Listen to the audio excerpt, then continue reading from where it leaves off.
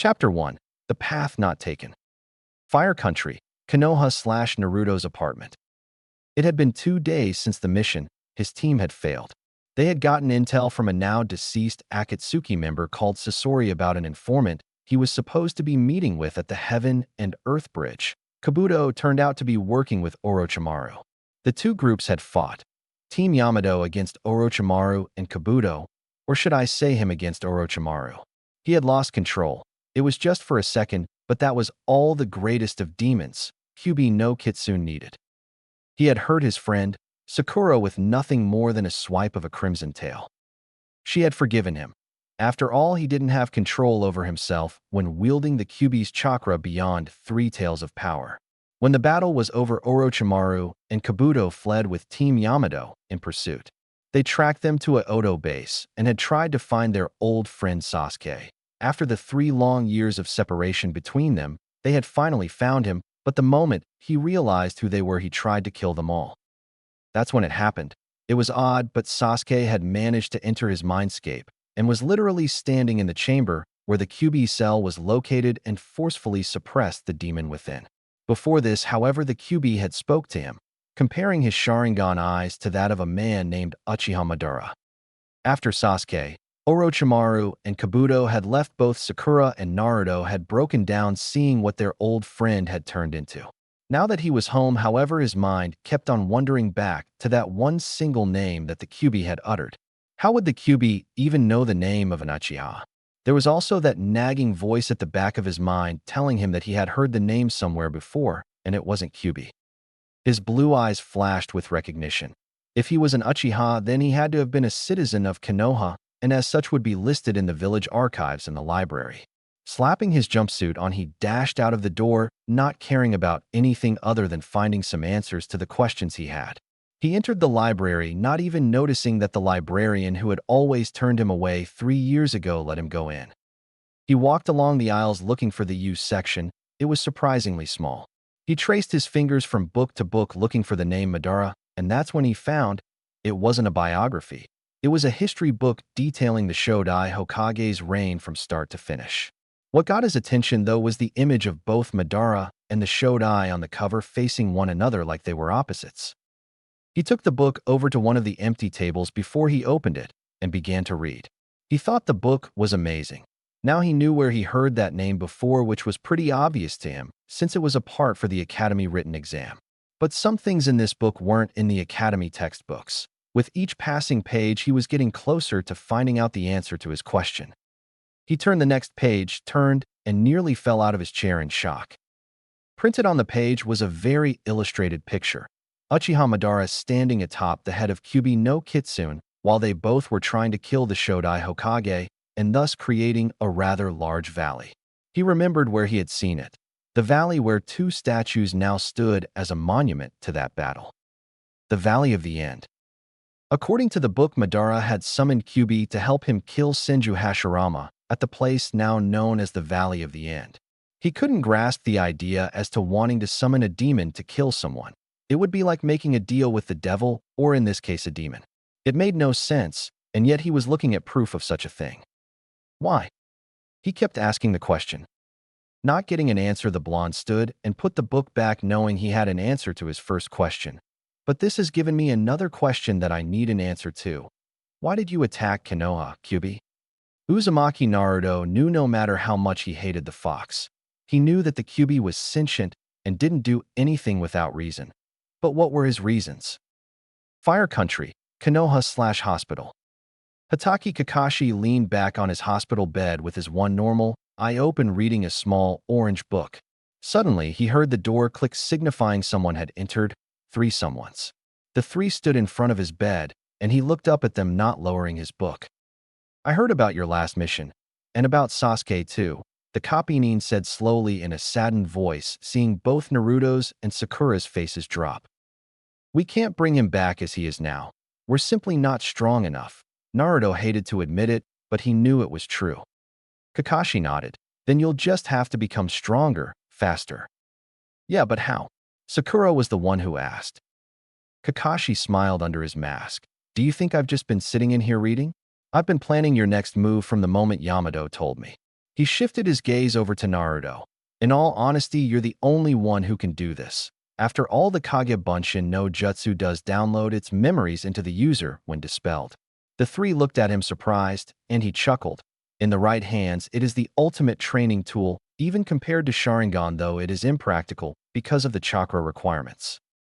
But I don't have that problem because of Kyuubi. Naruto gulped slightly. Then why didn't Ero Sennin tell me about that little trick? The human mind isn't evolved enough to handle so much information at once before the age of 15. That's why Jiraiya never told you about it.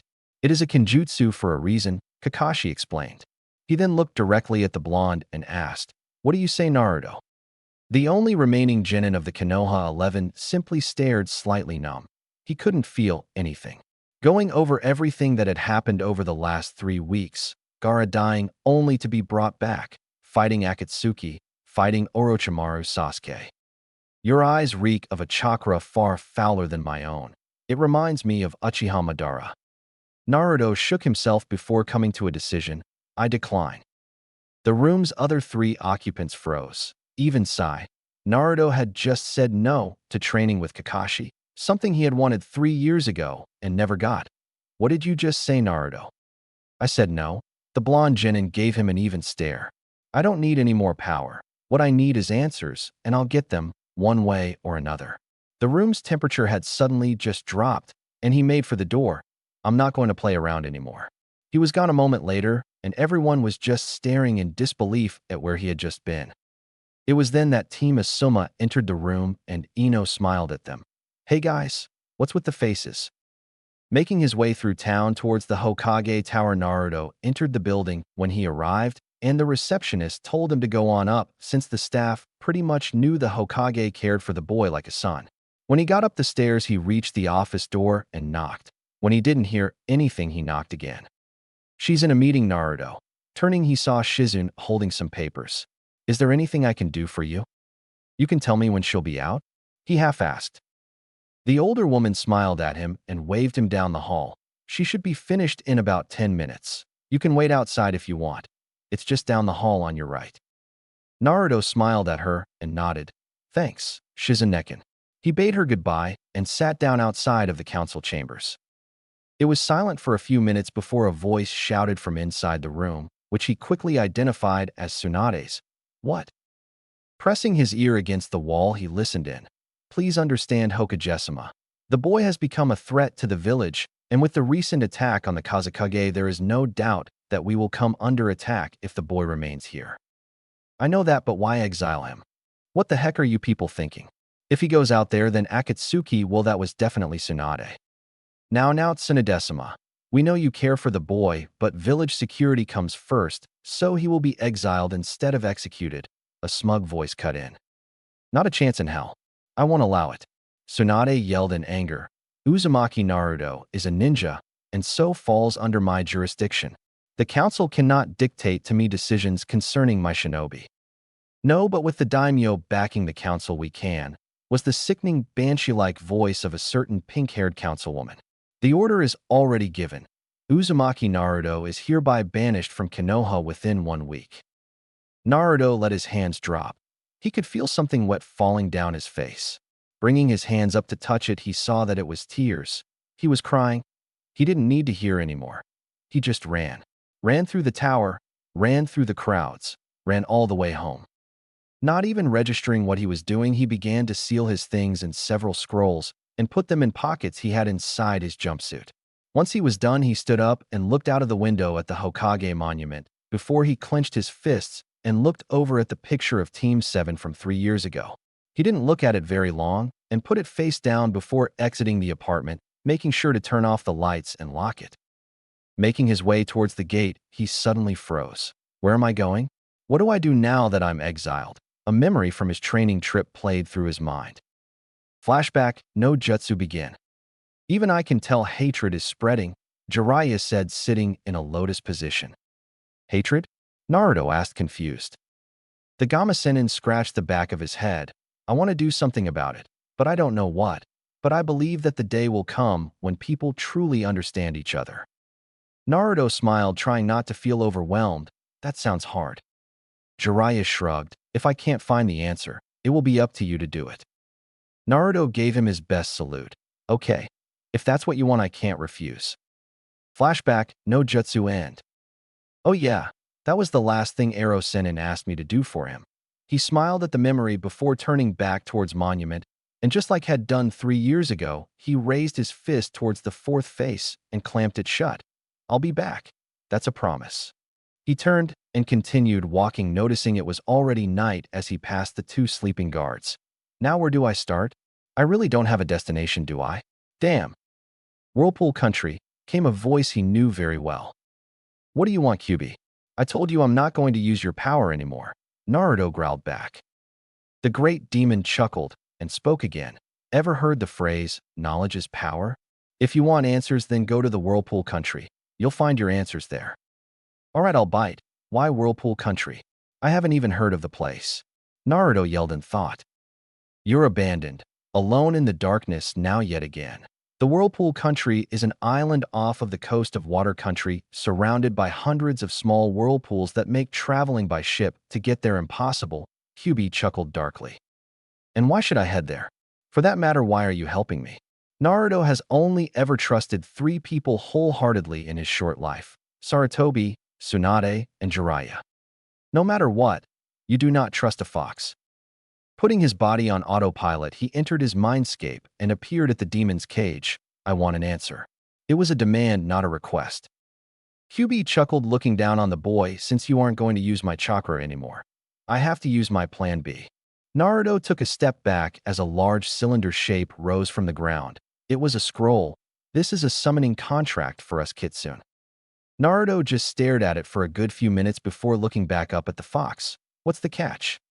I get my freedom, Kyubi said simply. Not going to happen. The Yondaime put you in here to stop you from causing more death and destruction, and I sure as hell am not going to set you loose so you can go on a rampage again. Naruto bellowed at him in anger. If that's the price for that scroll, then you can take your offer and sh. Shut up and let me explain. The giant Kitsune flared his chakra. I would gain my freedom, but I would also become a boss summon of the Kitsune contract, and as such have to obey its laws, one of which is I have to follow your orders until the day you die. I don't know. Kid, where would you be without me at the moment? The great demon asked his jailer. Living a nice and peaceful life, Naruto deadpanned. Kyubi chuckled at that.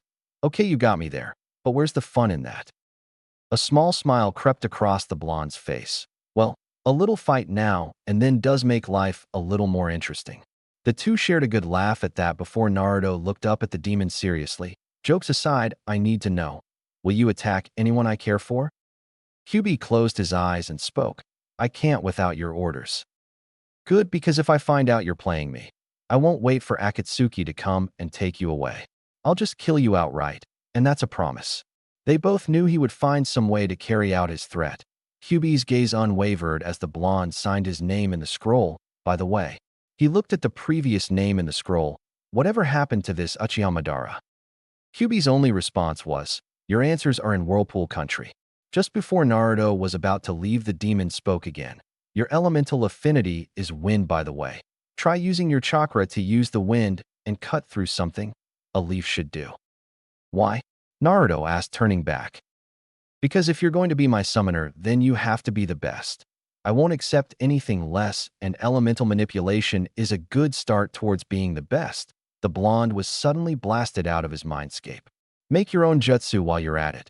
Your arsenal is pathetic. And so the next few days Naruto spent training with the clone method while the fox gave him occasional advice, if that's what you want to call it. Fire Country, Konoha/Hokage's office. You wanted to see us, Hokage-sama? Tsunade turned from the window and looked over the many faces in her office. Yes, she spoke in a neutral tone. I have a mission for you all. Hokage-sama, shouldn't Naruto be here for this if it's a joint team mission? Sai asked politely. The room suddenly got colder. Naruto's gone. Every one of the Konoha 11 and their senseis were confused by that, so she decided to clear things up. The council in their infinite wisdom have went over my head to the daimyo himself and gotten Naruto exiled. The entire group was shocked by that. They're using this latest incident with Sasuke as a means to get him exiled, and they succeeded.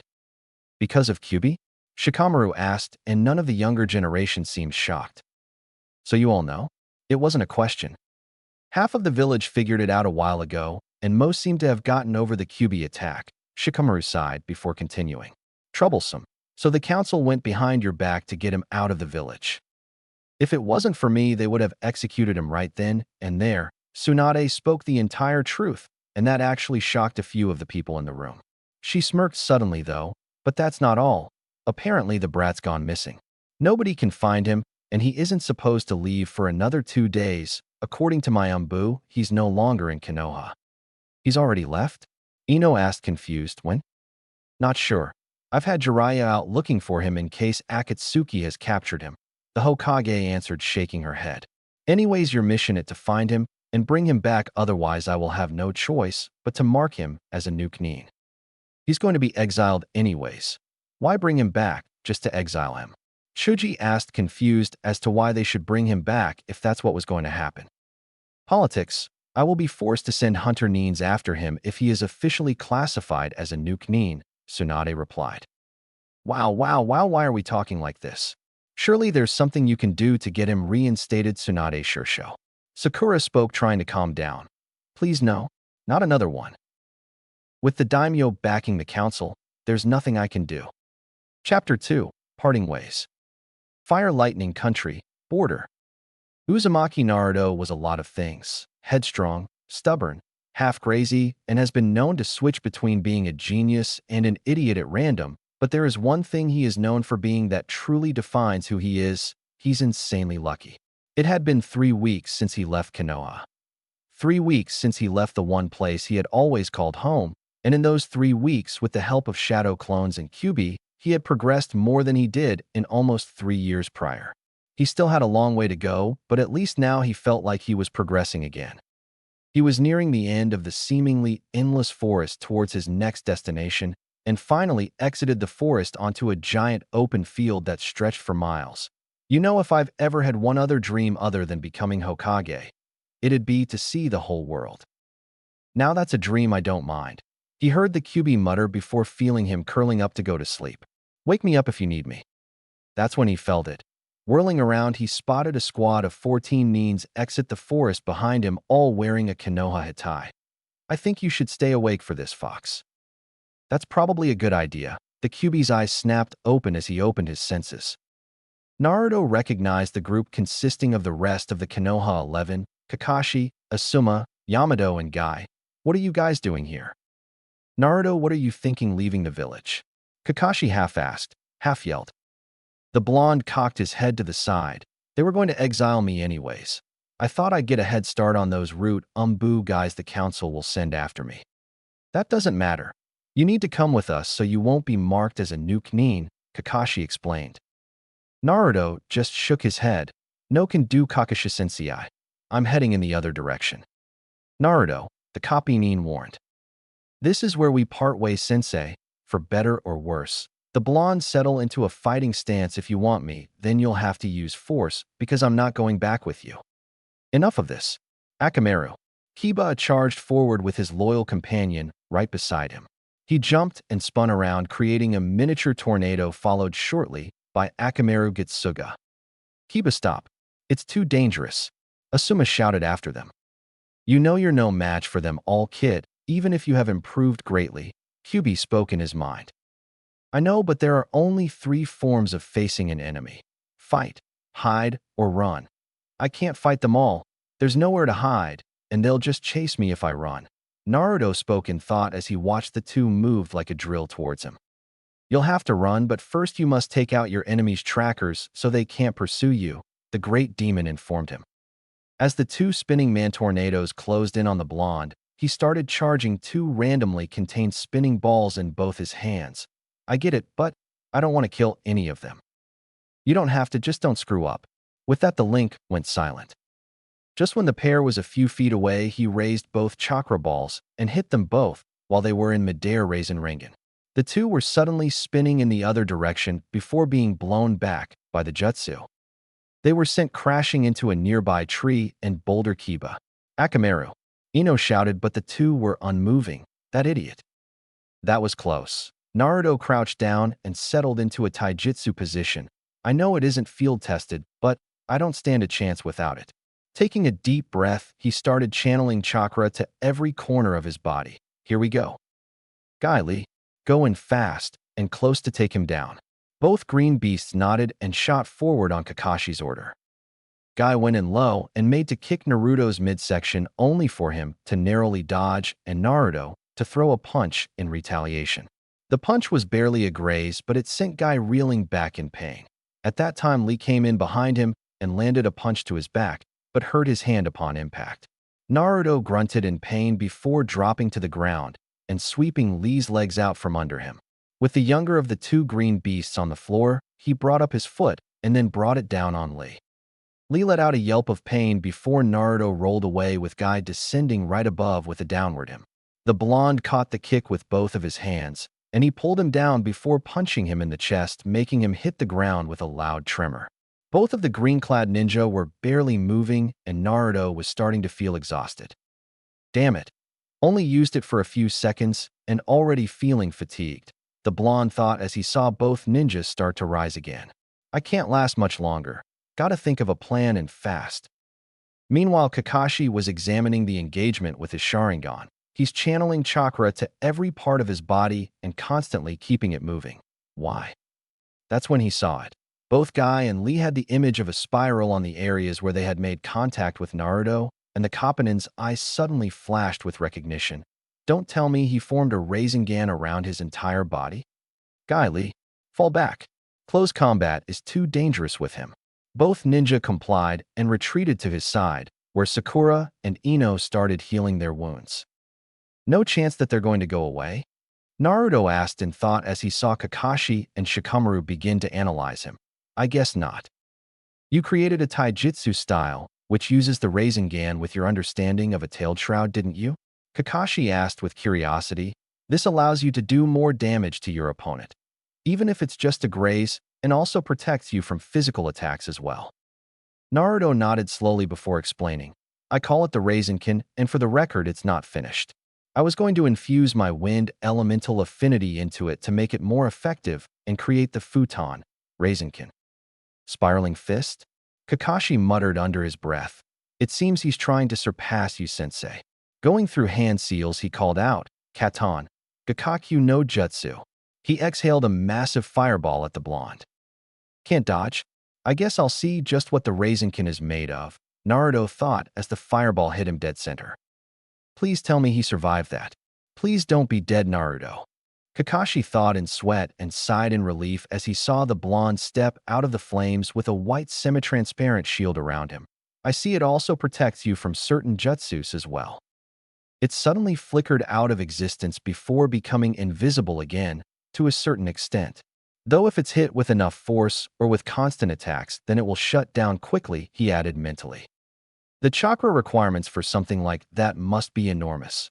I can understand the demon fox's shroud because it's powered by 9 tails of chakra, but for a human like you, it must be taxing your reserves. The Kappanin spoke knowingly. Naruto nodded and smirked. I've always had abnormally large reserves, sensei. Why do you think I failed the Genin exam 3 times?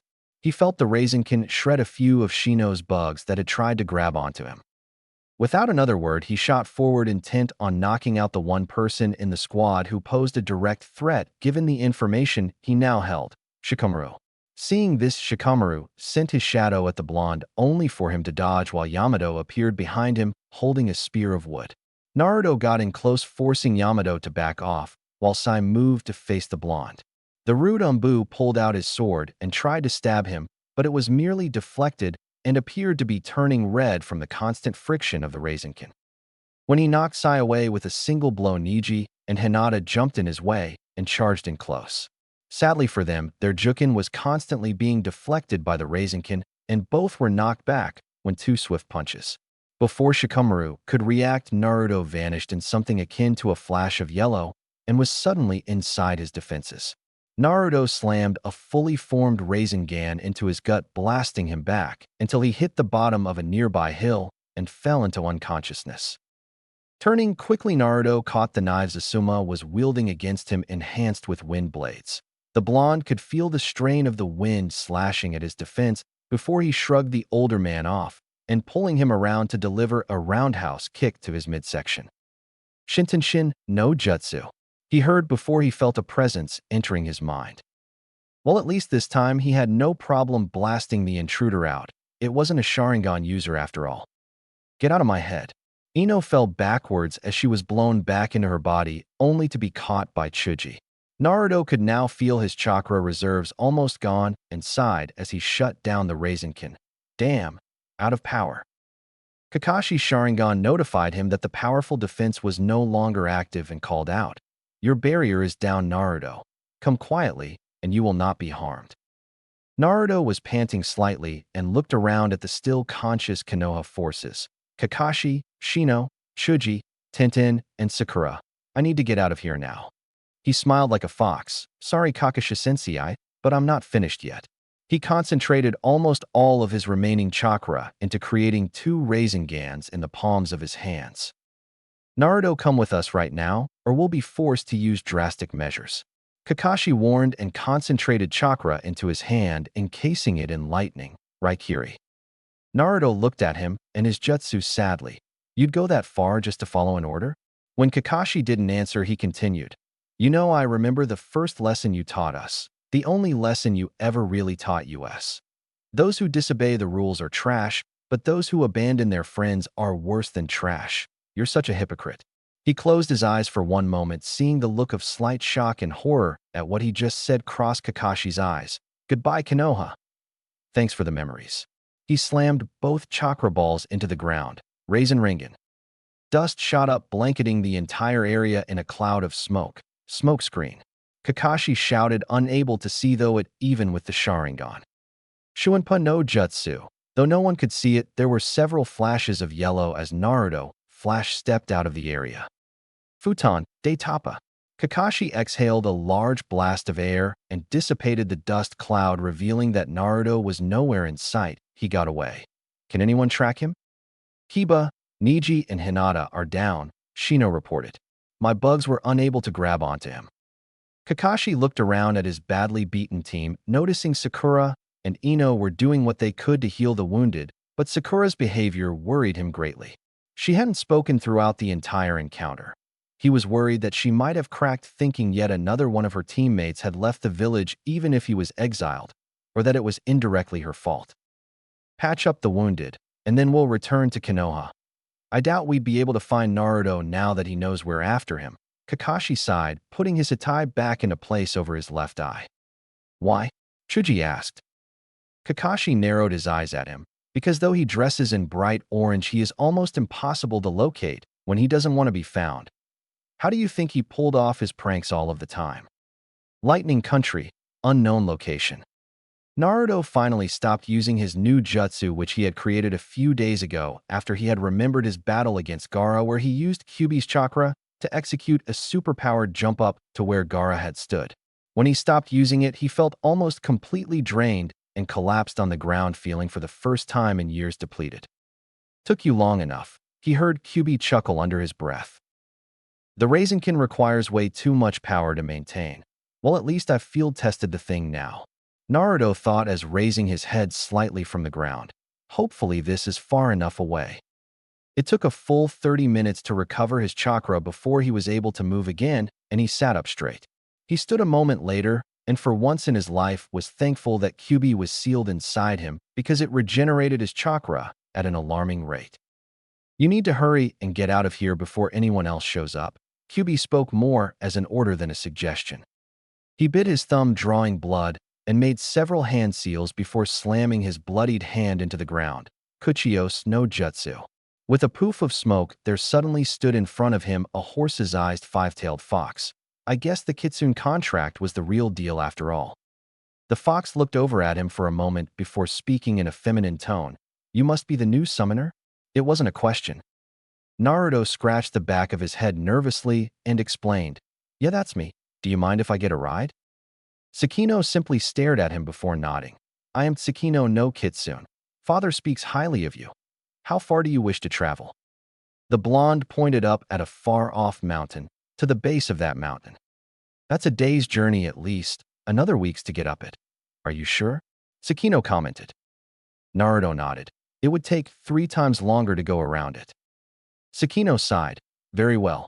Climb on, and we'll get moving. He pulled himself up to mount the fox like you would a horse, and she spoke again. Fast or slow?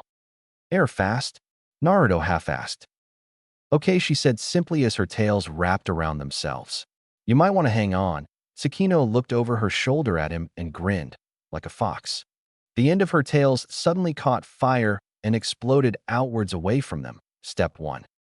With the sound of an explosion echoing behind them, the fox took off at insane speeds towards the mountain, making Naruto have trouble breathing. Did I fail to mention she likes high speeds? You could almost feel the amusement in the demon lord's voice. She's your daughter, Naruto shot back.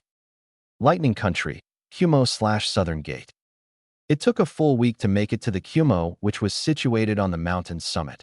Sakino had returned to the Summon Realm per her request once they reached the bottom of the mountain. Over the week, while he had been climbing up it, Naruto had been experimenting with adding wind to his various forms of Rasengan. He hadn't got it down yet, but he was close, very close. Damn it, it's not good enough, he thought, looking at his worn-out arm as he approached the village gates. I really need a bath and a nice comfy bed. I really hate bathing in rivers and sleeping on the ground. They had better have ramen. Halt. That's far enough. State your name and your business here. Naruto was pulled out of his thoughts by one of the 3 Chunin on guard duty. Air. I'm Uzumaki Naruto. Well, I just want to stop here tonight. I'm just passing through really, and I should be gone tomorrow, the blonde explained. The Chunin looked him over a few times before nodding. All right, follow me to the Raikage office. You will of course be watched by an Umbu at all times as per protocol. Naruto sighed in relief before nodding, led the way Chuninsen. As he followed the Chunin through the village, he noticed right away the absence of any muttering and any hateful glares directed at him. People were going about their business. Stores all around the area were abuzz with activity, and there were even children running around playing. Kumo itself was several large clusters of platforms, buildings and towers all over the mountain's peak, with the Raikage Tower at the very top. All of this was interlocked in one way or another, and it was one of the largest hidden villages in the elemental countries, rivaling Konoha in sheer size. That's when Naruto dropped the question he had wanted to ask since arriving. Do you know any good ramen stands? The Chunin stopped dead in his tracks, and he turned fearfully. Don't tell me you. What? Like ramen? Of course, it's a gift from the gods. You could see the sparkles in Naruto's eyes. Sweet Kami, not another one. The Chunin muttered, shaking his head and shivering in fear. He knew someone that had a very large addiction to ramen. Now he had met another. They're both blonde too. Proceeding through the village, they were nearing the Raikage Tower when suddenly all of Kumo shook, with several explosions echoing in the distance. What the hell was that? Naruto asked, getting his bearings. The Chunin didn't answer, but when he saw some smoke in the distance, he took off toward it. Hey, wait up. Naruto shouted, running after him, noting that the Umbu that was supposed to be tailing him wasn't there. The two arrived at the demolished section of the market district, which looked like it had been through a war. What happened here? The Chunin looked around in horror, seeing other Kumo nins helping people out of the rubble. He spotted someone wearing a Jonin jacket pinned under a support beam and dashed over to him. Eric Sensei. He kneeled down beside the man who was his teacher. Are you all right, Sensei? The man, now identified as Eric, grunted in pain but nodded. I've had better days. One moment, and I'll get you out. The Chunin lifted the support beam with Naruto's help, allowing the Jonin to get out from under it. What happened here, sir? There were 2 of them. He gritted out with a wince. They appeared out of on, were wearing black cloaks with red clouds, and attacked Yujiro-sama. He winced a bit more. Yujiro-sama lured them away into the sewer system towards the central hub directly below us. She blew out the hatches and the valves to prevent them escaping and us from interfering. That explains the explosions. The Chunin clenched his fists. She's all alone in there. While this was going on, Naruto was deep in thought. Black cloaks with red clouds. Definitely Akatsuki, but that would mean this Yujito would be a Jinchuriki. I guess it's true what they say, enemy of my enemy is my friend. How far down are we talking? Naruto asked, interrupting the 2 Kumo nins. They looked at each other before turning back. Just under a mile. We don't have the tools or the time to drill down there, though. Eric answered honestly. Naruto didn't answer but instead charged a ball of spinning chakra, just under a mile. Might be close, but I'll do what I can. He slammed it into the ground, burying it in deep and causing it to accelerate downwards, creating a hole in the deep into the ground, raising Gan. He turned to the two once he was done and said, "Catch up when you can." With that, he jumped down into the hole, disappearing from view. As he fell, Naruto was in a deep discussion with a certain fox. "So any idea which Jinchuriki this is?" "I might have an idea. Nibi no Nakomata. She's my mate," Kyubi answered / mused. Naruto almost fainted at that. "What? You're married? How the hell did that happen?" "Do not think so lowly of me as to go by the human's term. She's my mate, not my wife," Kyubi growled in anger. "You mean like soulmate?" Naruto asked, trying to understand the concept. "Yes, you hairless ape," Kyubi replied mockingly. Naruto resisted the urge to hurt the demon lord. "But I thought Tsukino-chan was your daughter. She wasn't a cat." "She gets her striking good looks from me, while she gets Nibi-chan's personality." You could almost say Kyubi was proud of that. "You don't say," Naruto thought dryly. Chapter 3. Dropping in Unannounced. Lightning Country, Kumo/sewer system central hub. Far below the surface of the village, a giant purple cat made of fire with two tails was hit by a monstrous blast of wind and water from a man covered in black web-like strings and four masks. His partner, a silver-haired man wielding a scythe in his right arm, watched as the firecat was suddenly destroyed, leaving a blonde-haired girl of 15 years of age crashing hard into a pile of rubble. She groaned from the impact and tried to stand, panting hard, while still watching her enemy. Currently, Niyujito was in a state of mental shock.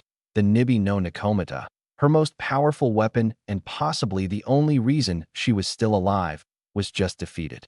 It was ludicrous to even think a human could defeat it, even if she could only turn into a miniature demon cat. It should have been impossible, but yet it was true, and after nearly an hour of fighting these people, if that's what you call them, she was reaching her limit.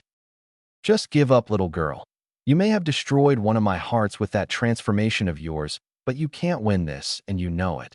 The one she had found out to be named Kukazu spoke in an almost amused tone. And for the first time since her mom died, Yujito was afraid. She gulped and narrowed her eyes, running through hand seals. Rai Bunshin no Jutsu.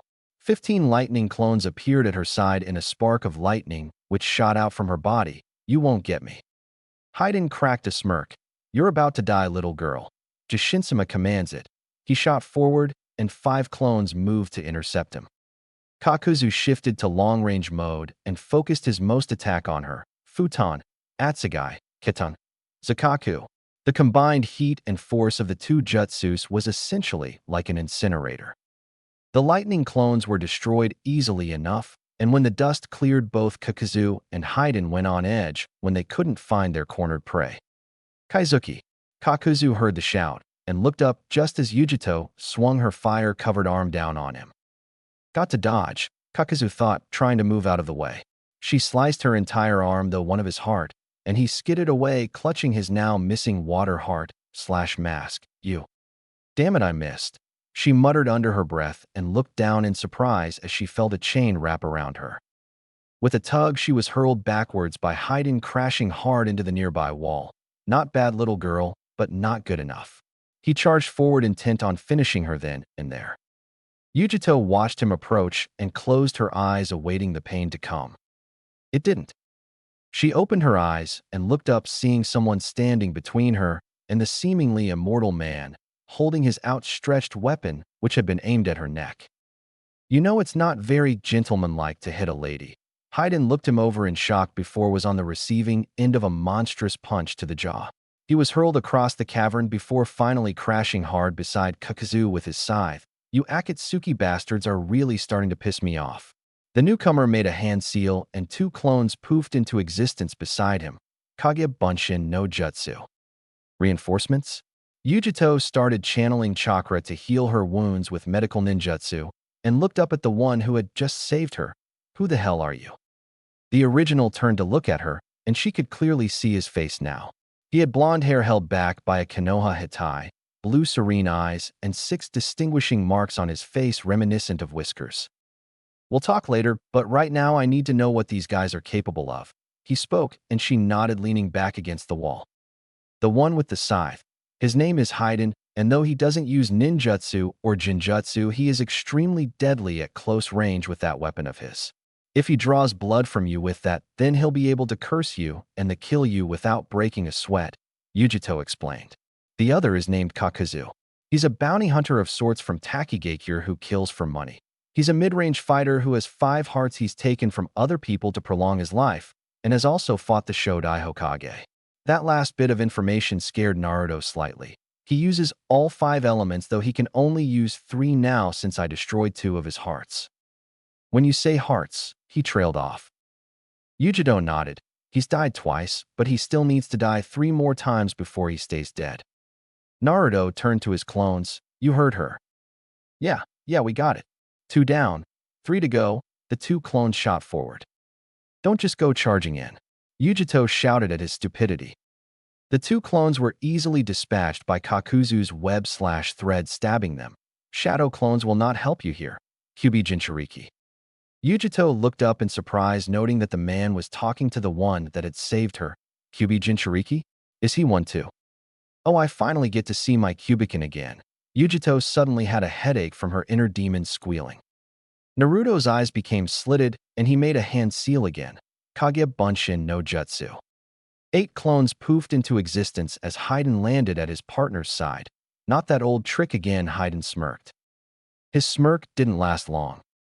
An earth-shattering bell-like screech filled the cavern, forcing Yujito to cover her ears as she watched Naruto's clones focus their chakra to the original's hand, spinning its chakra constantly in all directions.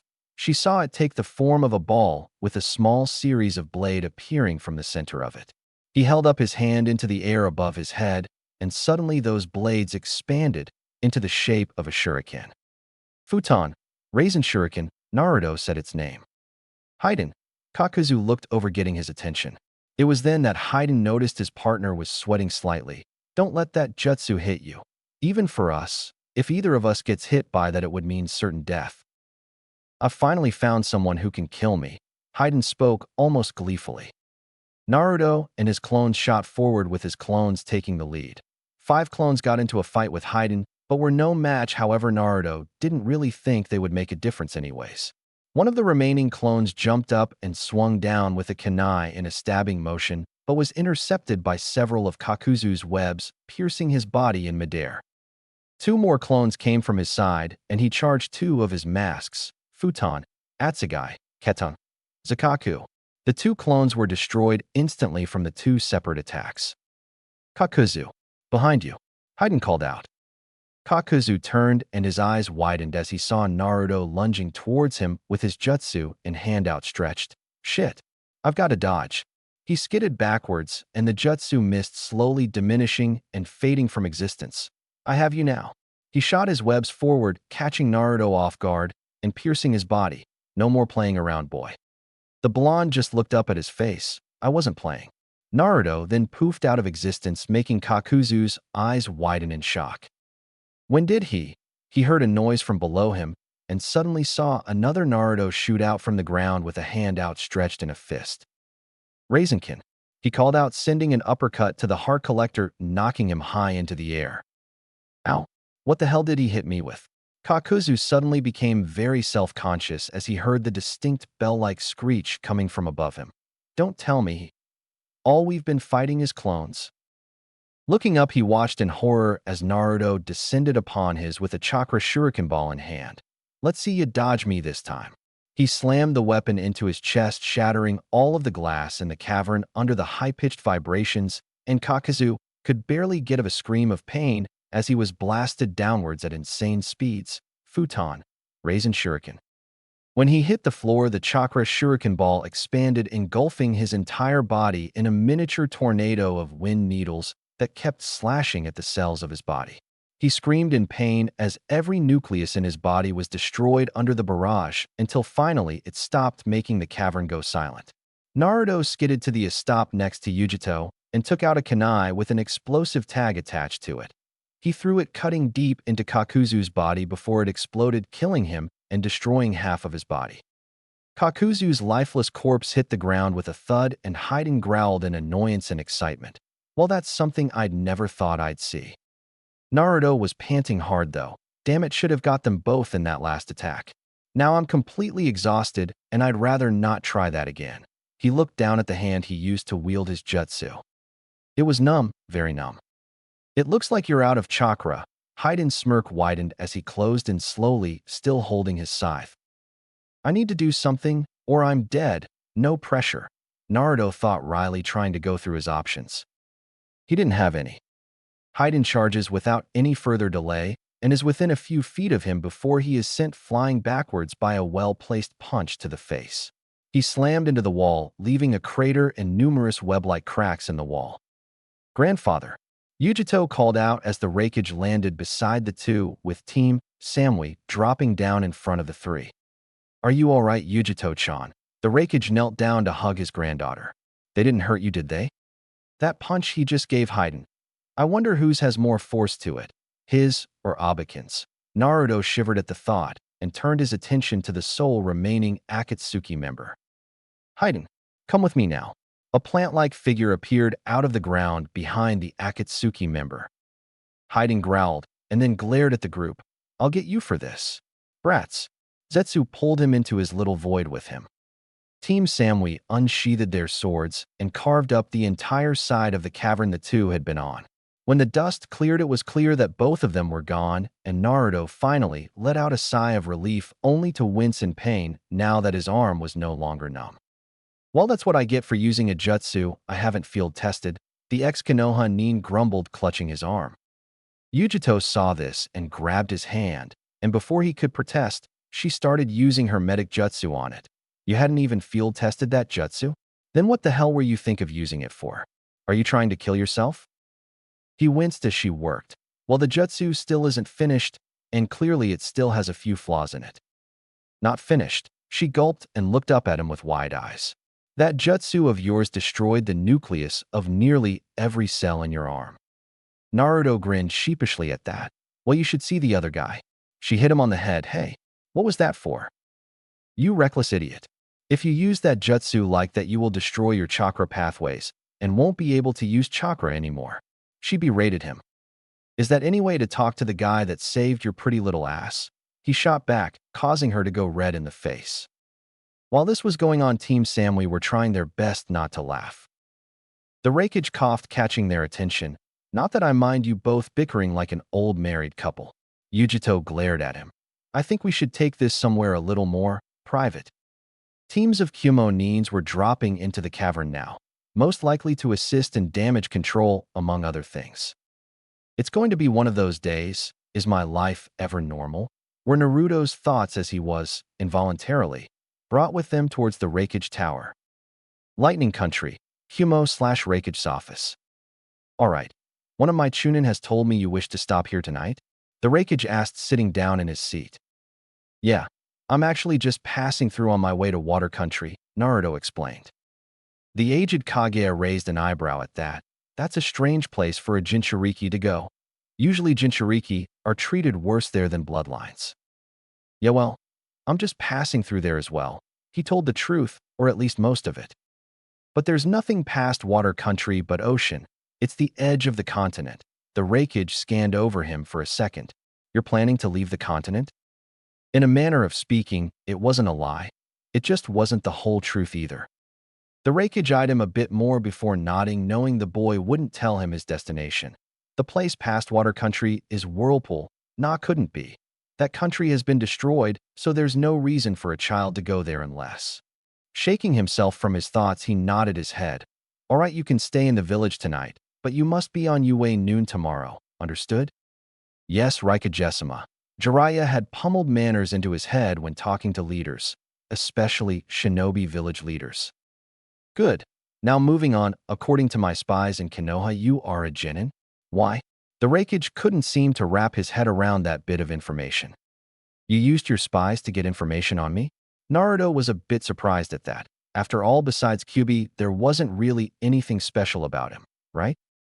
Yes, now to answer the question, how can a genin, stressed it a bit, who without using his Biju's power take on two S-ranked criminals and kill one of them while delaying the other until reinforcements arrived? The Raikage deadpanned. That shouldn't be possible even for a Jinchuriki. Naruto looked a bit nervous at that. Well, I haven't really gotten around to taking the Chunin exams again. If the Chunin exam was the only way for a ninja to become Chunin, most of the villages would be filled almost entirely of genin. The aged Kage chuckled. Why haven't you gotten a field promotion yet? Field promotion? Naruto asked, confused. When a ninja does missions above their regular grade, they are promoted when they do enough of them. Or if they're especially high-ranked missions, the Raikage, explained, my granddaughter, is one such individual. She took an extremely dangerous S-ranked mission and was promoted for it instead of showcasing her to the elemental countries at the exams and probably painting a bigger bullseye on her than what she has now. So you're saying I could have been promoted at any time? I've been doing high-level missions a lot over the years. The blonde looked saddened at that and asked mentally, did they not trust me? I think I know the reason you weren't promoted. You weren't liked in Konoha, even by Jinchuriki standards, were you? When Naruto didn't answer, he continued, they probably didn't want you to become a Chunin, preferring to keep you as a genin. Naruto's voice was barely a whisper. Yeah, I think you're right. The Raikage's lips shifted into a grin. Well, technically you did just do an S-ranked mission to protect my granddaughter from 2 S-class criminals. Since I'm a Kage, I could promote you to any rank you wished. Naruto looked up at him wide-eyed and his grin widened. I understand you have a summoning contract with the Kitsune? Naruto nodded with a gulp, not trusting his throat. Since you are no longer a shinobi of any village, I cannot promote you to any of the standard ranks. What I can do is instate you with Sannin statues like Jiraiya-dono and Hokage-dono. You are a Sannin now. You answer to no one and can travel anywhere you wish without worrying about inference from anyone besides Konoha. What? You don't want it? The Raikage asked in humor. Damn right I want it. Whatever manners he had for high authority figures had just been thrown out of the window when that offer was made. Congratulations, Kitsune-senin. The Raikage almost laughed at his dumbfounded expression. To don't know what to say, Naruto looked between overjoyed and completely shocked. Not used to rewards, are you, kid? The aged Kage asked sadly before he smiled again. Think of it as a thank you for saving my granddaughter. Yes, sir. Naruto nodded in thanks and asked, will that be all, Raikage-sama? The Raikage simply looked at him for a few long moments before nodding. That will be all, Uzumaki Naruto. By your leave. The blonde stood and nodded before making his way to the office door. Wait. The blonde stopped and turned when he heard the Raikage spoke. Before you go, may I ask you one thing? Naruto nodded curiously. What is it? Are you by any chance related to Uzumaki Kushina? Naruto's eyes widened at that. There's another Uzumaki? But I thought it was just a name the Sandaime Hokage made up. Naruto narrowed his eyes. Who is she? Where is she? She was confirmed to have been in Konoha during the Kyuubi attack and died in childbirth, which is why I asked if you had any relation to her. You also act like her, a lot like her. The Raikage explained. If I had to guess, she would be your mother. You knew her? At his question, the aged Kage nodded in reply. Yes, she was the last Yuzukage of Yuzugakure no Sato deep in Whirlpool country. Despite not being an official Kage like the others, there were still very few who would trifle with her. Naruto's eyes widened at that. Yuzugakure no Sato was Kyuubi no Kitsune's first target before attacking Fire Country. I'm not really sure how it got past Water and Lightning Country without us knowing about it, though. Wait, Kyuubi attacked Whirlpool Country first? Naruto asked, confused. Why? You're its Jinchuriki, why don't you ask him? The Raikage asked. Furball? No answer. Kyuubi? Still nothing, he's not answering. Anyway, we should be able to do a DNA match between you and her, though. I have a pretty good guess who your father is as well. The aged Kage spoke knowingly. Of course those two did marry. She just didn't take his last name to protect herself from his enemies. This might hold true for young Naruto-kun as well. He pressed the bottom on the intercom and spoke. Yujito-chan, are you still in the lounge? Yes, grandfather, why? Came her reply. I want you to do a DNA test on Naruto-kun here and match it up to anyone on file. The Raikage may have phrased it as a request, but everyone knew it was an order. Isn't having people's DNA on file a security risk? I mean, that bastard Orochimaru is a prime example, Naruto pointed out. The Raikage nodded at him. It would be if the DNA was not mostly sealed away, similar to a blood seal, which requires a family member's blood to deactivate the seal. Naruto thought on it for a few minutes before he nodded in understanding. I get it. Then follow me, Kitsune Sennin, and we'll get this over with. The Raikage stood and passed him, exiting through the door. Naruto followed and asked, if this Kushina turns out to be my mother, then who would be my father? The Raikage just smirked at him. Why, her husband Namikaze Minato, of course. Where have I heard that name, BF? What? Chapter 4, A Whirlpool Spiral. Lightning Country, Kumo/Hospital. You have got to be kidding me. Naruto shook his head. No jokes. The test came back positive, Yujito informed him in irritation. I know I didn't believe it either, but you are the son of the Nidame Uzukage and Yondame Hokage. Uzumaki Kushina and Namikaze Minato. Results don't lie. But it can't be true. Naruto clenched his fists. Kid, have you taken a look in the mirror? You look like a teenage Minato if you take off your hitai, the Raikage commented. I had my suspicions when I first saw you, especially with the name Uzumaki. This would also explain why you're heading to Whirlpool. How did you? Because the only country beyond Water Country is Whirlpool, the Raikage cut in. Whether you like it or not is up to you now, but most of Kumo knows who you are now, and it will only be a matter of time before news about you starts to circulate around all of the elemental countries, all the way back to Konoha. The aged Kage added at the last second knowingly. And I knew your father before I became the Raikage. He wouldn't have grabbed a random child from the hospital to stop the Kyuubi, so he'd only use his own son. I know that, but Naruto trailed off only to be hit over the head by Yujito. Hey, what was that for? You were going all emo on us. He loved you so much he gave you a weapon to defend yourself with since he was leaving you alone, Yujito said almost as a shout. You can't tell me you wouldn't do the same if your roles were reversed, because I sure as hell would.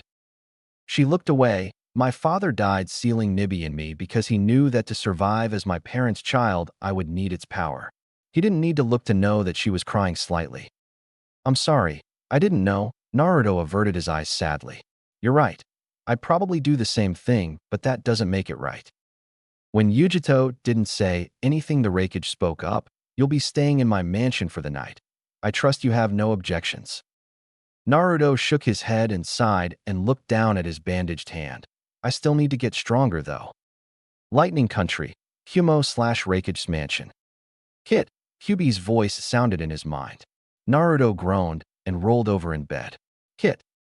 What Kyuubi? Can it wait? I'm trying to sleep here, you know, the blonde growled in thought. Take a look through your memories of your battle against that sensei of yours when you used 4 of my tails, the fox told him. And why? Naruto asked with half-lidded eyes. You'll find it interesting, Kyuubi responded and started playing the memories of the battle in his mind. It was then that Naruto woke up fully as he saw the way Jiraiya had fought him.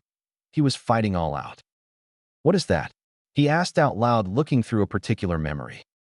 That is the Toad Sage mode, only accessible to the sages of the summoned toads. The monstrous fox let a grin cross his face. All summoned races have their own versions of Sage mode. The snakes turn their summoners into giant snakes. The slugs enhance their summoner's healing factor by over 10,000%, and the toads increase their summoner's raw strength 100-fold. Long story short, the Kitsune are no exception. You can make me a fox Sage mode? Naruto asked in confusion.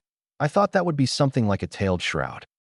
In a manner of speaking, it would still be different from that pervert Sage mode in that it won't have any jutsu or frog katas, which are, even I have to admit, extremely deadly to you lower life forms, Kyuubi explained.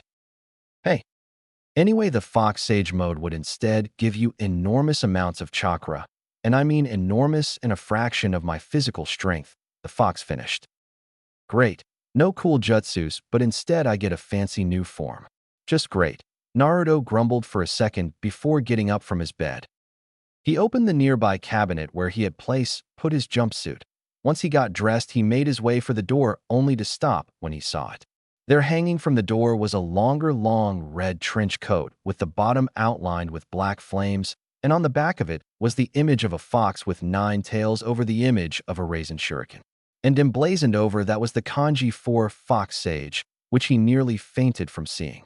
He let a wry smile form on his lips and put on the coat before moving towards the mirror. It looks like a custom job. It was probably the rakeage. Naruto, though, and took off his hitai, letting his hair fall out of place. I really do look like Dad, don't I? He smiled and shook his head and looked down at his hitai with the Konoha symbol on it. Looking at it, he couldn't help but see his friends, all the family he had ever known. He clenched it in his hand and put it away before exiting the room, making his way towards the training grounds behind the mansion. Once there, he followed QB's explanations on and continued to practice until a certain someone decided to interrupt him. "What are you doing, brat?" Yujito asked from her position on one of the nearby training posts. "Don't call me a brat.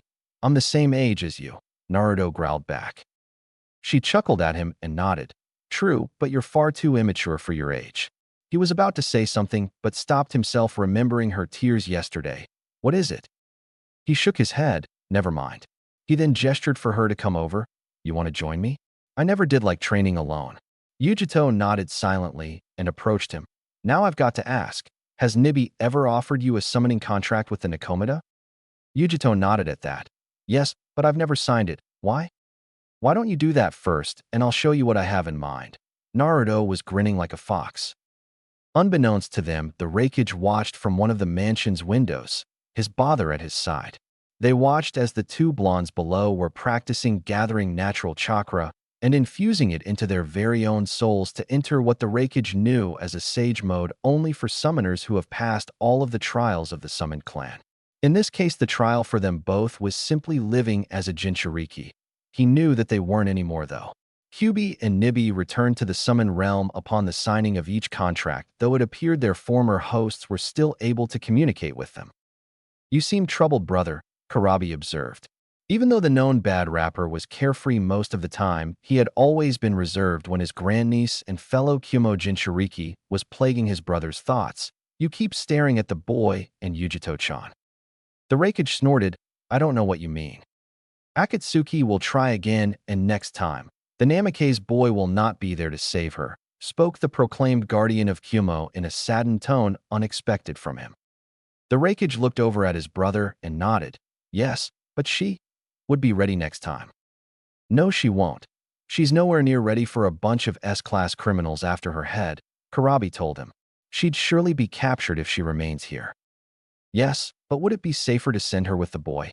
He's head into water country and then onto Whirlpool. Do I have to remind you why that territory is so dangerous?" asked the aged Kage with cold eyes. Karabi closed his eyes and shook his head. "If she remains here, she will surely be captured and killed by Akatsuki. But if she goes with the boy, she might have a chance to live through these harsh times." The rakeage merely stared at him before nodding, slowly agreeing with his brother. Yes, she would be safer if she were constantly on the move and one step ahead of Akatsuki. Karabi smiled, slipping back into his carefree nature. "Don't worry so much, bro. Yujito-chan will be alright, yo. Would you not start with the rapping at a time like this?" the aged Kage asked, annoyed. Before the Hachibi Jinchuriki could respond, the two felt a great pressure in the air and looked down at the two outside. They looked different. Naruto and Yujito stood with their hands held in a seal. The pupils in their blue narrowed into vertical slits. Then it was gone. Their eyes suddenly shifted out of existence, returning the two teenagers to normal, if that were even a word to describe ninja. It was then that the rakeage made his decision. Rain Country, AIM/Akatsuki headquarters. "So the QB Jinchuriki has fled Konoha," Deidara grinned. "Can I go after him? It will be a blast, so to speak." Haiden glared at the bomber. "You wouldn't stand a chance against him. He took out 3 of Kakuzu's hearts in one attack. The same guy that reattached your arm after yours was blown off, fighting the Eyed Wonder." "You make him sound scarier than he really is," Kisame said with a laugh. "He's nothing but a brat. A lucky brat, but still a brat." "That may be, but he isn't a normal Jinchuriki like the others, and now that he's traveling with the Nibi Jinchuriki, he will be hard to capture," Zetsu informed. "From what I can tell, they're heading towards the old Whirlpool country beyond water country. Not sure why." Pain stepped out from the shadows and spoke, ending the debate. "Enough of this. The time grows near, and those two are needed. Itachi, Kisame, you two are to intercept them and capture them." "Yes, Leader Sama." The two Akatsuki members spoke in unison. "Fire Country, Konoha/Hokage's office. You're sure about this? Tsunade asked, staring wide-eyed at the man she knew as her former teammate. Currently, the other members of the Naruto retrieval team plus Kurenai were assembled in the room. Most felt saddened, and in some cases humiliated, by the fact that Naruto was able to escape them and make it look easy while doing it. Kakashi himself couldn't help but feel like he had neglected his former student in favor of his other now traitorous student.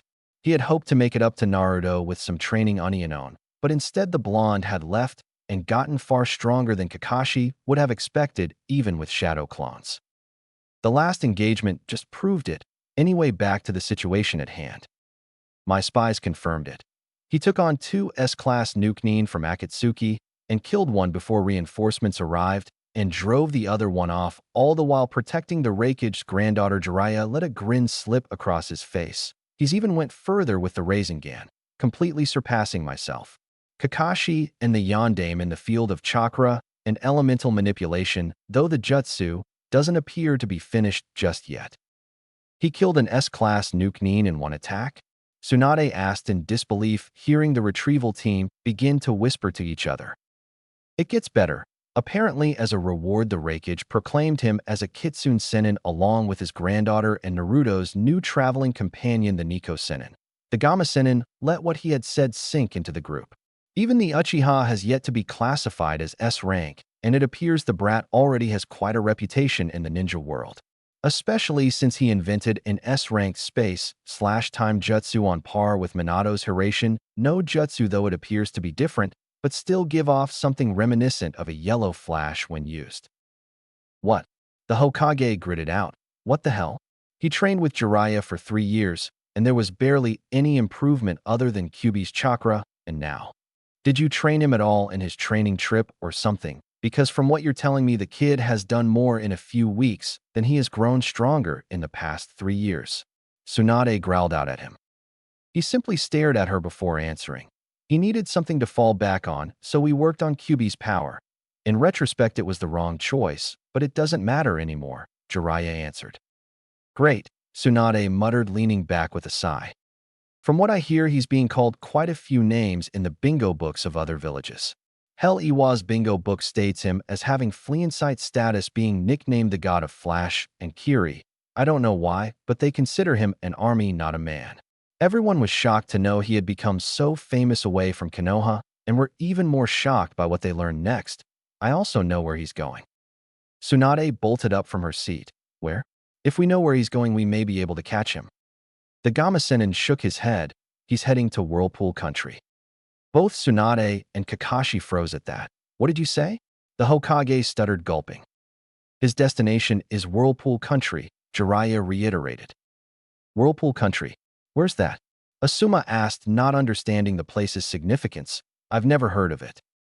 Naruto. It's his mother's homeland, and where Kyuubi no Kitsune was first spotted before it attacked Konoha. Kakashi answered, seeing everyone's eyes widen, especially the adults in the room. There's more.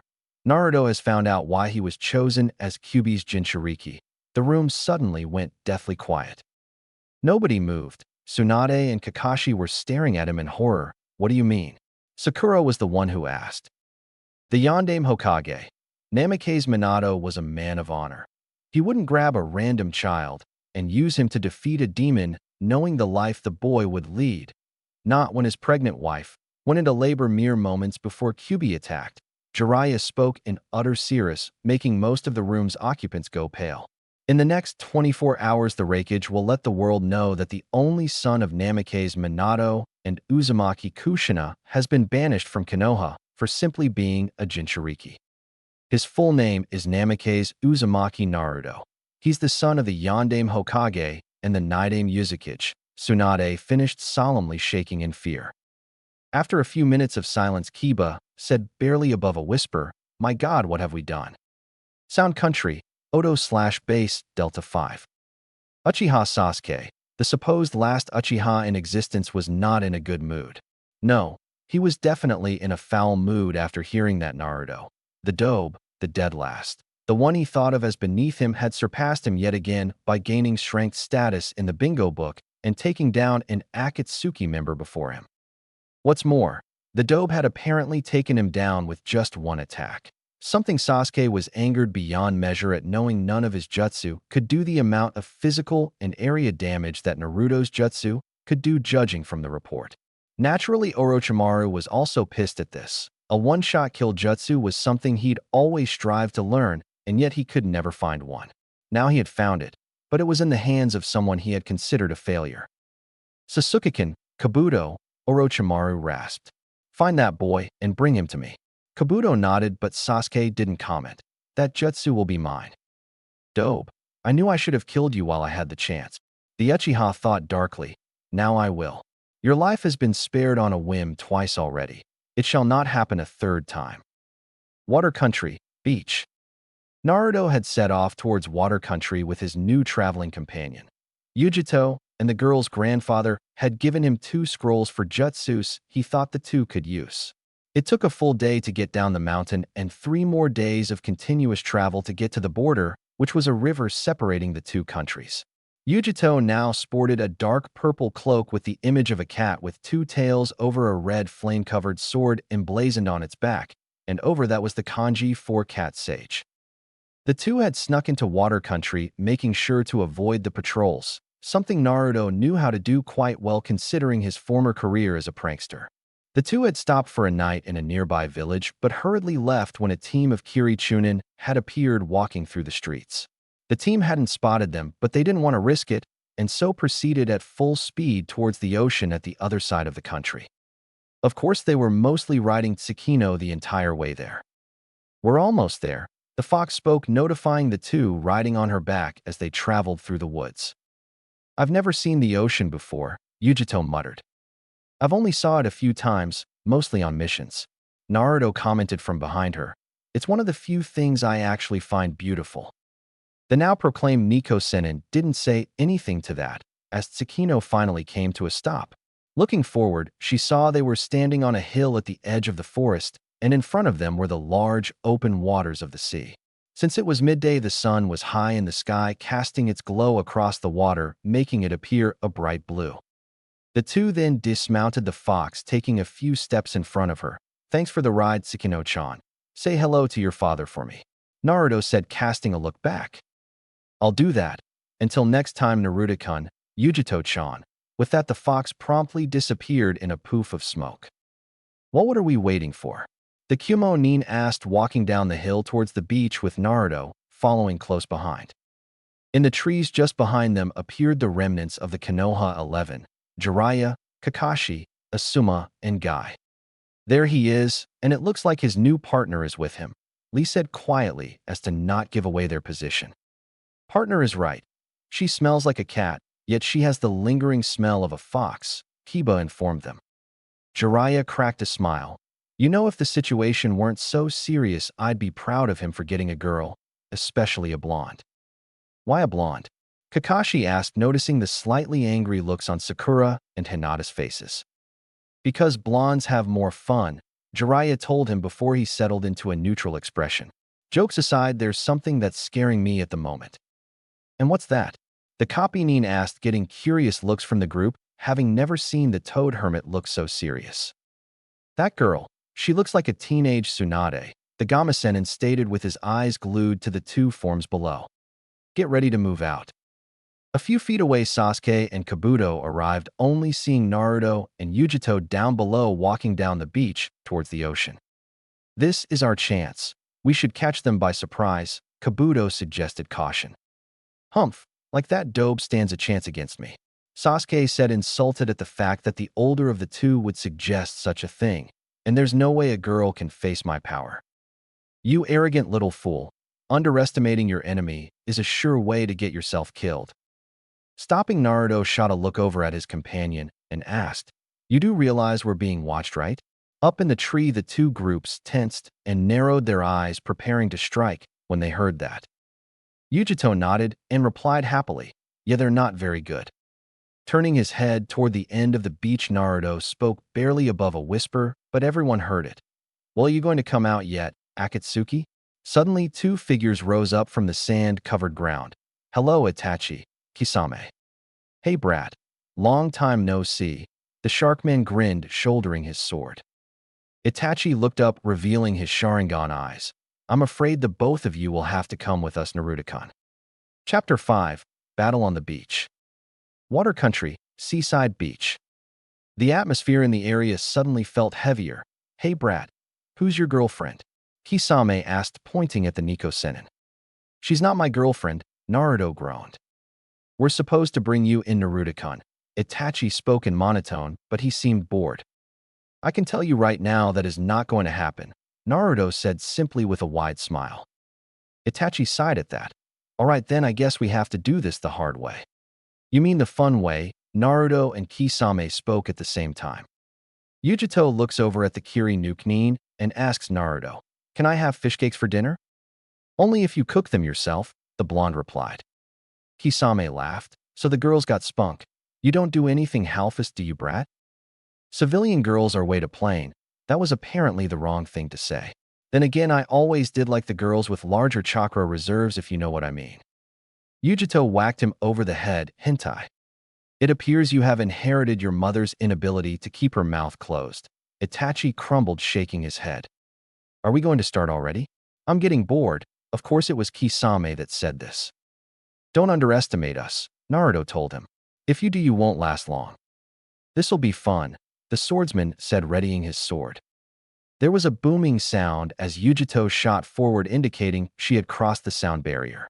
Her target was Kisame. The swordsman grinned and moved to intercept with his sword at his side. She flew at Kisame, as in literally flew. A stream of jet blue flames were erupting from her feet, propelling her in a single direction. If you know what rocket boots are, think that, but with fire elemental manipulation. Come here, girlie. Kisame stopped and brought up his sword. Kaizuki. The Nico Senin shouted, and her right arm was covered in superheated flames just before she was in front of him. There was a loud clang as her fire-covered arm clashed with the swordsman's blade. Not bad. The Nukenin smirked and pulled back just to launch forward again. Yujito parried, and suddenly her other arm was covered in flames as well. I'm better than you think. Suin Kaizuki.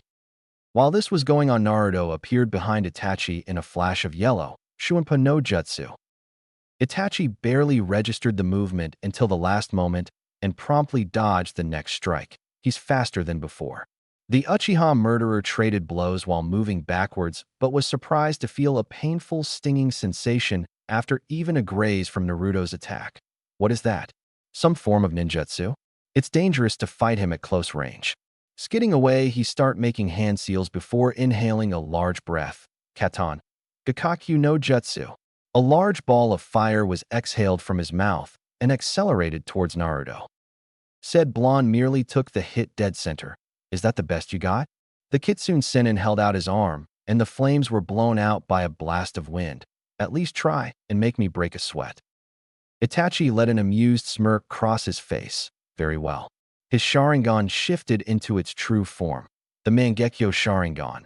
Look into my eyes, Naruto-kun. Unfortunately, that's exactly what our hero did, Tsukuyami.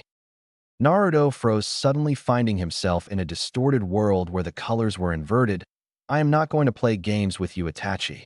In the real world, there was an echoing pulse as a wave of pure chakra shot out from Naruto's body and continued for about 10 feet before dissipating. Chakranami. Itachi narrowed his eyes as he saw Naruto raise his head towards him and glared. You didn't really think I wouldn't have developed a counter to Jinjutsu since our last battle? The older Uchiha smirked. I had my hopes. In the trees above the beach, the retrieval team and Odo team watched in shocked silence. Jiraiya and Kakashi, especially knowing the extent of Tsukuyami. They couldn't believe their eyes at the level the four were fighting at. Sasuke was seething in rage since even with his Sharingan was activated, he couldn't copy any of the four's jutsus. They weren't using hand seals to use their jutsu. They just executed them perfectly without much effort, and so the Sharingan wasn't able to copy them.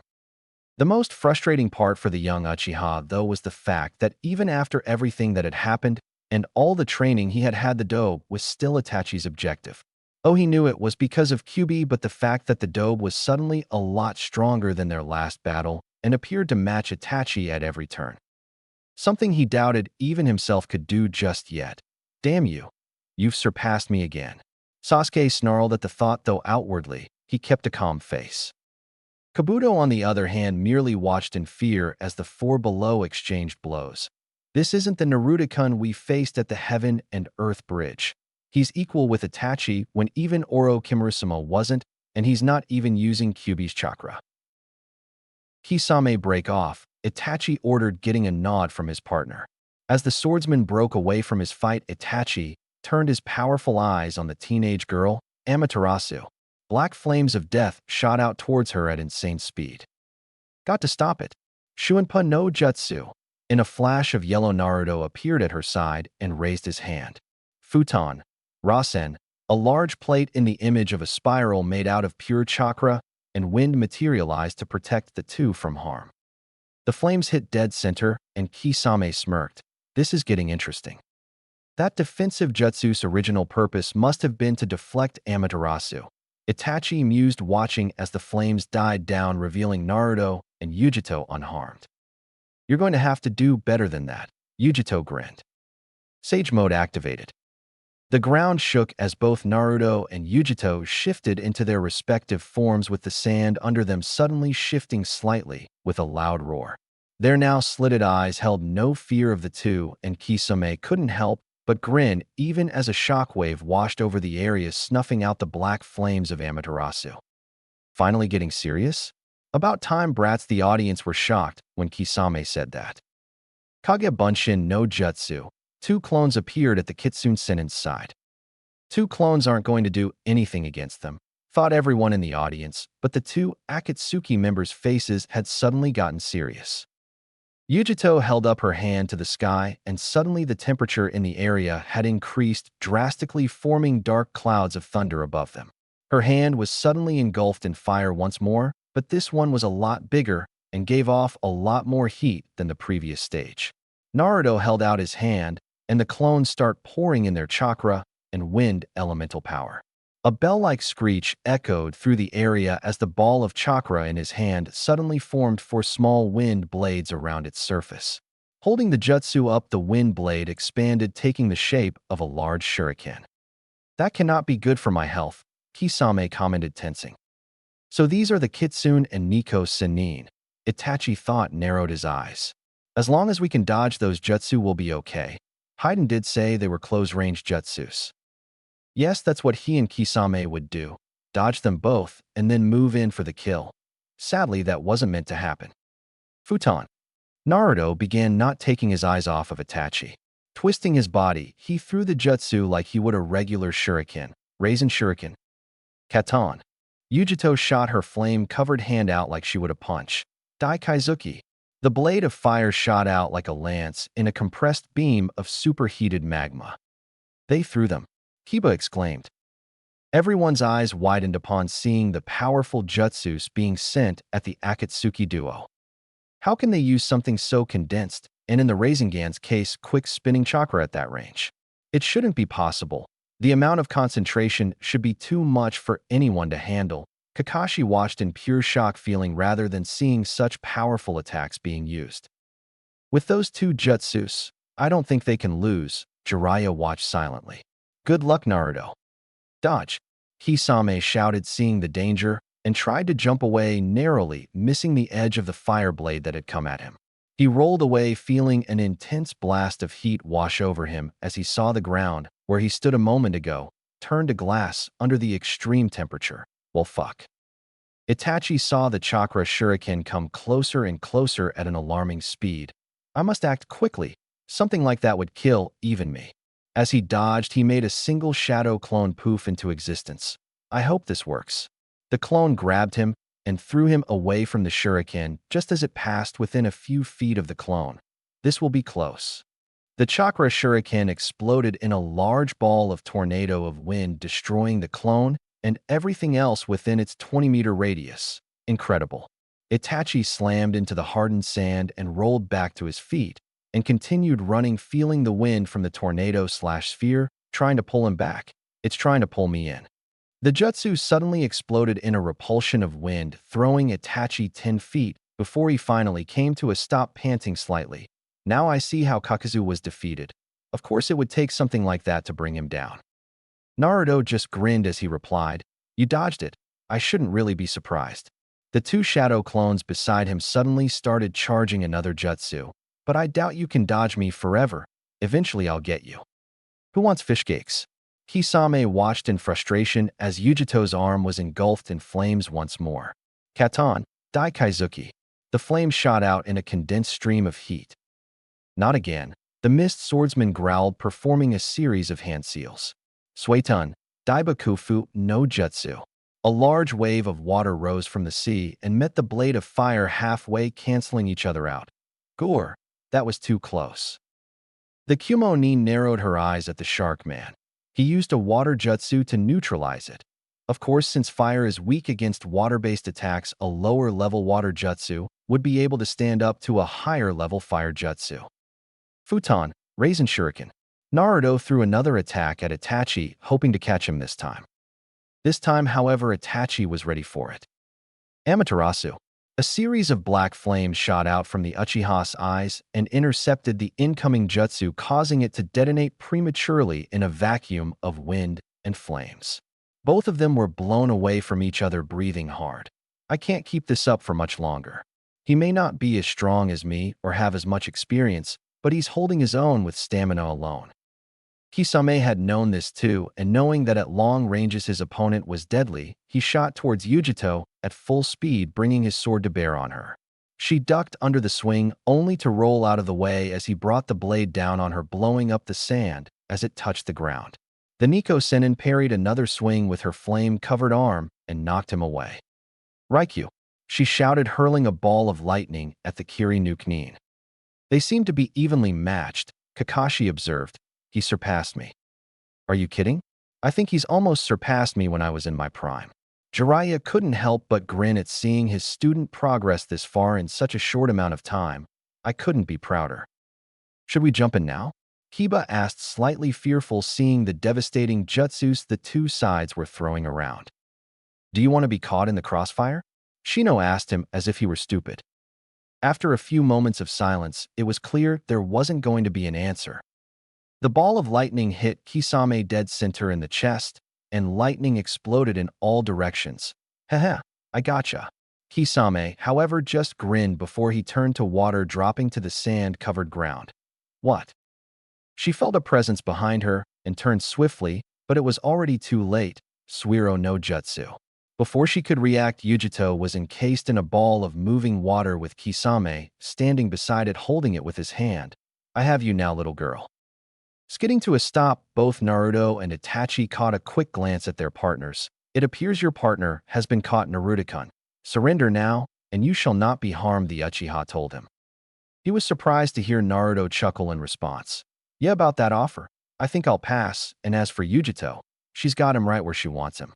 Itachi narrowed his eyes only for it to widen as Naruto appears in front of him, holding a ball of swirling chakra. "Your fight is with me." Rasengan. Itachi's hand was suddenly encased in electricity, and he moved to parry the attack. Chidori. Sasuke seethed in rage at seeing Itachi use his jutsu. "Itachi, you copied my jutsu." "Oh dear. Orochimaru-sama isn't going to like this at all." Kabuto watched in disgust. "You can't escape now, little girl." The swordsman held up his free hand, holding his sword. "Any last words?" "Yeah, I got two for you." Chidori Nagashi. Yujito's body was suddenly engulfed in electricity, shocking the water, and by proxy, Kisame himself. The Mist Nuknin let out a yelp of pain as he was blown back, with both of them panting hard. "I got the idea from one of Naruto's stories he told me about." "Haha. You like it?" "You little bitch," Kisame growled, trying to catch his breath. "Go fuck yourself," was all Yujito said while channeling more chakra to her arm, forming a blade of flames to encase it. "There's not enough time to use Suetun. Daibakufu no Jutsu. Guess I've got to dodge instead." Kisame jumped high into the air, hoping to dodge the jutsu he knew was coming. "Katon, Daikaizuki." The Nico Senin yelled, unleashing her jutsu at the swordsman. A water clone suddenly appeared at his side and pulled him out of the line of fire as it shot past him, heading up into the sky above. Touching back down, he grinned. "You missed," he said simply. "Who says I was aiming for you?" Yujito asked innocently, causing the swordsman to narrow his eyes at her. The sky suddenly darkened above them, with large thunder clouds forming. Itachi skidded to a halt not too far away, and with wide eyes looked up at the sky, and then at Kisame. Shit. Needing to act fast, he moved towards his partner, having an idea of what was coming. Kisame, get down. The swordsman looked confused before he was tackled to the floor. Susanoo. Right on, Kirin. Up in the trees, the Konoha retrieval team were having a hard time remaining standing after a large dog-like monster made of lightning shot down from the sky and hit the beach with a thunderous blast, sending massive amounts of heat and shockwaves for 100 feet, almost blowing them away even at the range they were at. What the hell was that? Kiba asked in fear at seeing such a monstrous jutsu. Damn kid, you sure know how to pick them. Jiraiya gulped, remembering when he first saw Tsunade's super strength. Though I think you have a mother complex. He let a perverted grin cross his face. Not too far away, Sasuke clenched his fists in anger. That cloud bitch. That is my jutsu. Mine. It's bad enough I'm being upstaged by the dobe, but now this no-name bitch. Even if I did copy the jutsu from a Kumo, they should know that such power belongs to me. An Uchiha. Kabuto, on the other hand. It would be foolish to take them without reinforcement. He seemed particularly annoyed, though should the opportunity present itself, we could capture the two. Note to self, don't get on her bad side, Naruto thought with a sweat drop. Hearing a groan from the crater that was all that was left, he blew away the smoke using a jutsu he had gotten from the wreckage before they left Kumo, Futon, Daitapa. After the smoke and dust was cleared, both Akatsuki members were clearly seen. Are you two still alive? He heard a groan in response. Oh good, you're still alive. That means we can finish this. As the two Akatsuki members staggered to their feet, they suddenly went on edge when they heard the distinctive bell-like screech. Futon, Raisin Shuriken. They looked up to see the jutsu sailing towards them, spinning frantically as it moved. Kisame. We leave, Itachi ordered, and his partner nodded. The two dived into the ocean, disappearing under the water as Naruto's jutsu expanded upon contact in a ball of wind and water before finally exploding with great force. Touching down beside him, Yujito shot him a questionable look, only for him to shake his head in reply. The message was clear. They got away. Let them go, Naruto told her. We're in no shape to pursue them anyways. We used our jutsus at their strongest level 3 times each, so we can't hold our sage modes much longer. So what now? The Nico Sennin asked, trying to catch her breath. Kuchios no jutsu, Kichi no Gama, Tatsu no Gama. Following Naruto's exclamation were 2 poofs of smoke signifying a summoning. Naruto? Huh. What the hell? Why did you wait until now to summon us? We've been worried, you idiot. Gamakichi shouted, getting ready to tackle him. Naruto held up his hands. Sorry, I've been sort of busy. The older of the 2 toad princes was about to yell at him again when he took notice of the blonde girl beside him. Hey Naruto, who's the babe and what is she doing with you? Yujito's eyes flashed in anger. Don't call me babe. You Arogama. There was a resounding slap as Gamakichi was sent flying with a hand mark on his face. Naruto gulped, looking at his partner in slight fear. Hey Naruto, can I have some candy? Gamatatsu asked in a childish tone. Yeah, if you can give us a lift? Naruto half-asked / half-answered. The younger toad prince nodded and turned to the ocean. Sure thing, as long as I get some candy. Naruto turned to the Kumo nin and simply stared expectantly. You can't be serious? Yujito asked, not wanting to ride on a toad. Naruto nodded in reply, and she sighed in defeat. Fine. At least this one is the lesser of 2 evils. She climbed on as Naruto turned to Gamakichi. Do you mind if I get a lift? The elder toad prince just sighed and pointed up at his back. Climb on. The moment he did, the 2 toads carried the passengers onto the water and out to sea. We're leaving. There's no reason to stay here any longer, Jiraiya told the group. Before Sakura could say anything, Kakashi interrupted. Agreed. We'd lose them in the ocean. We should report back to Hokage-sama right away on this development, Yamato commented, and suddenly the group was gone. Come Sasuke-kun. We're leaving, Kabuto told him, making the Uchiha glare at him. Why are we not going after them? He sneered. The medic nin just smiled. Pursuing them out at sea would be utter foolishness. You know that. I need more power. Sasuke's sneer never left him as the 2 left. Dobe. I will kill you for this humiliation. Chapter 6. The Last Message. Fire Country, Hokage's office. Alright, start from the beginning again, please. Tsunade rubbed her eyes, feeling her stress building. Naruto and that girl with him. Yujito, I think her name was, were able to match Itachi and Kisame blow for blow throughout the entire confrontation. Their teamwork was brilliant. They covered each other's weaknesses perfectly, making sure neither of them took any potentially fatal damage, Jiraiya explained in a reporting tone. What level would you say they're at? The Hokage asked, knowing the council would just love this news. Sannin easily. Borderline Lokage if they were to use those sage modes of theirs, the Gama-Sennin mused. Sage mode? Where'd they get them from? Tsunade asked, narrowing her eyes at her former teammate. Well, we know they signed summoning contracts with the Kitsune and the Nikomata, so probably from them, Jiraiya answered. You know all summoners have their own versions of Sage mode once they reach a certain level. Excuse me? What's Sage mode? Sakura asked, never having heard of it before in all her years of studying under the Hokage. Jiraiya looked at her for a moment before explaining. I suppose you could call it a rite of succession for becoming a sage. A summoned race like the Toads, for example, are able to give their summoners a means to increase their overall abilities, and once a sage mode is triggered, would signify a new sage being born. Each summoning contract has a different set of skills and abilities, not to mention the risk involved in each one. Risk? Sakura asked, slightly worried. Well, depending on the sage mode, it could very well end up backfiring and harming its user, or worse. That's the reason I didn't teach it to Naruto during our 3 years away. If I did, he might have turned into a toad statue, explained the Gama-Sennin before he pointed his thumb at the Hokage. Hers grants her the ability to heal from just about anything, making her virtually unkillable for as long as it's active. It's a more stable and powerful version of her Kenjutsu. Most of the room's occupants seemed surprised at this. Mine grants me access to a set of jutsu called senjutsu and physical strength far surpassing that of any normal man. Like I said, it boosts a person's power 100-fold, putting you on par with a Kage. When Saratobi Sensei used his monkey sage mode, he was once able to fight off the other 4 Kages by himself, and because of his unmatched strength, he was nicknamed the God of Shinobi, Tsunade added. Yeah, the old pervert was invincible. He could decimate an entire army by himself in a matter of minutes, rivaling that of Minato's raw power with his Hiraishin no Jutsu. Jiraiya grinned, remembering the many battles his sensei had gotten in during the wars. What about you, Kakashi Sensei? You've got a dog summoning contract, right? Sakura asked, remembering seeing her sensei summon before.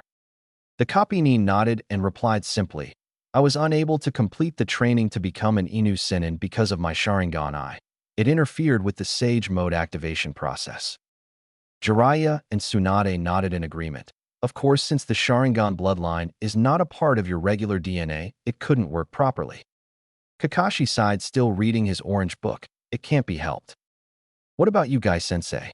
Tintin asked, remembering the man also had a summoning contract. I also have a summoning contract with the tortoises, but I turned the offer down wanting to be a taijutsu specialist, Guy answered truthfully. Anyway, even if I were to use my Toad Sage mode, I think even I would be hard-pressed to defeat either of them now. I'd be able to win, don't get me wrong, but that would only be because I have more experience than either of them, the Gama-Sennin finished. I'll tell you right now, facing them both together would be utter suicide, even for me. Very well. You're all dismissed until further notice, Tsunade sighed, and the retrieval team bowed before leaving with only Jiraiya remaining. Is something wrong? On our way back to Konoha, I stopped by one of my spy circles. They found a lead on Akatsuki's base of operations, and their leader. I'm going to go and check it out. Whirlpool Country, unknown location. They had been traveling for 3 full days before they finally reached their destination. The island was massive, surrounded on all sides by hundreds of small whirlpools, preventing any access by ship. Fortunately, both of the Toad Princes were able to ferry the 2 blondes to the island, though they were exhausted by the end of it, though Gamatsu was more than happy when he got given some candy. The 2 summoned creatures had decided to stick around, wanting to continue on with them. As the group proceeded inland, the 4 had begun training themselves whenever they stopped, but kept on guard should they find anything dangerous. The island, however, was nothing like they had thought it was. The forests, the fields, hell, even the ground itself looked and felt dead. What is this? Yujito asked, looking around at the silent forest they stood in. Everything here is dead, said Naruto. There's no life anywhere. Gamakichi spoke in a saddened tone, examining the ground. What could have done this? I think I might have an idea, Naruto answered. Kyubi, if you can hear me, then do you mind explaining? After a few moments of silence, it was clear he was not going to get an answer. Let's keep moving. The group walked for another 30 minutes before something odd happened. Yujito hit an invisible wall and fell down. Ow, she winced, covering her nose. What the hell just happened? Yujito, you alright? Naruto asked, helping her up. Yeah, but I think I just walked into something, she answered, checking to see if there was any blood. There's nothing there, Yujito, the Kitsune Sennin told her, looking at where she was walking. I'm telling you, something's there, she growled in frustration. Air, Naruto? Gamakichi asked, seemingly tapping the air itself. That's solid. Putting up his hand, Naruto touched whatever it was, feeling a seemingly invisible flat surface in air. Is that a genjutsu? It would have dispelled if it were. I think it's a barrier, Yujito told him. Naruto nodded. Alright, let's see if we can crack it. And how do we do that? Asked the Elder Toad Prince. The newly nicknamed God of Flash just grinned like a fox. By blasting it with everything we have, of course. Hey, Gamatatsu. He turned to the yellow toad. How about we test out that new jutsu we've been working on? The younger Toad Prince smiled widely and nodded, turning to where the barrier was. Whenever you're ready. Yujito, Gamakichi, get behind us, Naruto ordered, and the two followed it. Gamatatsu charged himself full of chakra and inhaled a large amount of water vapor from the air, liquefying it in his mouth. Alright, let's do this. Naruto charged chakra to his hand, merging it with Gamatatsu's, and pressed his hand to the toad's back. Now, Futon, Gamatepo, he called out as the younger toad let loose a massive blast of water from his mouth in a stream. The blast hit the invisible barrier with tremendous force and sprayed across the entire area until a rather loud sound of glass shattering echoed through the countryside. As the mist cleared, structures could clearly be seen, most of which were ruins, but there were a few that were still standing, like a certain tower in the center which could be seen even at their distance. Air, if you don't need us anymore, Naruto, I think we'll be going. Dad's probably worried about us. Gamakichi spoke up, getting their attention. Yeah, we should be fine from here on out. Thanks for the help, guys, the Kitsune Sennin thanked. Anytime, Gamakichi waved before he disappeared in a poof of smoke. I'm hungry, Gamatatsu whined before disappearing as well. Naruto sighed before turning to his companion. Well, are we going? When she nodded in reply, they continued on inside.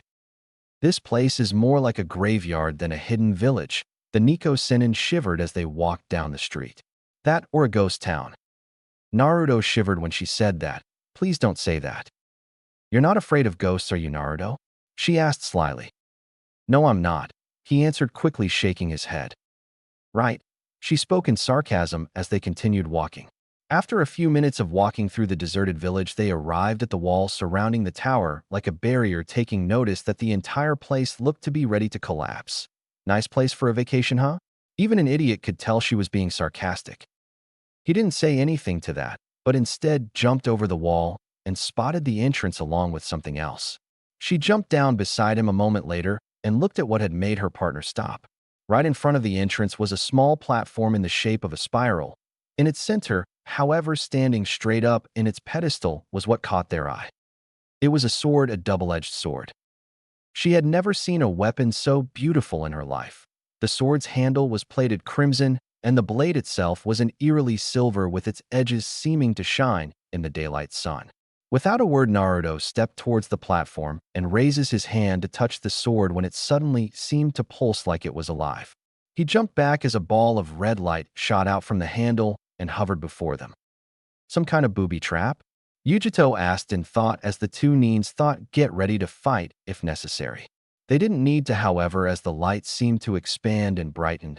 They took note of a figure standing in the light. What is that? The light died down, revealing a long, red-haired woman who looked about 25 years old, dressed in kage robes and wearing a light blue hat with the kanji for Whirlpool written on it. She raised her head, revealing her face from under the wide hat. She was beautiful and seemed to radiate a sense of authority with a hint of childishness. The woman looked over at the two and her eyes widened at the teenage boy. Minato-kun? Is that you? Naruto took a step back when she reached out a hand towards him. Who are you? How do you know my father? The woman stopped at that and Yujito stared intently, trying to analyze the red-headed beauty. If you're here to take revenge or some crap on me to get back at Dad, then speak up before we kick your ass, lady. Your father, but that would mean… Her eyes suddenly widened in recognition and she smiled at the boy's attitude. You're Naruto. Answer the question. Who are you? Naruto almost shouted, though his partner seemed to relax. That attitude. I used to be like that when I was younger. The woman removed her head and cleared the red hair from her face. My name is Uzumaki Kushina. I am the Naidame Yuzukage of Yuzugakure no Sato, and your mother. The two teens were left speechless. Mom, was all the blonde male could get out before taking another step back. No, you can't be here. You're supposed to be dead. Naruto, the Nico Senin said, nervously catching his attention. She's not really here. I can't sense anything from her. She's not real. I'll have you know I am very real. Kushina spoke in an annoyed tone before she grabbed the younger girl by the shoulders and smiled. See? But you have no life readings. I can't sense you, meaning you can't be alive. It's against the laws of nature, Yujito argued, still trying to find the woman's signature, but finding none. That's because I'm already dead. The redhead smiled sadly and put the girl down. She sighed and turned to the blonde boy. What you see now is nothing more than dust and echoes. She suddenly grabbed him and pulled him close. My, how you've grown, Naruto. Can't breathe, Mom. He rasped out before she let go, letting him gasping for air. She waved her hand dismissively before turning to the blonde girl. Air, do I know you, miss? Yujito looked a bit embarrassed before she bowed and stated her name. Sorry, Uzumaki-sama. My name is Ni Yujito. She's traveling with me. Naruto stepped in. Kushina looked the girl over a few times before she sent a suspicious look at the fox boy. Ew. It appears you take after Minato-kun in more than just looks, Naruto-chan. Both teen blushed at that, with Naruto's arms shaking in protest. We're not like that. Honest. Yeah, who would want this guy? He's a total idiot. Yujito shouted, pulling on her fellow blonde's cheeks. I take great offense to that. Naruto grumbled after she let go. Really? Good. She shouted happily, only making him pout more. Oh my, Kushina giggled at their antics. My mistake then. After they had calmed down, they had fallen into silence until… Are you really my mom? Are you really Uzumaki Kushina? Naruto asked, staring at the woman intently. I am, but yet I'm not. It's hard to explain. I suppose you could say that the original Uzumaki Kushina was my creator, the redhead tried to clarify. What do you mean, creator? Yujito asked, confused. Are you some kind of genjutsu? The older woman smiled and shook her head before explaining. I'm a copy of her. A shadow clone would be an adequate description. But unlike a shadow clone, I can last forever as long as I don't use chakra or complete or fail any order I am given. Order? What was the order your creator gave you? Yujito asked. Kushina just sighed before answering. The original Kushina created me so that if anything ever happened to her, then I'd act as a sort of last will and testament. The two teens took a step back. Last will? Naruto asked, barely above a whisper. The redhead smiled. She used every trick she knew and more just in case. It was her greatest achievement and her last. Why? The Kitsune Sennin asked, plagued with that single question. Kushina answered with a wide smile and her eyes closed. Because she left me to deliver a few words for the son she never saw. Mom. Naruto didn't know what to say. Her image suddenly flickered. Oh dear, it appears I used more power than I thought. Kushina shook her head. It looks like I have less time than I would have liked, so I'll have to make this quick. Mom, can I ask you something? He asked. Of course, she replied. What do you wish to know? I want to know why Kyuubi attacked both Fire Country and Whirlpool Country. Naruto asked / stated, surprising Yujito. He never mentioned that, though I didn't actually ask him why we're here. The blonde girl thought, looking between him and the now seemingly saddened copy of his mother. It's all our fault. She finally rasped out, meeting his gaze. Kyuubi attacked because it was trying to kill both Minato and I. The two teens stared at her, surprised. Kyubi was sent to kill us by his summoner while I was pregnant with you, Naruto. Wait, someone summoned the Kyubi? As in the supposed walking natural disaster Kyubi no Kitsune? Yujito asked, completely freaked at this piece of information. Your eyes reek of a chakra far fouler than my own. It reminds me of Uchiha Madara. Naruto grabbed a hold of the older woman's shoulders and asked in an almost frightened tone, what was the summoner's name? Please tell me. Kushina shook her head. I don't know. We never got his name.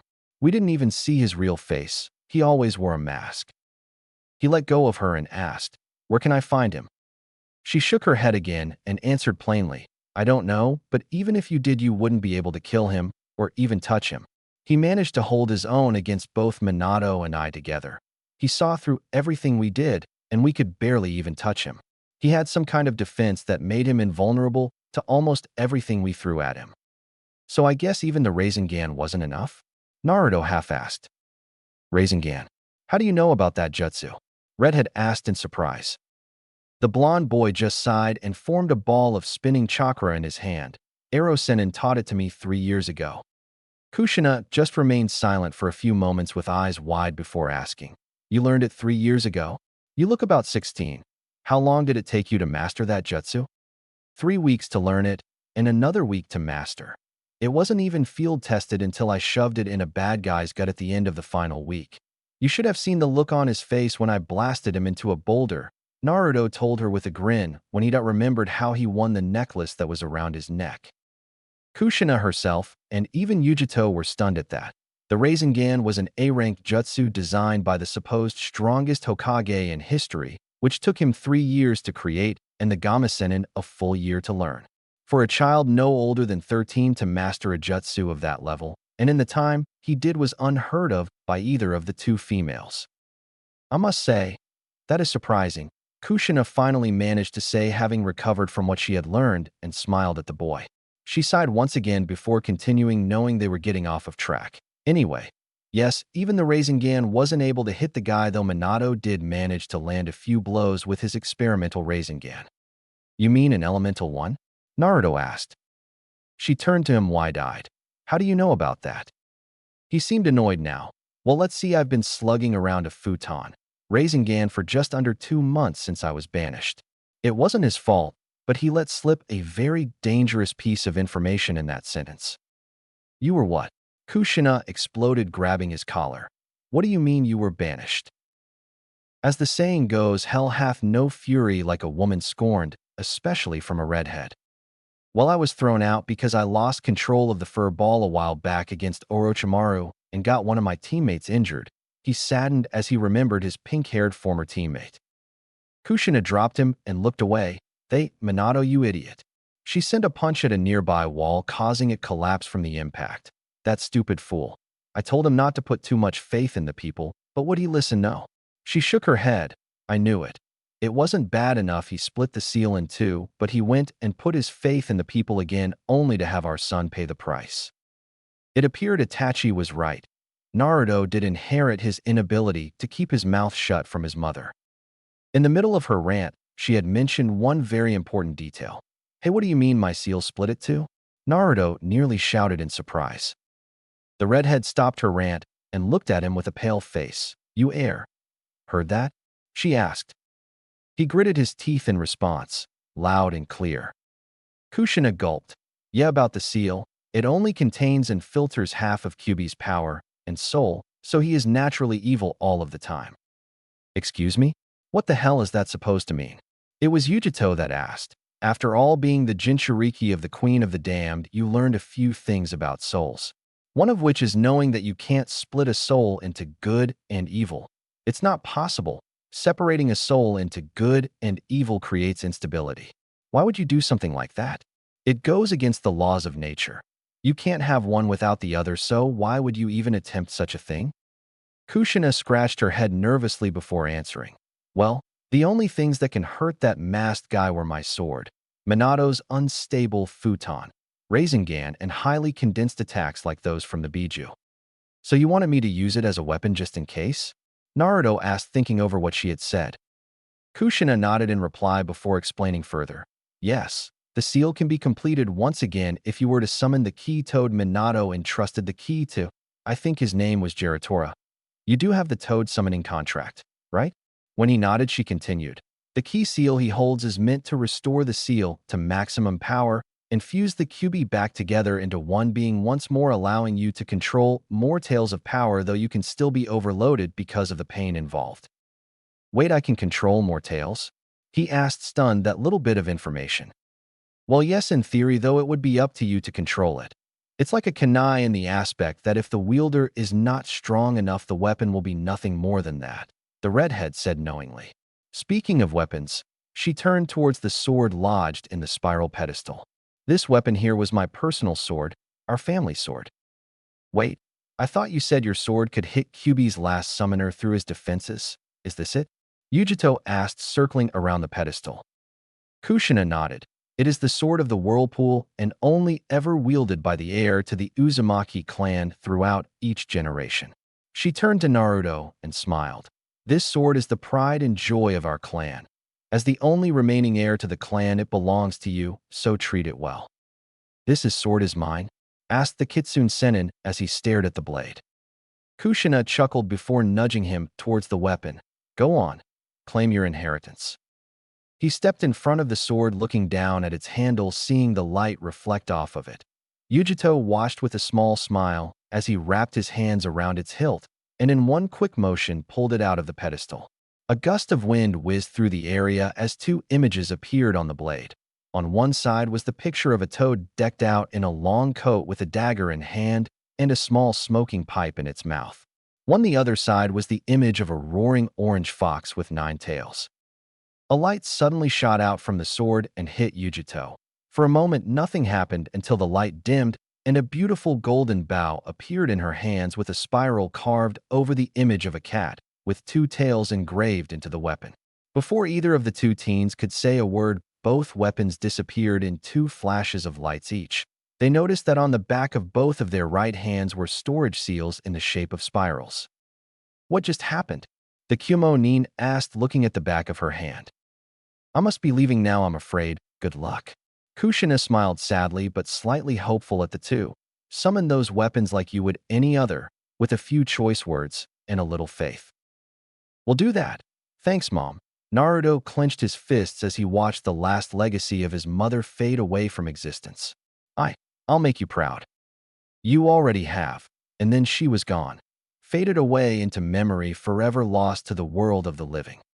After she had disappeared, Yujito looks from the spot the redhead had stood towards her partner. So, what will you do now? I want to leave, he finally answers, looking at his hand. There is nothing left for me here now. The Nico Sennin nodded and looked around. Where are we going? Naruto thought about for a moment before he answered. I know exactly where we can go. Wave Country. Chapter 7. Catching a Wave. Wave Country, Great Naruto Bridge. It had been 3 months since they had left Whirlpool Country after they had salvaged whatever they could from Uzugakure's ruins. They had mostly just found some scrolls on water elemental manipulation and a single water jutsu scroll. It wasn't really surprising since the country was surrounded by nothing but ocean, creating a natural defense against attacks. It would have been obvious that the country's former occupants would use the island's natural defenses to their advantage. Unfortunately, only Naruto could actually use the jutsu, since after Yujito had pretty much shoved a chakra elemental paper into his hands, he had discovered he had a water elemental affinity. Note, it's pretty obvious since his last names are Uzumaki and Namikaze. Both have a reference to water in some way. The two had set off towards Wave Country, but every time the two had stopped to sleep, Naruto could always hear the faint sounds of sobbing coming from the other tent. Though he wouldn't admit it, it had him worried every time. When he asked Yujito about it, she would always say it was nothing and had continued to give that answer since the two had started traveling together 4 months ago. It still had him worried, though. Upon their arrival to Wave Country, however, they came across something they weren't expecting to see. What the heck is this? Yujito's voice could be heard for miles. In front of them was the large bridge connecting Wave Country to the mainland. There wasn't anything really wrong with it other than the fact it was extremely long, but its name is what caught the two travelers' attention. Its name, Printed on the archway above their heads stated quite clearly Great Naruto Bridge. What the hell? She asked again, turning on heel to face her partner. Do you mind explaining because I want an explanation? Well, you see. Naruto laughed nervously. My old team and I might have saved this entire country from total annihilation. All right, then why did they name the bridge after you? She asked, looking between him and the sign. He scratched the back of his neck in embarrassment. Well, I sort of sparked this country's courage and defeated one of the Nins trying to destroy the peace here. Yujito frowned at that. She'd seen the reports on the Battle of Wave as the locals had been calling it, and so the rest of the world had come to know it as well. The report didn't match what Naruto had just said. What the report said was that Hatake Kakashi and Uchiha Sasuke had fought both Kiri Nukanins and won before finally moving on to kill Gato. It never mentioned anything about Naruto or the other teammate, just Kakashi and Sasuke apparently saving the country of Wave. Once the two had crossed the bridge and entered village, Yujito had fully accepted that the mission report had been falsified, as when they walked through the streets, children and adults alike stopped to stare in awe at them, more like him. These people are looking at him as if he were their hero. The report was definitely falsified, probably to keep a lid on the demon's success. The Nico Sennin thought bitterly, looking over at Naruto's smiling face. Hey, well, if it isn't the loudest ninja I ever met. They heard from in front of them. They looked up and saw a man who looked to be in his mid-60s standing in the middle of the street, dressed formal, were befitting a man of authority. Welcome back, brat. Tazuna, you old drunk. How's it going? Naruto waved, running up to the man with Yujito trailing a few feet behind. Same old, same old. I'm the mayor now, by the way, he said offhandedly before looking over to the Kumo Nin. It's good to see you again. I heard what happened in Konoha. Naruto looked away at that, trying to forget what had happened only 5 months ago. I'm surprised you heard about that. Are you kidding me? The entirety of the elemental countries knows that the son of the Yondaime Hokage was exiled from his home just for being born. The aged man shook his head. Still can't believe you're that man's kid, though. Tazuna just laughed. Nevertheless, I never thought you'd show up here. Half the elemental countries have sent out hundreds of ninja to look for you. The Kitsune Sennin laughed nervously. What were you expecting, you old drunk? I'm actually surprised they didn't kick me out sooner. He shook his head, clearing his mind. Never mind that. Do you mind if we stay for a while? I mean, if it's not too much trouble? Tazuna nodded, looked between the two blondes. Sure, and of course your little girlfriend here can stay too. Naruto blushed at the thought and waved his arms in defense. She's not my girlfriend. Please, who would date this idiot? Yujito gestured towards the ex-Konoha Nin. He's reckless, gets into more trouble than anyone I've ever met, and is a pervert. If it wasn't for the fact that he saved my life, I would have gladly remained in Kumo instead of staying with him on this crazy ride. You don't have to be so forceful about it, Yujito, Naruto grumbled under his breath, turning away in a huff. Tazuna eyes them for a few moments before dragging out his words. Oh, I see my mistake then. Shaking his head, he gestured towards the nearby lake. Come on, you can both live at my place. Inari, dinner's ready, yelled a female voice from the house's kitchen. I'll be right there, Mom. A young boy of 11 yelled back, dashing down the stairs. Once he entered the kitchen, he sat on one of the chairs at the table. So what are we having today? You'll find out in a minute, Tsunami answered cheerfully. Inari nearly gagged and groaned out. Mom, can we please go out to the dock to eat or something? He whined. It looked like the woman's eyes were glowing red. Are you saying my cooking is bad? She asked dangerously. Inari waved his hand in defense. No. I just thought you might want to do something different. He laughed nervously as he saw his mother's gaze settle. That was a close one. He looked around, taking notice of his grandfather's absence. Where's Grandpa? I thought he'd be here by now. Tsunami looked over the stove to see how it was doing as she answered. He should be home any time now. You know how hard he works these days. The boy sighed at that. I know, but I barely get to see him anymore. Suddenly, the doorbell went off, alerting to the two. Would you get that, Inari? His mother asked. The boy nodded, standing up and moving towards the door. Taking a look out the peephole, he immediately recognized his grandfather and opened the door. When he did, he took notice of the two blonde teenagers at the door with his grandfather. He looked between the two and Tazuna before his eyes widened as he recognized 6 scar-like birthmarks on the male teen's face, knowing that only one person had them. In Naruto Nissen, Inari stuttered and heard a clatter of dishes from back in the kitchen.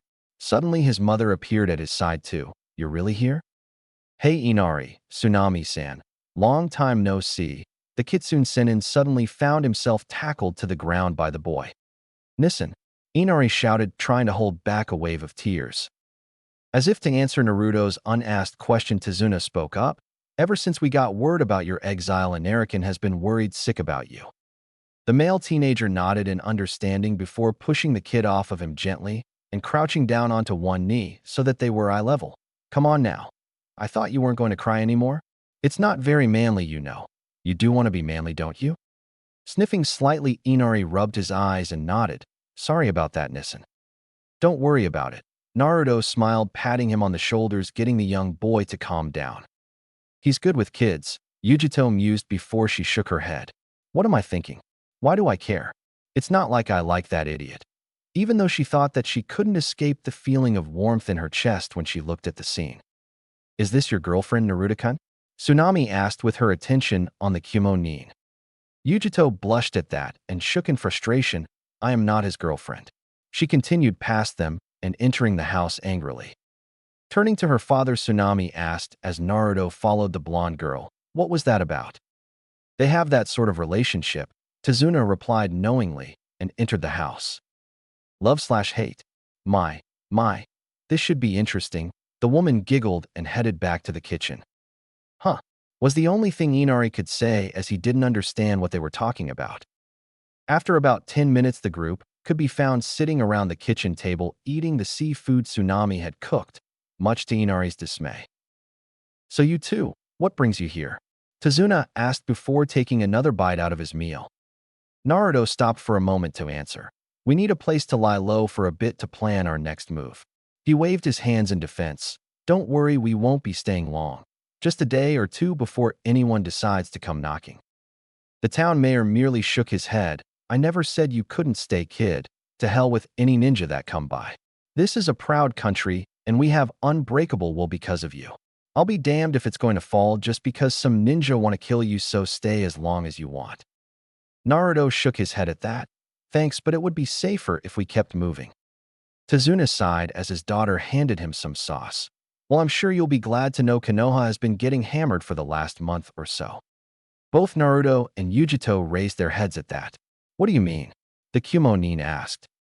The aged man seemed surprised for a moment before he explained. "After you were exiled, kid, Wave and about 4 other countries have withdrawn their alliances with Fire Country because of it." Tazuna chuckled deeply. Snow Country and Wind Country, with their ninja village, were the first to back out of the alliance. Both blondes widened at the information. "Are you joking?" Yujito found it hard to believe. The mayor just shook his head in a negative. "No, I'm not. The political arena is a mess because of this whole ordeal. Like I said before, you've got half the elemental nations out looking for you, kid." Putting his head in his hands, Naruto sighed audibly and grumbled. "Great, just great." Yujito groaned loudly. "Well, that complicates things a bit." After dinner, the group had sat down in the living room, talking while Naruto had some of his shadow clones do the dishes and clean up, much to Tsunami's delight. The conversations ranged from news about the other countries to the family's day-to-day lives. As it turned out, Inari was attending the local school that was built since Wave Country had prospered so much. At the end of the evening, however, there was a small problem. "What do you mean we have to share a room?" Yujito damn near shouted and pointed at her partner. "Why do I have to share a room with this knucklehead?" Naruto grumbled, and Tazuna answered, gesturing to the other room. "That is the only other room we have, and it's used as a storage room, so unless you want to sleep on some crates, then you'll have to share the guest room." The Nico Sennin huffed and strolled into the room. "You have a strange taste in women, kid." The mayor shook his head. Naruto waved his hand dismissively. "I thought we told you there's nothing going on between us. We're just traveling together." He made to follow her. "Stupid old drunk." "Whatever you say, kid. Try not to be too noisy, will you?" "I do want to sleep tonight," Tazuna said after him teasingly. The god of Flash didn't respond, but judging by the blush on his face, it was clear that he heard what the man said. He shook himself and entered. The room was fairly standard and fortunately, or unfortunately, depending on who you were, had two beds. Yujito had unhooked her gear, mostly supplies, and her hooded cloak before dropping them on one of the beds closest to the bathroom door.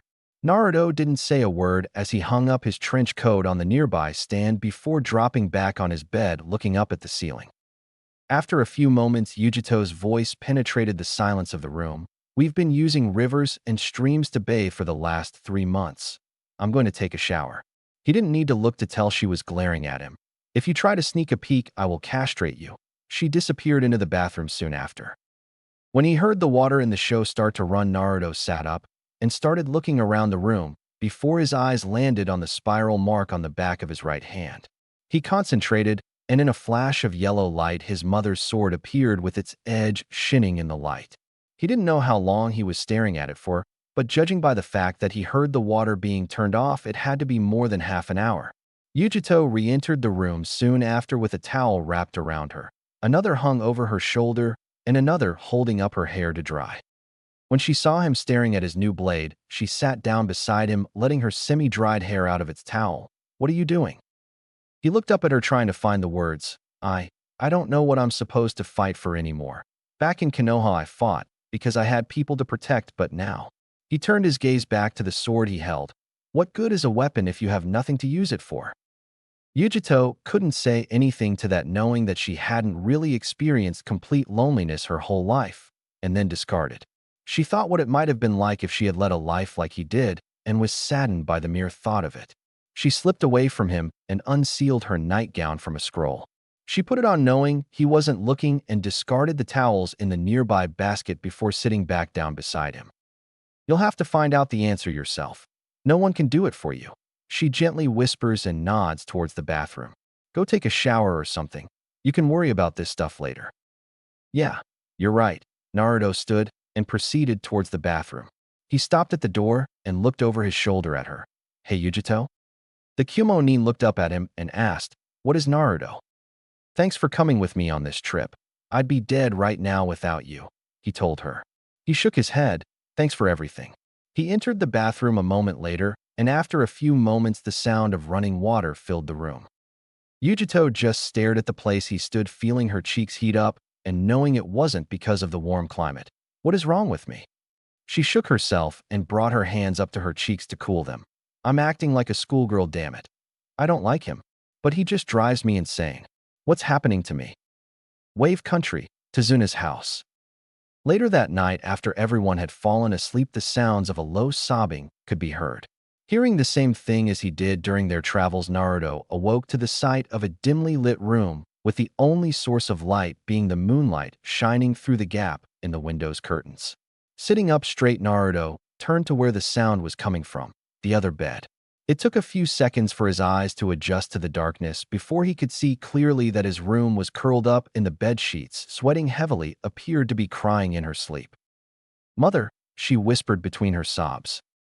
Climbing out of bed, Naruto approached and shook her. Hey, Yujito. Yujito, wake up. She shook from the contact and her eyes snapped open. Are you all right? It looked like you were having a nightmare. She was breathing heavily, but she nodded. I'm fine. Thank you. Naruto looked skeptical as her breathing seemed to even out. Do you want to talk about it? Yujito wiped her eyes to get rid of the tears and nodded. I've had nightmares every night for as long as I can remember. I'm plagued by them. I usually just sleep in the same bed as Karabe-sensei to settle my subconscious mind, but he's not here right now. Why didn't you tell me this sooner?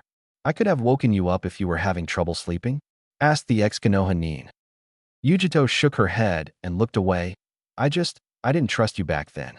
I've always had issues with trusting people. Does this have something to do with your mom? She stiffened at his question. I don't mean to pry, but you were muttering about her in your sleep, Naruto said hastily, so as to appease any anger she might have accumulated at him.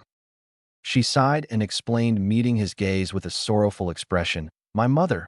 She was killed by a secret group of Kumo Ambu that had gone rogue 10 years ago when I was 6, called the Blood Howlers.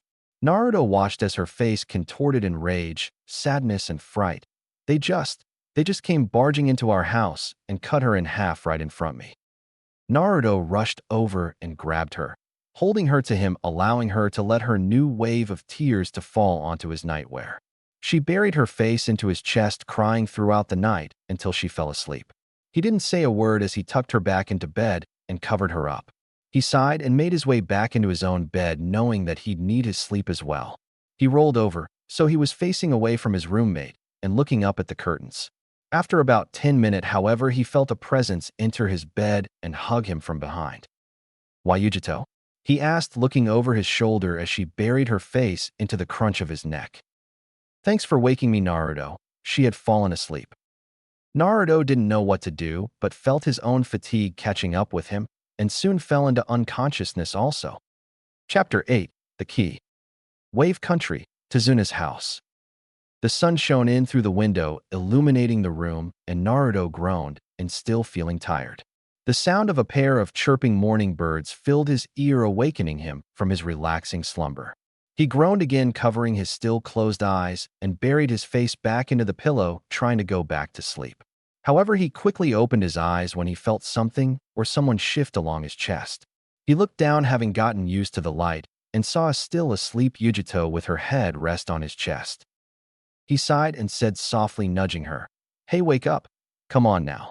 Her eyes fluttered open, and she groaned, trying to get used to the sunlight. She looked up and said, "Good morning." "Morning," he said back with a smile. She lowered her head. "Too am sorry about last night. It's just remembering what happened to my—" "Don't worry about it," he told her with a smile. "If it helps, I know how you feel." Just then she remembered he had met his mother, or at least her clone, only to lose her the same day. "It's not fair," she whispered. "Life isn't fair. I know that better than anyone," he told her. She looked up at him and said, "Naruto, I sadly—" She was interrupted by a knock at the door. Knock, knock. Just then the door opened, allowing Tazuna to enter. "Hey, you two. I need to talk to you both for a minute." The mayor stood there looking at them for a few moments before turning and saying quickly, "Clearly I caught you at a bad time. Sorry for disturbing you." He closed the door on his way out. The two blondes looked at each other, then took notice that they were both still the same bed, dressed in their bedwear. "You misunderstand," Naruto called after the man as Yujito said something along the lines of pervert while blushing madly. "Kuchios no jutsu." Naruto stood in a clearing away from prying eyes. There was a poof of smoke as Naruto completed his jutsu, signifying the appearance of a summoned creature. What appeared from the smoke was a medium-sized summoned toad sitting atop a large vertical scroll. "Who summons me?" the toad asked, looking around before he spotted Naruto standing before him. "Namake's Uzumaki Naruto," the blonde answered, stating his full name as he looked up at the toad atop the scroll. He stared up and continued, "I was told you could help me. I'm trying to contact the key toad." "Are you the key toad?" The toad remained silent for a few moments as he seemed to analyze the blonde teenager and took note of style of coat he wore. The toad nodded before speaking quietly, "I am the holder of the key. My name is Giratora. I must say it has been a long time since we have last seen each other." Jinchuriki of the Kyubi no Kitsune. "That term no longer applies to me, Giratora-san. Kyubi's consciousness is no longer inside the seal," Naruto corrected. Giratora chuckled. "True enough, but the seal is still there, as is the Kyubi's chakra core and power." Naruto just nodded hesitantly, so he continued, "May I ask what you want with the key, and I, Naruto-san?" Just call me Naruto, and as for the key, I was told that you were given it, and I would like you to give it to me, so I can complete the seal on my stomach," Naruto answered truthfully. "No," the key toad answered plainly, and continued before he could protest. "The last time someone used the key to tamper with your seal, 4 tails of power were released, and you lost all control." But Naruto stuttered. "No buts. You're too young to be trying to tamper with such a thing as the seal," Giratora reiterated. "This isn't a game, Naruto. If something were to go wrong, there's no telling what would happen, and if the seal is opened any further, then chances are that the Kyubi's power would be released in massive amounts, probably resulting in a very large explosion." The Kitsune Sennin remained silent for a moment before he looked straight up into the toad's eyes and spoke. "Then test me." "What did you say?"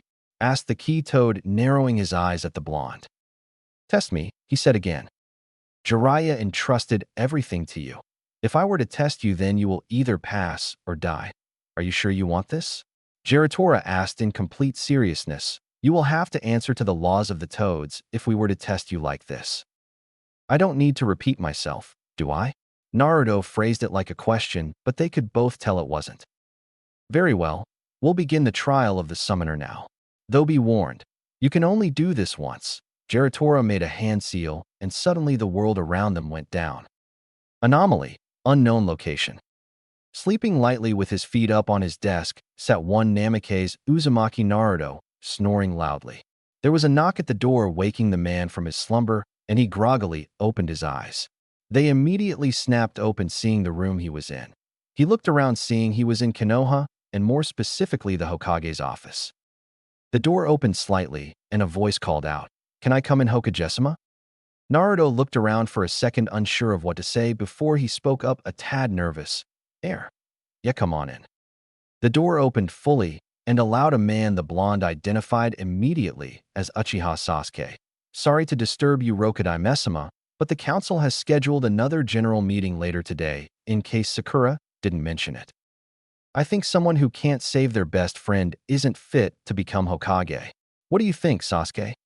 Every instinct in Naruto told him what was happening around him was wrong, but he played anyways seeing as he had no idea what was happening here. "Yeah, I think she forgot." "Are you feeling all right, Dobe? You seem a little pale today. I would have thought you'd have gotten used to being Hokage by now." Sasuke smirked before continuing. "Or is it you're still thinking about your honeymoon last month with Sakura?" "Honeymoon? What the hell is going on here?" The blonde looked up at him and shook his head. No, it's not that." "Right." The Uchiha smirked again and turned to leave. He was just about to move before he cast a look over at the seated blonde. "I never did thank you for saving me from Orochimaru, did I?" "Yeah, well, it's over now," he told the dark-haired young man. Before he left, however, Naruto spoke up. "Once more, I can't seem to remember how I saved you, and I don't know why. Are you losing your memory, or something, Dope? Surely you remember how Sasuke seemed to have gone mute for a second, even though his lips were moving. I must thank you for what you did, for suddenly he was gone. Almost as if he disappeared instantly." Pain suddenly flared throughout Naruto's body, and his head fell to the desk as he gasped. The ground seemed to rumble, and the desk suddenly disappeared, letting him fall forward onto the floor. He squeezed his eyes shut as the entire office seemed to collapse around him, and for some reason, he could feel incredibly hot, like he was caught in a fire. "Your eyes reek of a chakra far fouler than my own. It reminds me of Uchiha Madara." His eyes snapped open as the pain finally stopped. He got up off of the ground and saw that he was outside on what appeared to be a battlefield littered with dead bodies. He gave the bodies a quick look before nearly vomiting. They were all burnt beyond recognition, while others looked like they had been ripped and cut apart. "What the hell is going on around here?" he asked, but no one was nearby. Just then he heard a monstrous roar, and he looked towards its source on the horizon. His eyes widened as he saw what looked like the QB roar at a man dressed in samurai armor carrying a scroll, standing atop a pillar of wood. Atop the fox's head stood another in samurai armor, but this one had red eyes that the blonde easily identified as the Sharingan. His face looked to be an older version of Sasuke with his hair much longer, and Naruto couldn't help but shiver at the look of pure insanity in his eyes. "Hashirama!" The Sharingan wielder screamed in rage as the fox roared again. "Madara!" The man on the pillar shouted back and made a hand seal, causing pillars of wood to rise from the ground around them. Kubiko, the giant fox, started charging what appeared to be a mass of chakra at its mouth and condensing it into a solid sphere. "Imari!" The fox roared again, and suddenly, in a blinding flash of light, the ball exploded towards Hashirama. Promise of a lifetime. Naruto shielded his eyes from the light until it died down, but now instead of seeing the Kyuubi, Madara, and Hashirama like he expected, he now saw a large valley with two statues standing at the waterfall upstream. Looking down, he saw two figures standing at the statues' feet, and he knew exactly even at the range he was at. They were Naruto and Sasuke back when they were 13 and fighting in this same valley.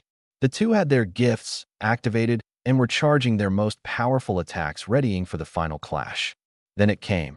They both jumped high and stretched their arms out in the hope of beating the other. Chidori. Rasengan.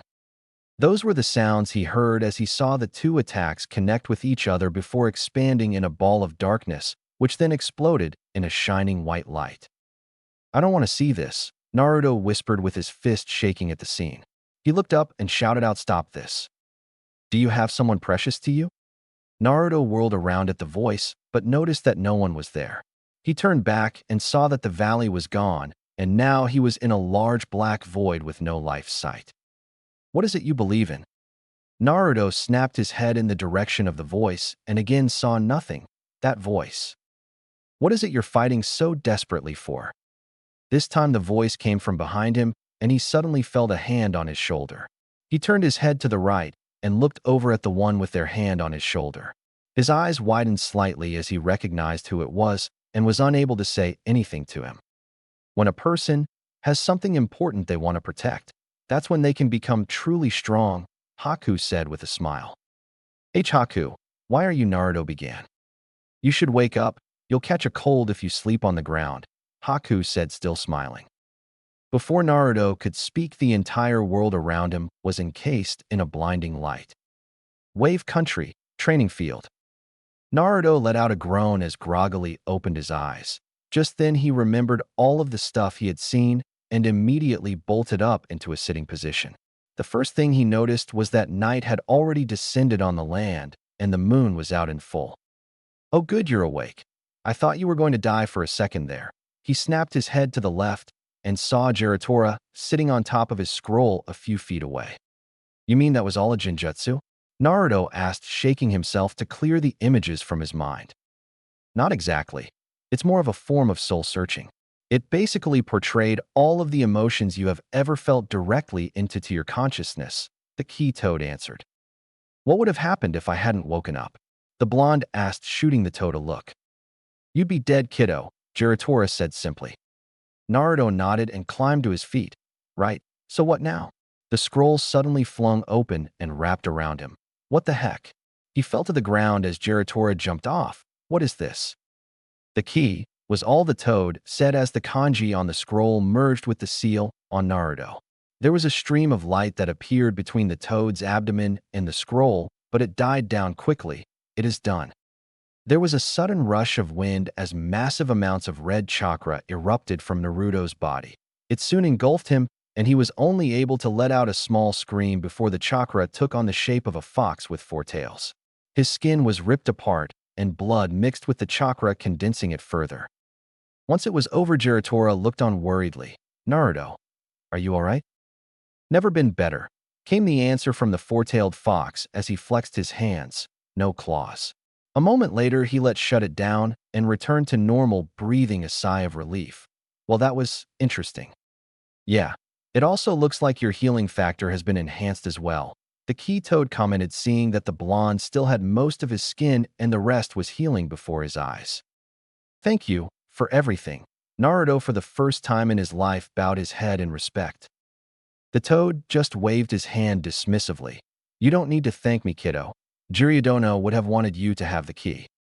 Naruto looked confused, catching the toad's choice of words, and asked, "What are you talking about? What do you mean would have wanted? Did something happen?" Giratora looked at him sadly for a few moments before explaining. "You haven't heard, have you? Jiraiya fell in battle against the Akatsuki leader 2 days ago." At those words, for the first time in 5 months, Naruto had felt true pain once again. Rain Country, AIM/Akatsuki headquarters. I trust all of you are aware of the Gamasenen.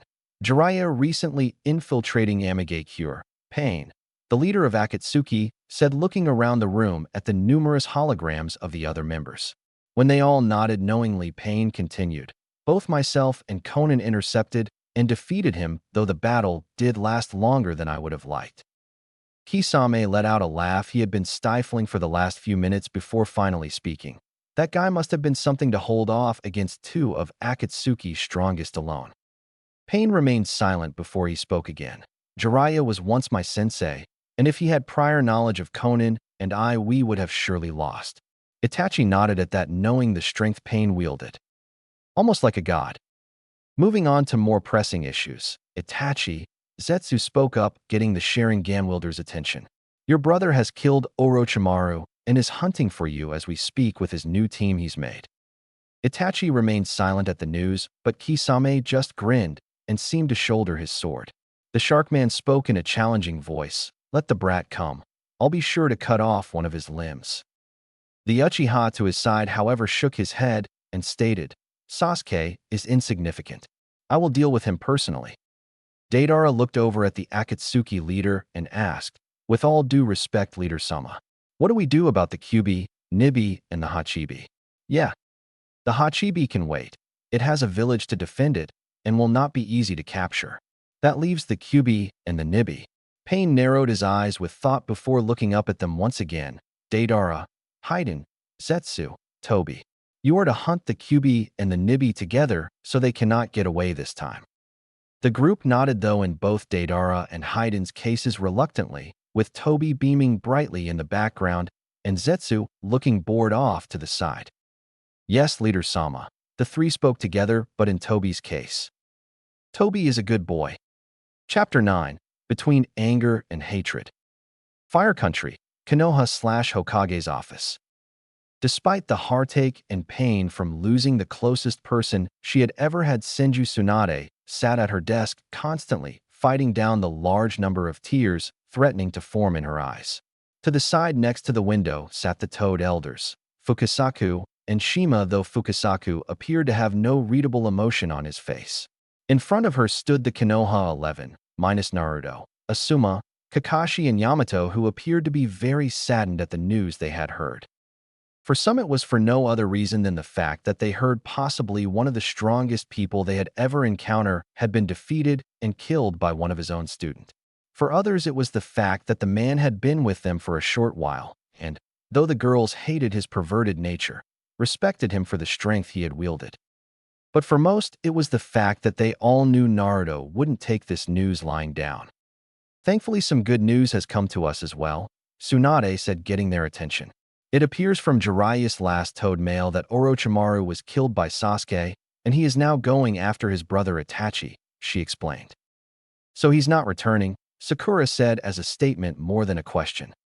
The Hokage shook her head before continuing, "No, he's not." From the window, Fukasaku spoke up, catching their attention. "I'm afraid the Toads cannot be allied with Konoha any longer, since the only one my son Gamabunta will accept as a summoner is that blonde boy. And since he is exiled from here, us Toads no longer have any attachments to this place." Everyone in the room looked shocked at the elder Toad, though he merely nodded towards Tsunade. "Once we leave here, it will be for the last time, Hokage Dono." The blonde woman clenched her fists, knowing that the last of Jiraiya she had would be gone after the Toad elders left, just like she had lost everything of Naruto. Before she could utter a response, there was a sudden poof of smoke and a medium-sized red/black Toad appeared in the office. "Huh!" the Toad exclaimed upon seeing Fukasaku. "Settle down, Kichi-chan," Shima calmed the young Toad. "But Ma just got back from talking with the key Toad." This surprised both Ma and Pa, though everyone else in the room heard. "Apparently Naruto now has the key and has used it," he explained further. "Is there any danger from the containment seal?" Fukasaku asked, alarmed. "The key appears to have restored the seal to its original design, but that's not why I'm here," Gamakichi spoke quickly. "I came to tell you that Naruto knows about Erosenin being killed. Apparently Jirodarasama told him, and Naruto destroyed everything in sight because of it." Fukasaku asked in a serious voice, "Where is he now?" "Hunting the Akatsuki leader. I think he's heading for Rain Country, though he should be passing the edge of Fire Country to get there," the Toad Prince answered truthfully. "Sasuke will have to take that route too if he wants to locate his brother," Shino commented in monotone. "Shursho?" Sakura asked. Tsunade nodded. "I know. All of you are to head out after Naruto and Sasuke. Though be careful if and when you confront them. I doubt they will come quietly." Understatement, Kakashi muttered, remembering his last skirmish with his former blonde student. Fire Country, Forest. Naruto and Yujito rode on Tsukino's back at high velocity through the large forest en route to Rain Country, and though Yujito hadn't said anything, she was deeply worried about her traveling companion. He had returned to the house back in Wave Country with his cloths drenched in his own blood and his skin healing faster than it did before. None of the others saw him when he came in, but she did. He was angry. No, that's not true. He was downright pissed off. When he came in, he told her to pack her things and that they were leaving after he took a shower. When asked why, he just said that his former teacher had been killed and he was going after the one responsible. They had said their goodbyes to the family before he summoned Tsukino, and they took off towards Rain, only stopping to rest, eat, and drink. That had been a week ago, and they were just now passing the edge of Fire Country. During that time, Naruto had barely spoke throughout the entire trip, and she was becoming increasingly worried about him with each passing moment. "Hey Naruto, maybe we should stop to rest," Yujito spoke up, getting his attention. "We won't be in any shape to fight if we keep moving like this." He looked at her over his shoulder and noticed that she looked fatigued from the continuous travel. He sighed before nodding in agreement. "All right. Tsukino, sniff out the nearest town and take us there." The fox nodded lightly and changed its course slightly. After another 10 minutes, they emerged from the forest onto a small grass field with what appeared to be a town on the other side of it. Tsukino dashed across the field before coming to a stop just outside town. The fox gave one look at the two as they dismounted. "It's probably not a good idea to have you carry us into the village from here, Tsukino-chan, so we'll head on foot the rest of the way," Naruto told her. Tsukino nodded with a smile. "Summon me when you need me, Naruto-kun, Yujito-chan." "Bye." Yujito waved as the fox poofed away. When she turned to her blonde companion, she noticed he was already heading into the town street. "Hey Naruto, wait up," she called after him, but he just kept walking as if he hadn't heard her. "Naruto." She clenched her fists before taking off after him. "Can I help you?" The receptionist at the local inn asked in greeting. "Yes, we'd like a room, please. Just for the one night," Naruto answered, and the woman nodded with a smile. "That will be note. I have no idea how Japanese currency works." Naruto handed her the money, and she took it before handing him the keys to the room. "Have a nice day." As the two sennin made their way towards their room, Yujito asked him, "Where did you get that kind of money? You're not a part of any village now, even if you are still a ninja, so you aren't getting paid." "It's something I have left over from my training trip with Ero Sennin," Naruto answered. "Ero Sennin?" Yujito asked, confused by the title. "The Gamma Sennin Jiraiya," Naruto answered, and she noticed his features tense before relaxing. "He was the teacher you used to have that was killed?" The Nico Sennin asked as the two came to a stop in the hall. "Yeah," Naruto answered with barely controlled rage showing in his eyes. "He was like a grandfather to me. A perverted one, but still someone I held dear," said the Kitsune Sennin.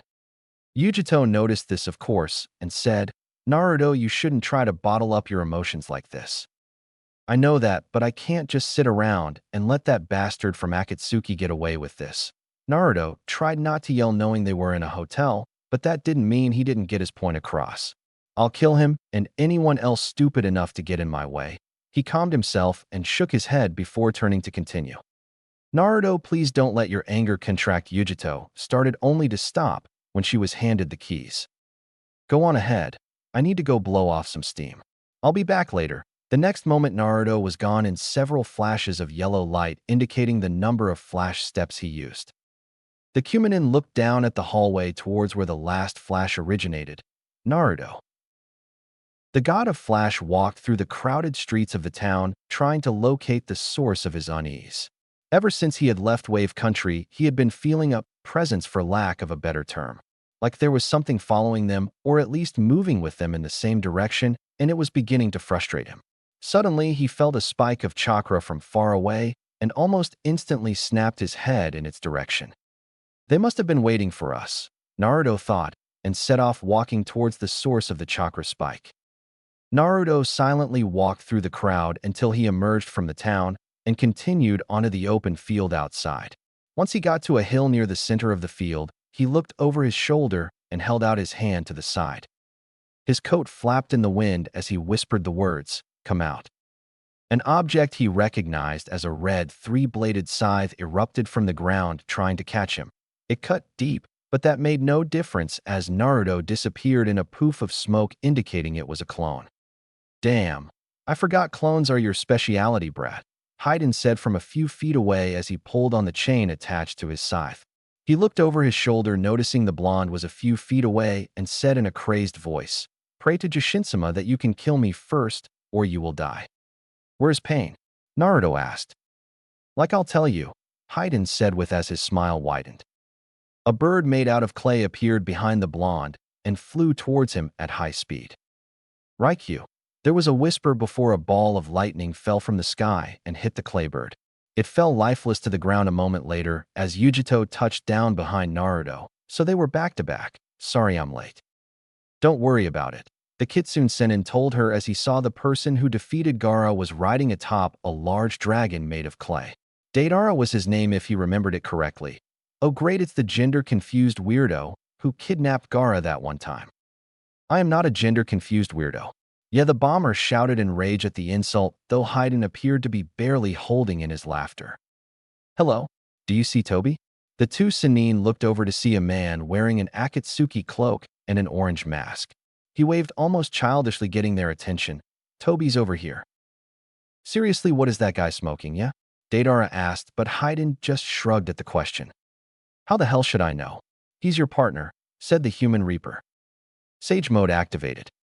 The ground shook as both Naruto and Yujito shifted into their respective forms, releasing a small shockwave around them with a loud roar. Their now slitted eyes were shifting between the three Akatsuki members, and as he saw this, Deidara couldn't help himself. This will be a blast. Yeah, the bomber shook with anticipation. Yujito cast her partner a look and saw that his eyes were seemingly glued to the dragon rider above them. Flashback, no jutsu begin. I'll kill him and anyone else stupid enough to get in my way. He calmed himself and shook his head before turning to continue down the corridor. Flashback, no jutsu and Naruto. The Nico Sennin trailed on in thought. A sudden explosion shook the area and the two Sennin separated from each other's sides. Naruto skidded to a halt a few feet away, only to jump out of the way of another exploding clay bomb that had took the form of a bug. Once in midair, Naruto watched as Deidara's clay dragon seemed to spat out a volley of small chunks of clay that looked to be homing in on the Kitsune Sennin. Damn it, I can't Shuinpa in midair, Naruto growled in thought as he brought his arms up over his chest as a shield. Futon, Rasen, he whispered, and a plate of a spinning chakra formed in front of him. The projectiles exploded harmlessly on the chakra shield, and Naruto touches back down on the ground again, glaring up at the bomber. Where's pain? It was a demand, not a question. Deidara just scoffed. Sorry. Not telling. It's a secret, yeah? Can Toby play too? Naruto looked over his shoulder and saw the orange-masked Akatsuki member staring at him questionably with his said head cocked to the side. Though he didn't know what had caused it at the time. At that moment, Namikaze's Uzumaki Naruto could not help himself but be consumed by his anger. He attacked. Yujito sat atop a large one-tailed cat with comparable size to Tsukino, and together they dashed across the open field. Now Rei, fire! Yujito shouted as she saw the man chasing her move closer. I hear you, the cat, Rei muttered in annoyance before suddenly skidding to a stop while turning. Nakomata Enden, she called out and launched a giant bolt of purple flames at the Akatsuki member. There was a sudden explosion as it connected, but that didn't mean they had won. You can't run this time, girlie. Haydn appeared in front of the two in a single moment. By the will of Jashinsama, I will kill you. Before he could land the hit, Rei used her tail to throw her passenger off before disappearing back to the summoned realm in a poof of smoke. Haydn growled and turned, but was knocked off balance by an impact from the side. He looked down, and instead of a kunai like he had expected, he saw an arrow. He looked up at the Nico Sennin and just saw her standing there with a bow in her hands aimed at him. She lowered her weapon and smirked. Hi Noya, she said barely above a whisper, and the arrow suddenly exploded in his side. Got you, Yujito whispered again, seeing his now unmoving body on the ground still relatively intact. She thought she had finished him with that last hit and slowly took a step towards him. When she got close enough, however, she wasn't able to dodge the moving scythe coming at her from the side. It slashed her face from the side, and by the will of its attached chain, the scythe returned to its wielder's hand. Did you really think something like that would kill me? Haydn asked, standing up, showing the large hole in his side. I had hoped, she admitted. Haydn just grinned and began to create a symbol on the ground around him using his own blood. I hope you enjoyed life, because you are about to be judged by Jashinsama. Just then the skin on his body changed color into something reminiscent of a Grim Reaper. Chapter 9. Between Anger and Hatred. Fire Country, Konoha/Hokage's office. Despite the heartache and pain from losing the closest person she had ever had, Senju Tsunade sat at her desk constantly, fighting down the large number of tears threatening to form in her eyes. To the side next to the window sat the Toad elders, Fukasaku and Shima, though Fukasaku appeared to have no readable emotion on his face. In front of her stood the Konoha 11, minus Naruto, Asuma, Kakashi, and Yamato, who appeared to be very saddened at the news they had heard. For some, it was for no other reason than the fact that they heard possibly one of the strongest people they had ever encountered had been defeated and killed by one of his own students. For others, it was the fact that the man had been with them for a short while, and, though the girls hated his perverted nature, respected him for the strength he had wielded. But for most, it was the fact that they all knew Naruto wouldn't take this news lying down. Thankfully, some good news has come to us as well, Tsunade said, getting their attention. It appears from Jiraiya's last Toad mail that Orochimaru was killed by Sasuke, and he is now going after his brother Itachi, she explained. So he's not returning, Sakura said as a statement more than a question. The Hokage shook her head before continuing, no, he's not. From the window, Fukasaku spoke up, catching their attention. I'm afraid the Toads cannot be allied with Konoha any longer, since the only one my son Gamabunto will accept as a summoner is that blonde boy, and since he is exiled from here, us Toads no longer have any attachments to this place. Everyone in the room looked shocked at the elder Toad, though he merely nodded towards Tsunade. Once we leave here, it will be for the last time, Hokage Dono. The blonde woman clenched her fists, knowing that the last of Jiraiya she had would be gone after the Toad elders left, just like she had lost everything of Naruto. Before she could utter a response, there was a sudden poof of smoke and a medium-sized red/black Toad appeared in the office. Huh! The Toad exclaimed upon seeing Fukasaku.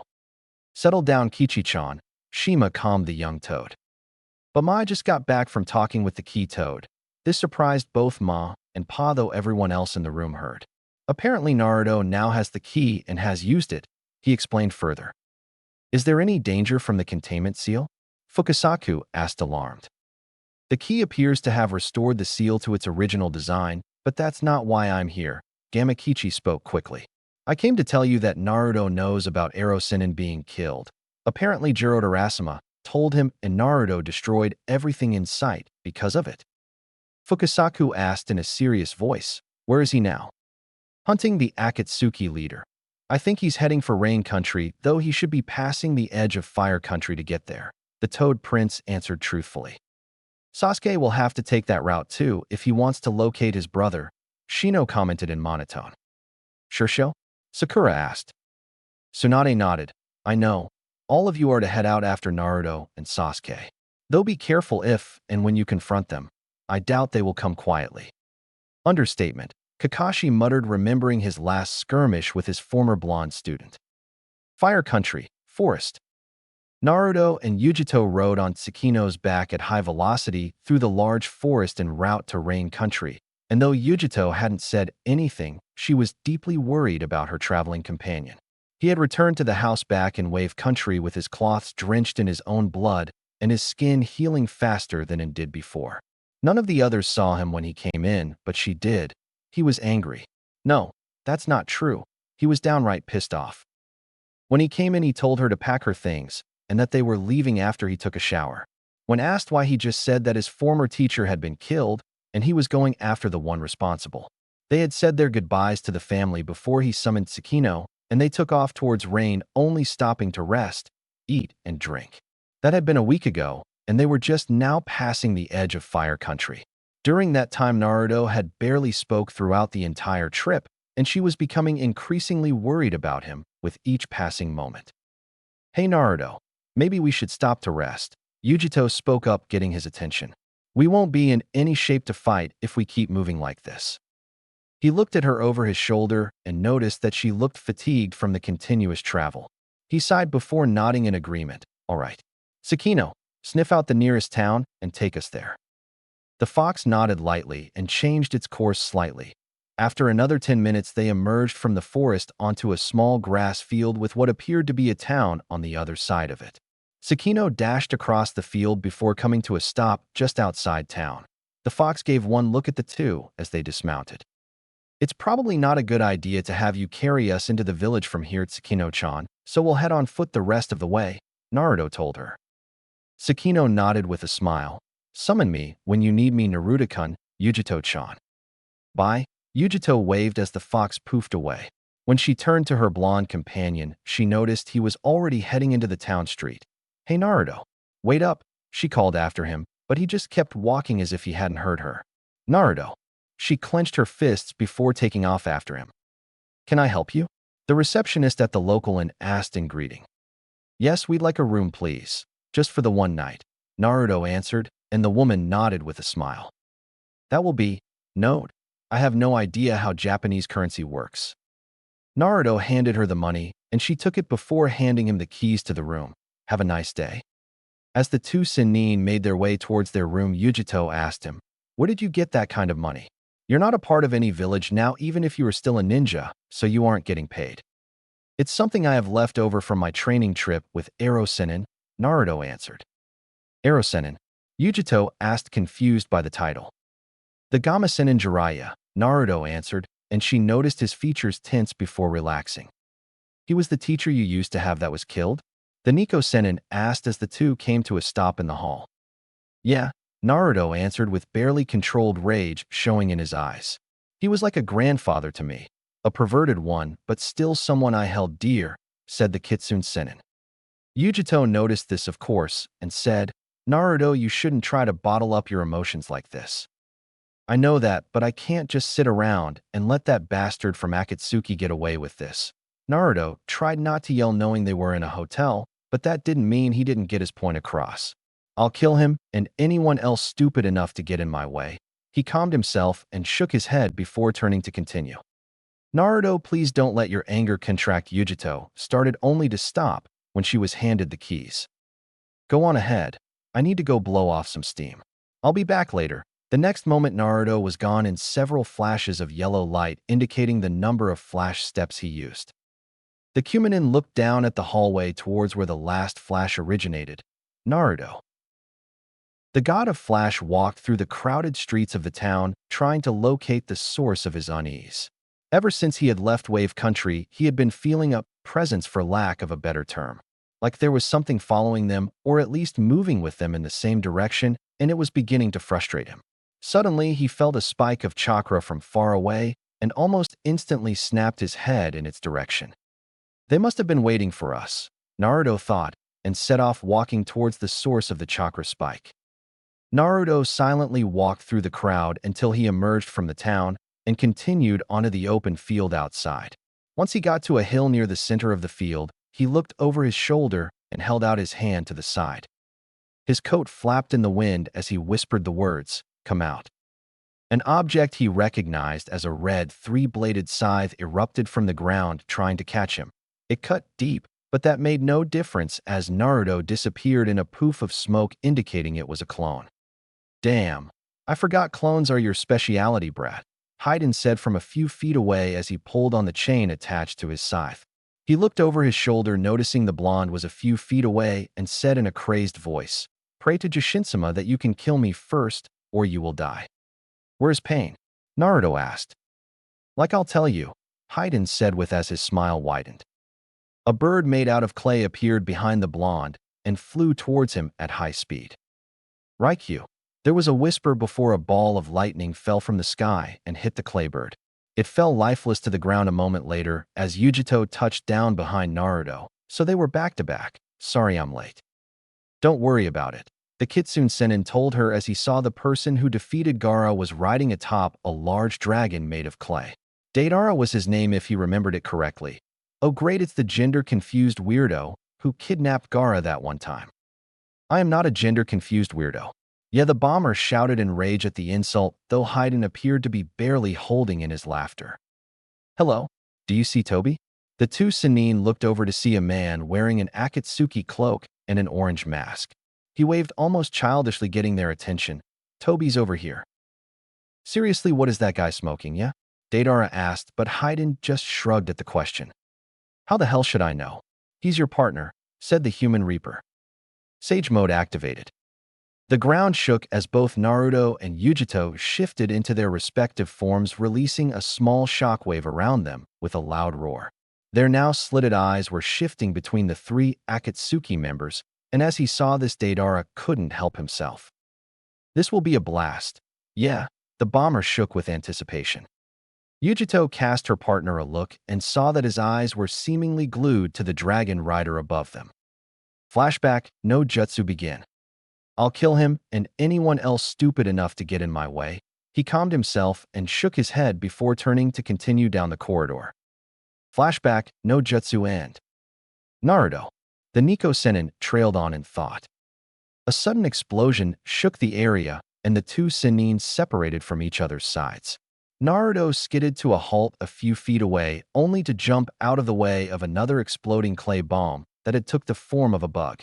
Once in midair, Naruto watched as Deidara's clay dragon seemed to spat out a volley of small chunks of clay that looked to be homing in on the Kitsune Sennin. Damn it, I can't Shuinpo in midair, Naruto growled in thought as he brought his arms up over his chest as a shield.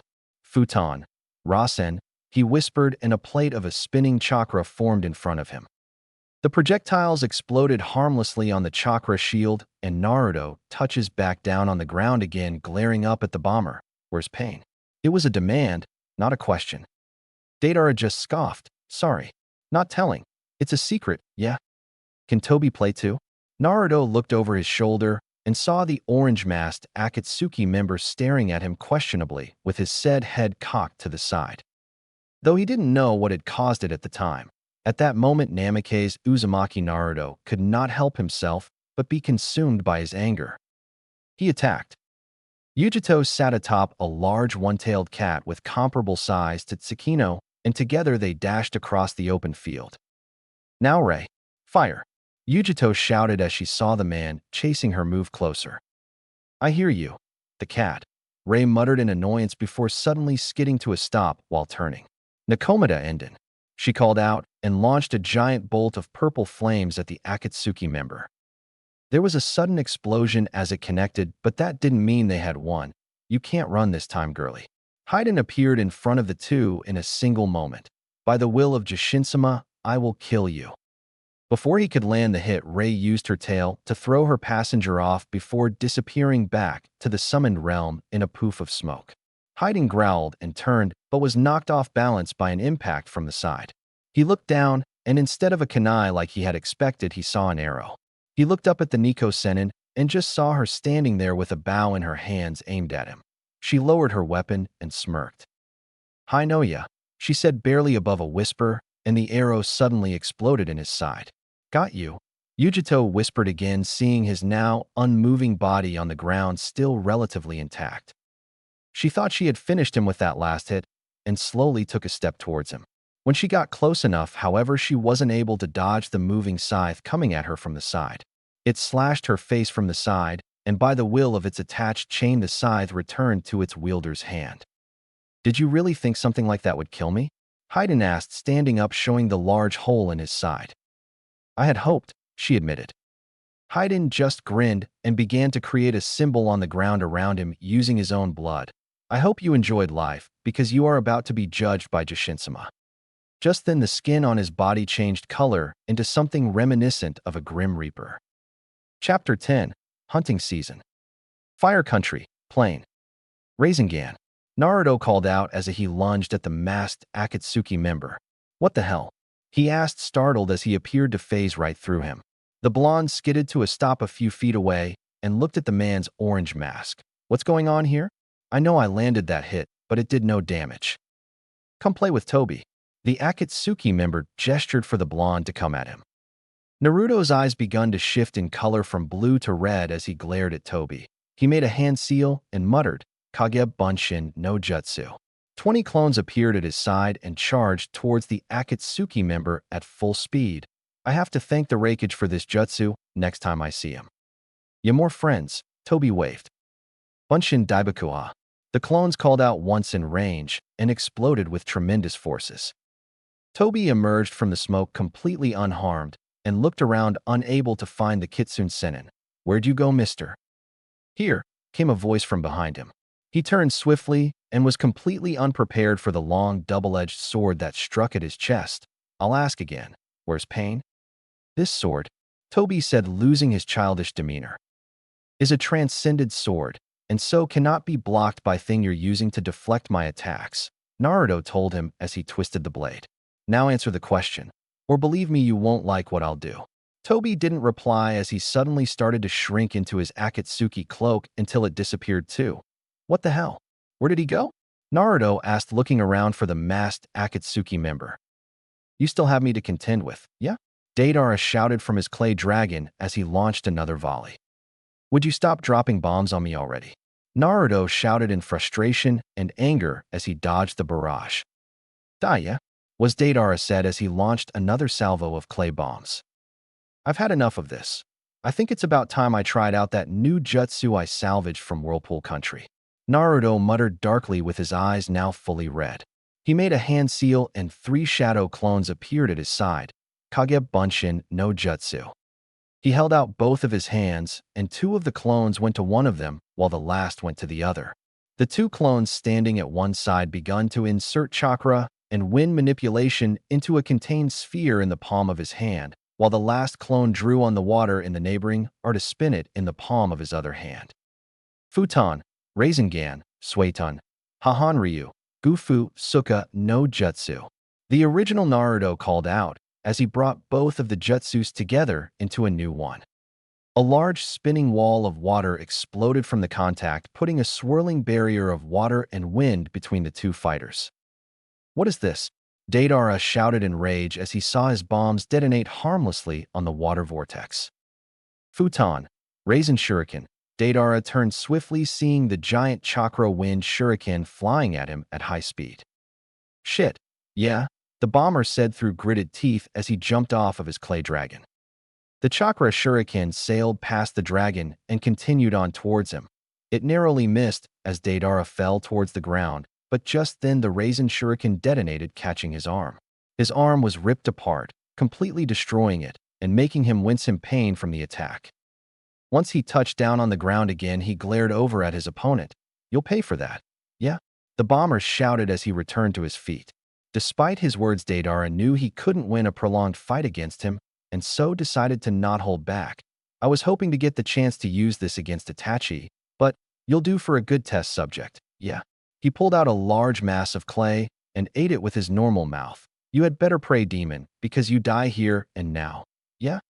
He vomited out a large mass of clay, which expanded, and Naruto jumped away before taking a look up at the towering giant. Oh crap. It was a Nindo Bunshin, clay clone, of Deidara. Nothing really new about that since Naruto had seen him make them before, but now, this wasn't a regular clone. The thing was massive, easily 50 feet tall if not taller, and if Naruto remembered correctly, this particular type of clone had a tendency to explode. "If that thing explodes right now, it might kill me. I'm not sure if the Rasengan can take that kind of a blast." Naruto's breathing suddenly seemed to become ragged. He turned sharply and flash-stepped as far away as he could. "I've got to get away, Shuinpa no Jutsu." "You can't escape my art, yeah?" Deidara shouted from the air. "Let me introduce you to C4 Karura. Ketsu." The large clone suddenly seemed to disintegrate until nothing was gone. Naruto stopped on a nearby tree and looked back. What the hell happened? I thought it was supposed to explode. He could suddenly feel a large amount of impacts against his barrier as the protective barrier began to flare into sight. What's hitting the Rasengan? Are those bombs? "Yeah," the bomber shouted, riding atop his clay dragon once again. "Damn it, they must be some form of very small clay bombs. I can't stop them all from getting through the Rasengan though." The Rasengan seemed to become visible under the constant barrage. "My healing factor is dealing with the bombs that get through the Rasengan, but it's not working fast enough." It was true. His skin was being blown apart as well as his internal organs, and because of his advanced healing, he was able to keep going.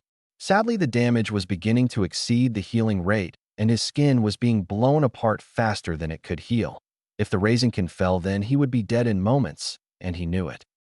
"Come on, I need a way out of this. Think, damn it, think." The Kitsune Sennin yelled in thought, still feeling his defense being continuously hit. His eyes suddenly flashed in recognition. Of course, if I add the wind element, then the Raisinkin will be able to shred the bombs at the cellular level just like the futon Raisin Shuriken does. He concentrated, and suddenly there was a continuous low-pitched screech as he called out, "Futon, Raisinkin." From that moment on, none of the miniature bombs were able to get past his barrier. Deidara was getting frustrated when he saw that Naruto was no longer taking damage. However, Deidara noticed that the ex-Konoha Nin was breathing harder than before while he tried to keep his barrier up as long as possible, even going as far as to tap into his Sage Mode's chakra supply to maintain it at full power. After another minute and 23 agonizing seconds of this, the last of the bombs were destroyed and Naruto dropped to the ground panting hard with sweat rolling down his face. Deidara saw that his eyes had returned to normal and knew that the Kitsune Sennin's Sage Mode was now out of power. "I was expecting you to die." "Yeah," the bomber said, more as a statement than anything else. "Sorry to disappoint you." Naruto shot back, still trying to catch his breath. "Your barrier is down though, and it looks like that power of yours is out of juice as well." "Yeah," Deidara grinned, amused. "He's right. Sage Mode has shut down, and I don't know how to get it back right now. The futon Raisinkin drained almost all of my chakra. How the hell do I win this?" Naruto suddenly heard a shout and looked up, see a swarm of clay birds descending towards him. Oh crap. He quickly made some quick hand seals and inhaled a large breath of air. Futon Deitapa. He blew out the air in a blast of wind, using up all of his remaining chakra in the process, though it proved to be enough as it deflected or destroyed the oncoming swarm. "That's it. I'm spent." "You have to be running out of chakra by now, yeah?" It was an innocent question, but the way the bomber said it was almost crazed. Naruto gulped and thought, "What do I do now?" Flashback, no jutsu begin. The toad nodded before speaking quietly. "I am the holder of the key. My name is Giratora. I must say it has been a long time since we have last seen each other, Jinchuriki of the Kyubi no Kitsune." "That term no longer applies to me, Giratora-san. Kyubi's consciousness is no longer inside the seal," Naruto corrected. Giratora chuckled. "True enough, but the seal is still there, as is the Kyubi's chakra core and power." Flashback, no jutsu end. Naruto's eyes flashed in remembrance. "Oh yeah, I forgot I still have the furball's chakra core stuffed in my gut." He grinned before he began to concentrate on accessing that particular energy source. "I have to remain in control, or this won't work." "What are you smiling at, yeah? Nothing you do will change the outcome of this fight." "Yeah." Deidara eyes bore down on the ex-Konoha Nin, but Naruto just glared back. "For the record, I would have kicked your ass the first time if Kakashi hadn't stopped me," Naruto finished, and suddenly red chakra exploded from his body. Note, I'm sure some of you know I got this line from Halo Wars. It soon wrapped around his body, and Deidara was forced to guide his clay dragon further away the spiraling column of red light. The chakra encased Naruto in a barrier of red, taking the shape of a fox with one tail, and then a second tail formed. Then another and another until a total of 4 tails had formed. Naruto let out a silent scream as his skin was ripped apart from the intense power running through and across him. The blood mixed with the chakra, and suddenly Naruto's body was no longer seen. A large shockwave erupted from his position and flattened everything within a 5-mile radius. In the center, there was only a crimson chakra fox with his face covered in a black mask with pure white eye and a seemingly glowing mouth. "Well, this just got a lot harder, yeah?" The fox roared. Fire country, forest. The Konoha retrieval team jumped from tree to tree in search of their missing comrades, with Hinata and Kiba leading them with their respective abilities. Suddenly, Yamato stopped on one of the branches and snapped his head towards the distant tree to his left. He turned his gaze to his hand, feeling a small but noticeable sting, and saw that smoke drifted off of it. "What's wrong?" Kiba asked the Umbu captain. "It's Naruto. He just released 4 tails of Kyubi's chakra," Yamato informed them in a desperate voice. "I thought you put another seal on him to stop that from happening," Kakashi stated. "I did, but for some reason it's not working," Yamato answered hurriedly. "Can you track him?" the Kopinin asked, and Yamato nodded in reply. "All right then, let's move," he said as an order. "Follow me." said Yamato as he took off in the direction he had been looking towards. Fire Rain Country, border. Now I can finally savor the pain your death will cause.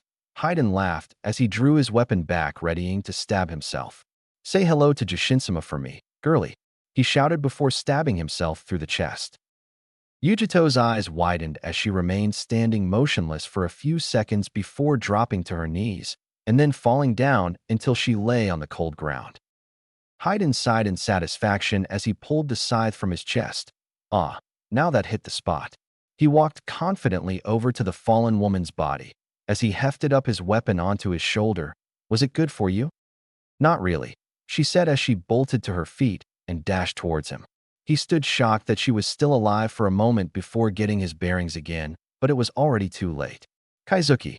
She knocked the Akatsuki member's chain-wielded weapon out of the way with one flame-covered arm and flung out her other arm towards the man's chest. Suin Kaizuki. She called out as she pierced the man and cleaved off the arm that held onto the chain. She pulled away before he could counterattack and kicked him in the chest, knocking him back. I got you. How are you still alive? I know I cut you. I had your blood, so how did you escape my curse? Haiden shouted his fury at her, clutching his missing arm. Yujito grinned and answered, I'm a girl of many talents. One of which is while in my cat sage mode, I become the direct servant of Shinigami-sama, and as such he will not allow you to curse me while I'm in this form. Haiden let out a low growl of anger under his breath as he glared at her. You really think you've won? He suddenly started laughing madly, almost crazily at her. Fool. This is getting interesting. He rolled to the left and picked up the chain connected to his scythe. I'm going to kill you, girlie. Ha ha ha. If Yujito were to be truly honest with herself, she would say that she was scared. No, terrified of the man she was facing. He had taken everything she had thrown at him and just kept going. Hell, the guy didn't even look bothered by the amount of damage she had inflicted on his body.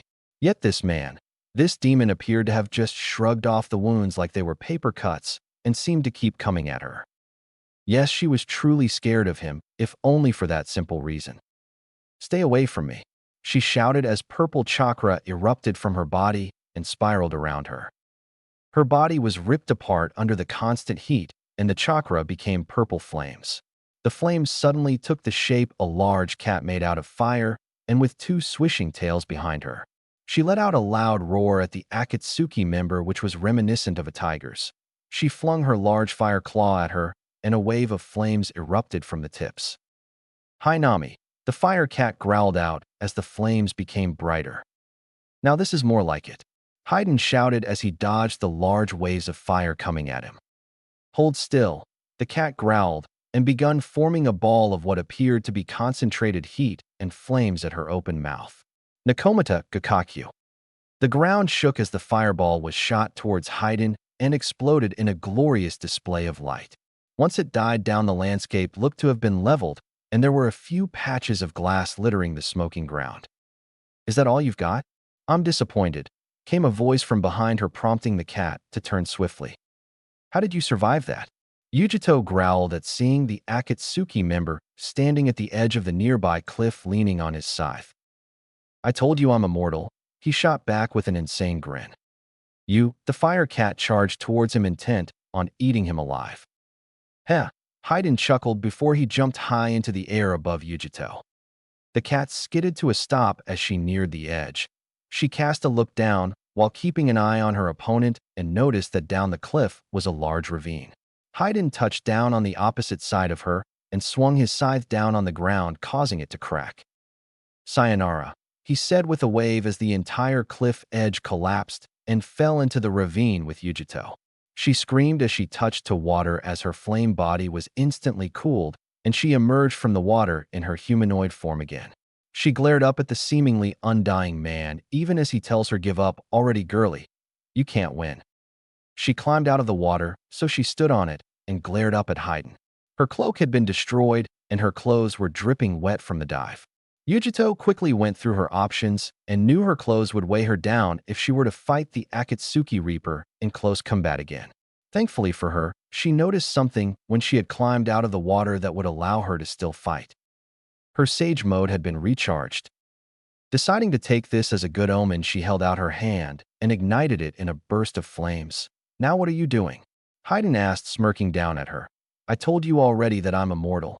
You can't kill me with that petty old thing. Who says I'm aiming for you?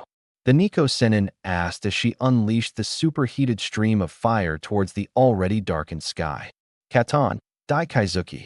She called out as the beam seemed to dissipate in the sky. What was that meant to do? Give me a tan? Haiden mocked, but his grin quickly turned into a frown when the area became darker and he could hear the sound of lightning echoing from all directions. It's just meant to finish what the Nikomata Gakakyu was supposed to do before, Yujito answered with a smile. Your Jushinsama won't save you here, team. Have a nice day in hell. Right on, Kirin. She called out as the lightning in the area increased drastically.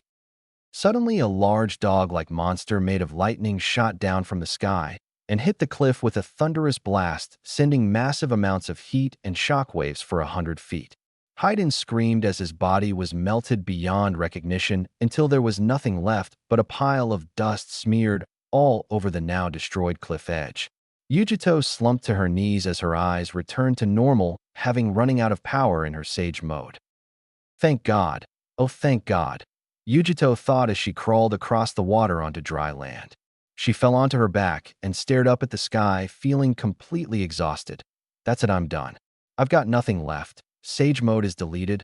I'm drenched, so demon mode is out of the question, and my normal chakra reserve is running on empty. I need a vacation. Suddenly, she felt a large chakra spike fill the air and turned her head to the left, where she felt it originated from. That chakra, that's Kyuubi's power being released. She forced herself to her feet and started off towards where her partner was fight. If someone were to ask her why she was pushing herself like this, she would have just told them it was something she wanted to do. Chapter 11. The Crimson Fox Returns. Fire Country, Plain. Deidara veered away, avoiding the massive shockwave that seemed to span out over the ground below. He swung his clay dragon around and looked towards the center of the massive crater his opponent had created. In the center stood a crimson chakra fox with 4 swishing tails down on all fours with that same annoying grin on its face. It was mocking him with its grin. Had enough yet? Naruto growled out in an unearthly tone. You annoying little brat. You dare to mock my art. I'll kill you, yeah? Deidara shouted angrily at him. Several small projectile-like clay birds shot out of the clay dragon and sped towards the fox with great speed. Naruto saw it coming, however, and so he lifted his right arm up and clenched his crimson fist before bringing it down on the ground with monstrous force.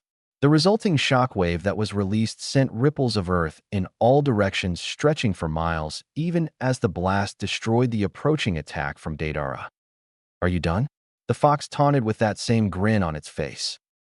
Not quite. Yeah, the bomber's glare intensified, as did his anger at the fox below. He pulled out a small object made of clay from his pouch at his side and said, I underestimated you, so I won't hold back, yeah?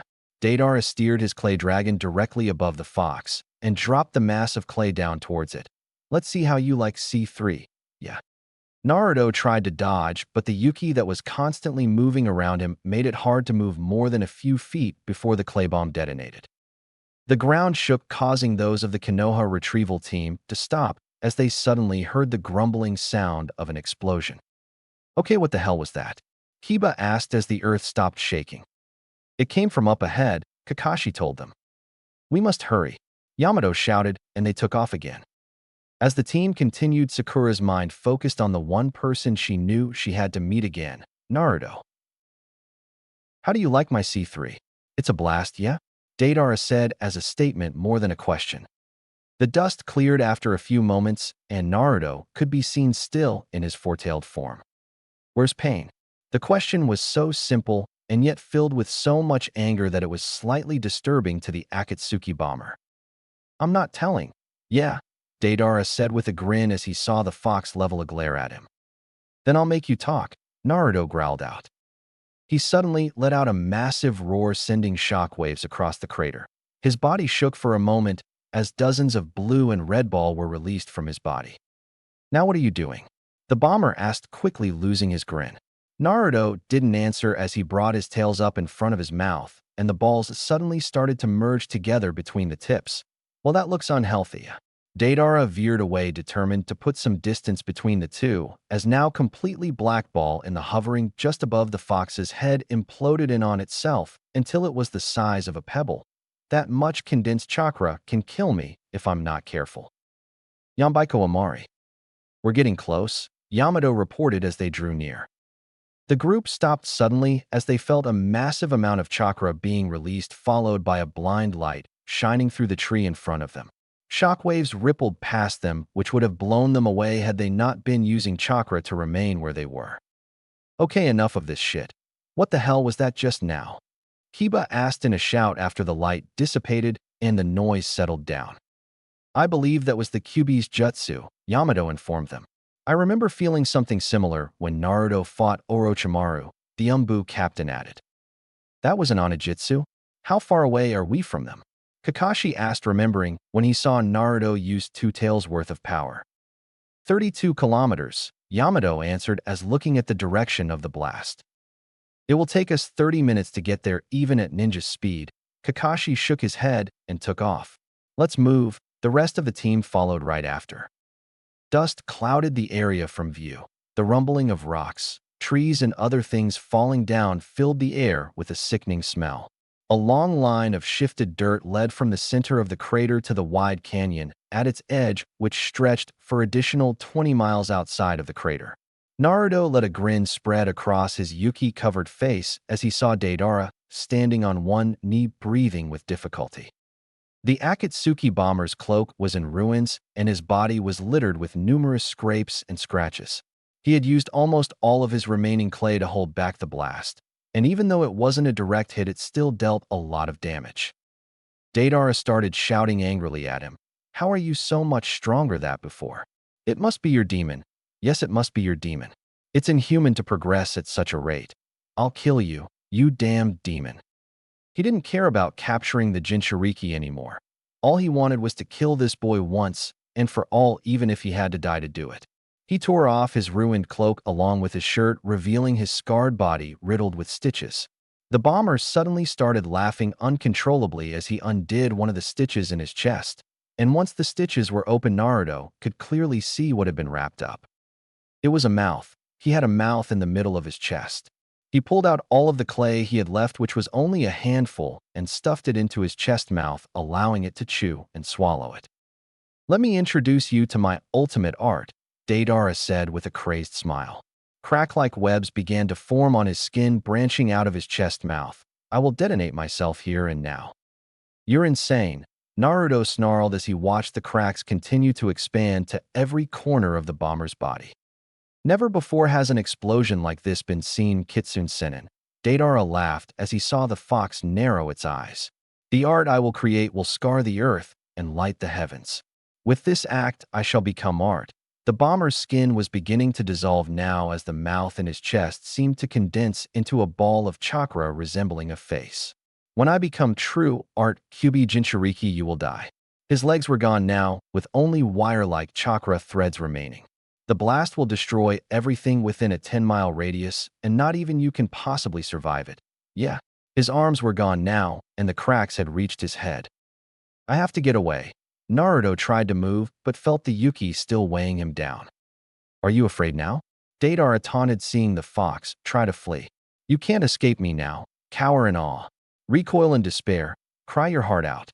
The last of his body had dissolved, and wire chakra threads retracted back to the floating ball of chakra, which seemed to have a smiling face on it. There's not enough time. Naruto's pure white eyes widened in horror as the floating chakra head seemed to glow. Because my art is a blast. The retrieval team stopped again as a massive explosion sent rippling shockwaves across the land. Thankfully, they were still quite a few miles off, so none of them were hurt, but the fact that they could see the explosion even this distance was very discomforting. Now what? Kiba growled. That chakra. It's the same as the Akatsuki member Naruto and I fought back when Kazekage-sama was kidnapped, Kakashi stated, remembering the blonde bomber who appeared to have committed suicide rather than surrender. Once the blast appeared to have died down, the team continued on. Everyone be careful. We don't know what we're walking into. They nodded as one as they closed in on one of their objectives. Ni Yujito had experienced a lot of emotions during her 16 years of life, from angry to happy. One emotion, however, she hadn't felt since she was 6 years old, and that emotion was fear. Fear for someone close to her getting hurt. When she saw the massive explosion, she thought that the worst had happened, and quickly after arriving on the scene found the entire crater covered in smoke and dust. Naruto. She called out using her hands and chakra to amplify her voice, but received no answer. Naruto. She called again, but again got no reply. Her eyes catch a flicker of light from within the dust cloud. She immediately jumps down towards it. Once she was close enough, she was able to identify what it was. Namake's Uzumaki. Naruto lay on his back unconscious. His trench coat wasn't anywhere to be seen, and his clothes were covered in blood, which she identified as his own. She kneeled beside his body and began to channel some chakra into her hands to heal the burnt skin covering his body. Once she was finished, she then bit her thumb and went through a few hand seals before slamming her hand down on the ground. Kuchiyos no Jutsu. The one-tailed cat she had ridden before poofed into existence. Hello, Ray-chan. I need your help with this if you don't mind. The cat princess looked at the two before nodding. Very well, Yujita Dono. There's a town not too far from here. Let's go. Yujito slung Naruto over her shoulder and climbed on the cat. Ray nodded at the directions and took off at high speed away from the still smoking crater. The retrieval team dropped down from the trees and landed near the crater. Kiba sniffed the air and shook his head. I can't smell anyone with the amount of smoke in the air. I cannot see anyone within range of the crater, Niji informed the team as he shut off his Byakugan. Me neither, Hinata added saddened. What could have done this? Tintin asked as she looked over the wide crater with the canyon attached to it. Naruto, Yamato replied simply. Are we talking about the same happy-go-lucky blonde here? Last time I checked, Naruto never did like mindless destruction. Tintin sent him a glare. Yamato shook his head and pointed at the canyon attached to the crater. No, we're talking about the student of the late Jirizuma, who is hunting the man who killed his sensei. They only needed one glance at the canyon to know that Naruto hadn't held anything back. Despite knowing this, however, they couldn't help but fail to match the image they knew of Naruto with the mass destruction around them. There are also traces of chakra from the Akatsuki member we encountered on the Kazekage retrieval mission in the crater. The blast pattern matches with IWA clay bombs, Niji informed them. Is he dead? Kakashi asked in a tone that made it know that he was completely serious. Niji nodded. According to the chakra residue, he was near or in the center of the blast when it occurred. Well, at least he went out with a bang, Tintin joked, lightening the mood. What about Naruto? Kakashi asked, casting a look towards Yamato. The Umbu captain shook his head. He's powered down. I can't track him now. Niji also shook his head. The large amount of chakra in the area is masking everyone's chakra signatures, so I am unable to ascertain his location. Kakashi sighed and nodded.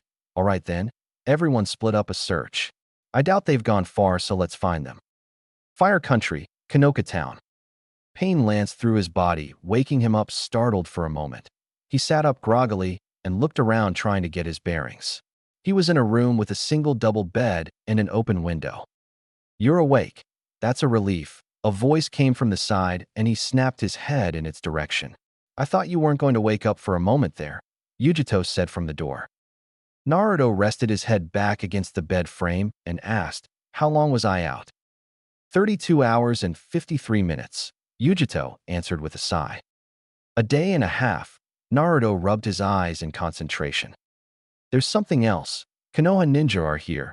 The moment she said that, she had his full attention. What? Why? Asked the Kitsune Sennin with narrowed eyes. They're after us. They've been asking around town for us for the last 2 days. Thankfully, however, they are unable to locate us because of the amount of raw chakra scattered everywhere thanks to our little skirmish with Akatsuki. Yujito told him. How long until the chakra stops masking our signatures? Naruto asked, climbing out of the bed. 6 hours at most, she answered truthfully. Then I think it's about time we left, huh? They both knew it wasn't a suggestion. After putting on his jumpsuit, he asked, Yujito, where's my coat? It was destroyed when you released Kyuubi's power. Mine did the same when I used Nibi's, she told him. Damn. Chapter 12, Fulfilled Promise. Fire country, forest. The newly formed team Hebe jumped from tree to tree towards where the large flashes of light that signified a battle originated from. Sasuke dropped down to the ground floor and pulled out the weapon attack to his back as his eyes turned red and shifted into the Sharingan. What do you want? The Uchiha asked, annoyed as his teammates dropped down beside him. To deliver a message, a plant-like figure emerged from the ground. Itachi is waiting for you, Uchiha, at the old Uchiha hideaway just north of the village, spoke the darker half of the man's face. It could be a trap, Suigetsu mused the idea. He's not lying, Sasuke said with no emotion. His red eyes were still spinning. My Sharingan can tell he's not, the Uchiha stated, and suddenly appeared behind the Akatsuki member in a gust of wind. What? What? Both sides of the plant-like creature exclaimed in surprise as the Kusanagi sword cut through him and cleaved him in half, literally. Your message has been delivered, the Uchiha said without a hint of sympathy. Oh, Sasuke-kun, you're so cool. Karen squealed with delight at seeing the display of strength, or should I say brutality. Sasuke didn't say anything, but motioned for them to continue, and the team started off towards the north. On their way, however, they ran into a little problem. A lone figure shot down in their path and tried to cut the group down. Even though it cleanly missed the initial swing with its weapon, Yugo's arm was still cut like part of his skin was shaved off. Now what? Suigetsu asked in annoyance as he skidded along the ground, clutching the handle of the Kubikiri Hocho, which rested on his shoulder. I cut off your limbs before giving you all a nice long death, Kisame told them as he shouldered his sword. Go, Sasuke. We can deal with this bastard, Suigetsu shouted to him before charging towards his opponent. His sword drawn out as Kisame grinned like a shark about to catch its food. The Uchiha nodded and executed a quick shunshin no jutsu further north. He didn't even bother to cast one glance back towards his team. That's...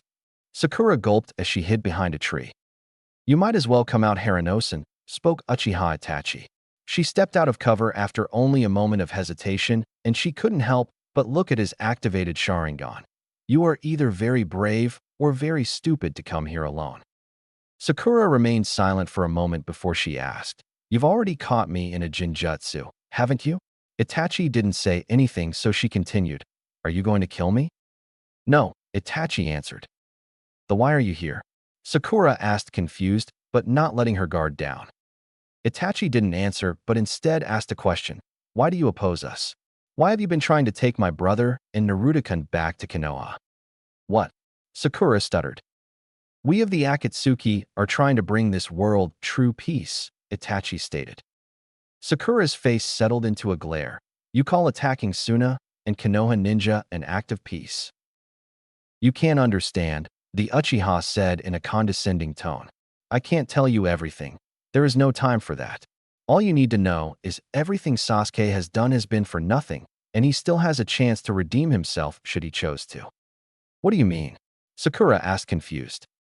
If Sasuke chooses not to redeem himself, then he will attack Konoha and kill everyone in it, Itachi stated, causing the pink-haired Kunoichi's eyes to widen. Can you kill him if need be? He wouldn't do something like that, Sakura said, shaking her head. Then you clearly do not know him, the Uchiha said in a condescending tone. Naruto-kun does not need redeeming. Konoha was in the wrong for what they did to him. Konoha's made some mistakes in the past, but Sakura tried to defend but was cut off. A lot of crimes have been committed for the good of Konoha since its founding. Naruto-kun's exile is just another thing added onto a very long list of crimes done by the village. Itachi interrupted. If Naruto-kun were to return to Konoha, he would be executed for the good of Konoha, just like me. He's nothing like you, Sakura snarled. Oh, Itachi raised an eyebrow and smirked. I believe you are mistaken. Despite Konoha's attempts at controlling him and his strength, Naruto-kun has grew much more powerful in such a short amount of time, just like I did at his age. The Uchiha's features returned to normal as he asked, What would you do if Naruto-kun were to be captured by Konoha and sentenced to death? Surely you realize that is what will happen should he ever be captured by Konoha. Konoha wouldn't. What would you do?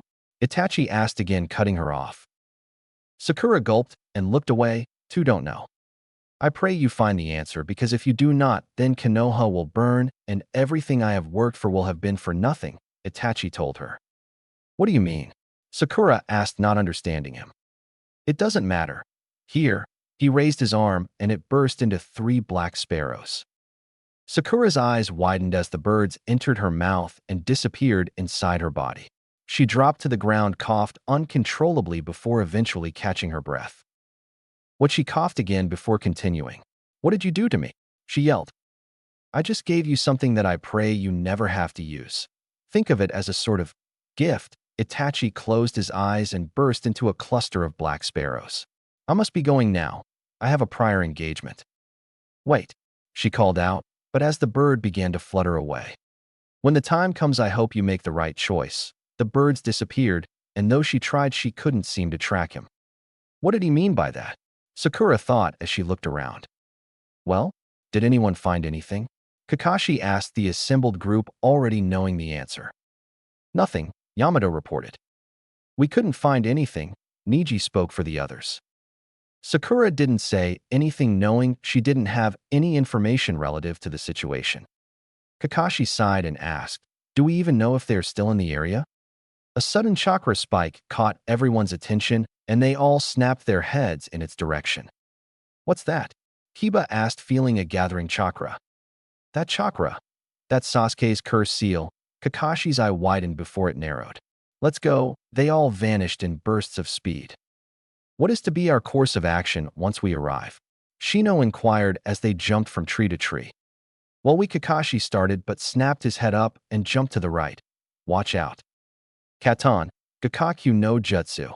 A voice called out as the retrieval team jumped to the side to evade the large blue fireball that descended from the sky. Now what? Yamato muttered under his breath. I'm afraid I cannot let you pass, the attacker stated as he stood on a nearby branch. His Akatsuki cloak fluttered in the wind as he lifted his head, revealing the orange mask he wore on his face. I cannot allow you to interfere. Who is this guy? Kakashi narrowed his eyes as he examined their adversary. Fire Country, Uchiha hideout. Rubble covered the land all around, leaving no room for any kind of natural life to live. The sky had turned a mix between red and black, with thunderstorms raging above, while massive black flames stretched out for miles some distance away. In the center of all this chaos lay 2 brothers, one dead and the other unconscious. This was the scene Naruto flash-stepped himself and Yujito too. They had left earlier that day, intending on getting out of Fire Country, when they felt the massive chakra spikes accompanied by the roar of a Raiton, Kirin, and the black flames of Amaterasu.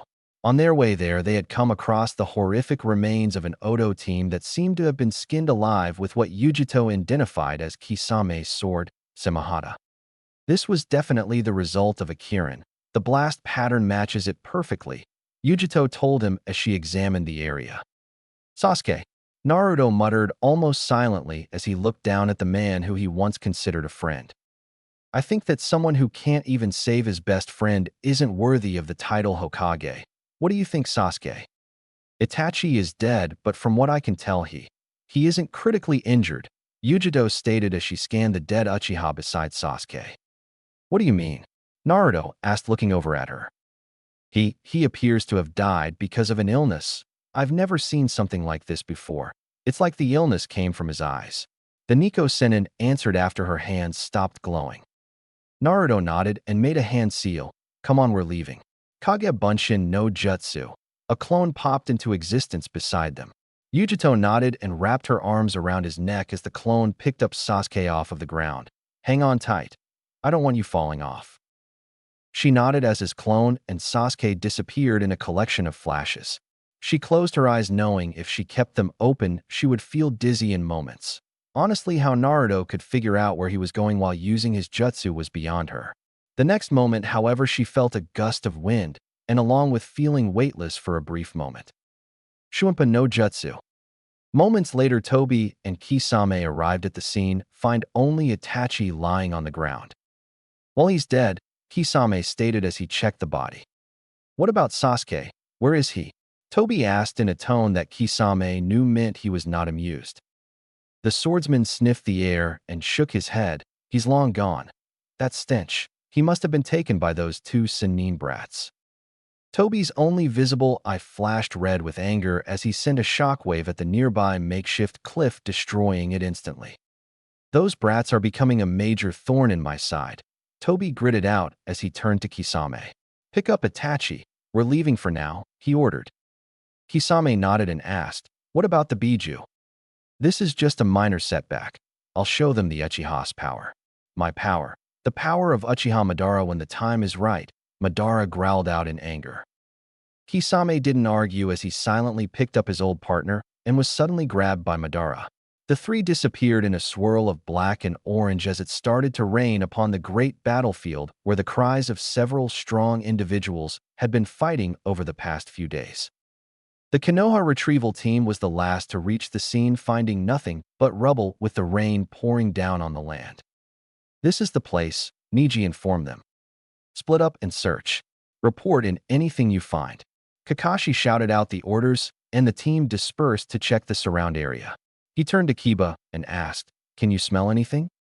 The Inuzuka shook his head as he answered, the rain is wiping away the scents. Kakashi sighed and shook his head, so we're too late. Off at the side, Sakura couldn't help but look down as a single tear slid down her cheek. Sasuke Naruto. All right, we're returning to Konoha. We have no reason to stay out here any longer, the Kapinin said to the group. Fire Country, Dusk Mountain. The next day, Uchiha Sasuke's first emotion as he regained consciousness was one of pain and exhaustion. Every muscle he had was aching from his battle with Itachi, but that didn't matter because he had finally did it. He had finally killed the man responsible for killing his family and achieved his ambition. Tap, tap, tap. He managed to open his eyes and found that he couldn't seem to move. Looking around, he found himself in a small dark room with a closed window shining light in and a door directly in front of him. He tried to move, but found that he was tied to a chair with numerous seals on the ground around him, which he recognized as chakra suppression seals. He tried to pulse his curse seal to free himself, but it didn't seem to respond, and from that moment on he knew something was wrong. If you're trying to use that hickey you got from the snake, then I'm sorry to inform you that it's been destroyed. Sasuke stiffened at the voice, but relaxed as he recognized it. What do you mean, dope? The Uchiha asked, looking over his shoulder. Don't ask me how, but that thing on your neck is gone, Naruto told him, ignoring the dope comment as he stepped out and stood in front of him. It doesn't matter anymore. Itachi is dead. Sasuke trailed off, resting his head back against the chair. And so is your team, Naruto continued. The Uchiha didn't even flinch. They were irrelevant. They were merely a means to an end. He was unprepared for the punch to the face from Naruto as his head was knocked to the side. You stupid bastard. People aren't just some tools for you to use and then discard whenever you want, shouted the Kitsune Sennin as he grabbed the Uchiha by the collar.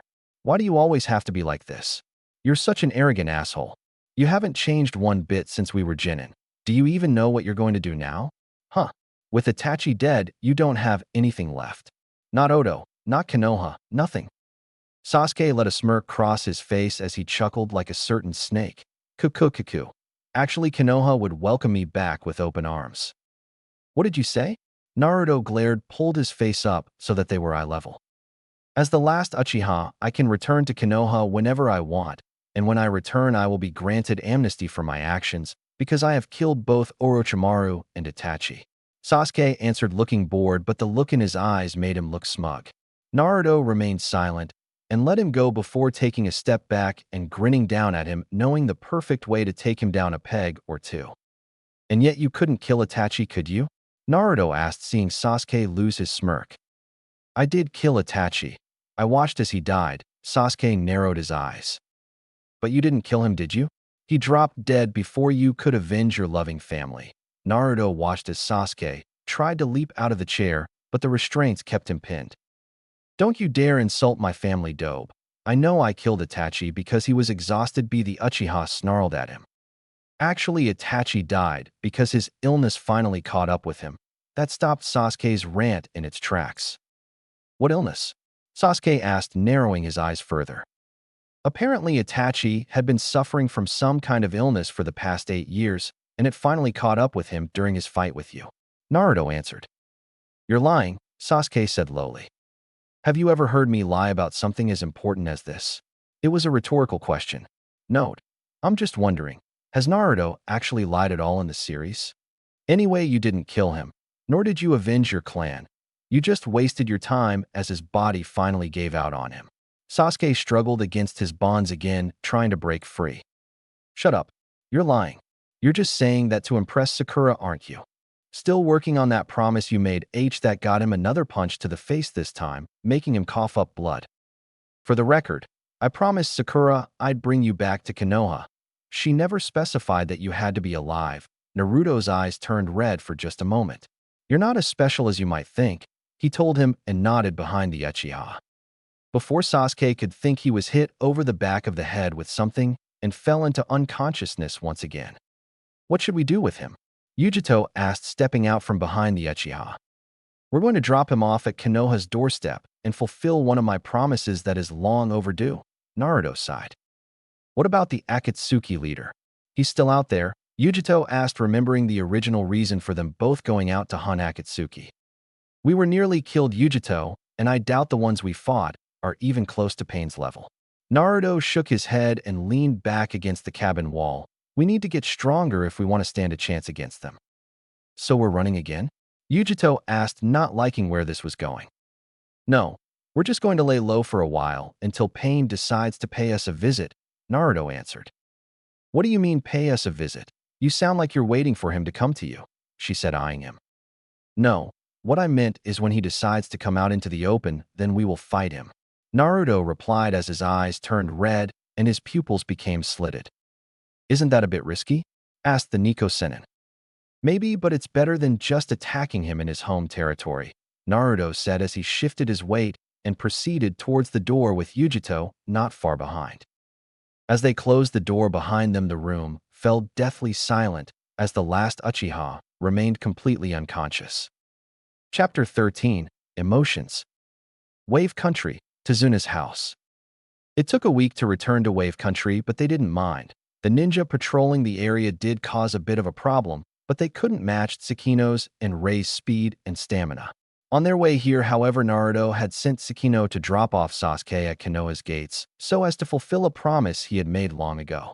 The paws of the horse's-eyed cat and fox seemed to clatter down on the metal of the Great Naruto Bridge even as they reduced their speed. As they passed through the town, many of the folks saw them. They immediately recognized the two and began to cheer, seeing that they had returned.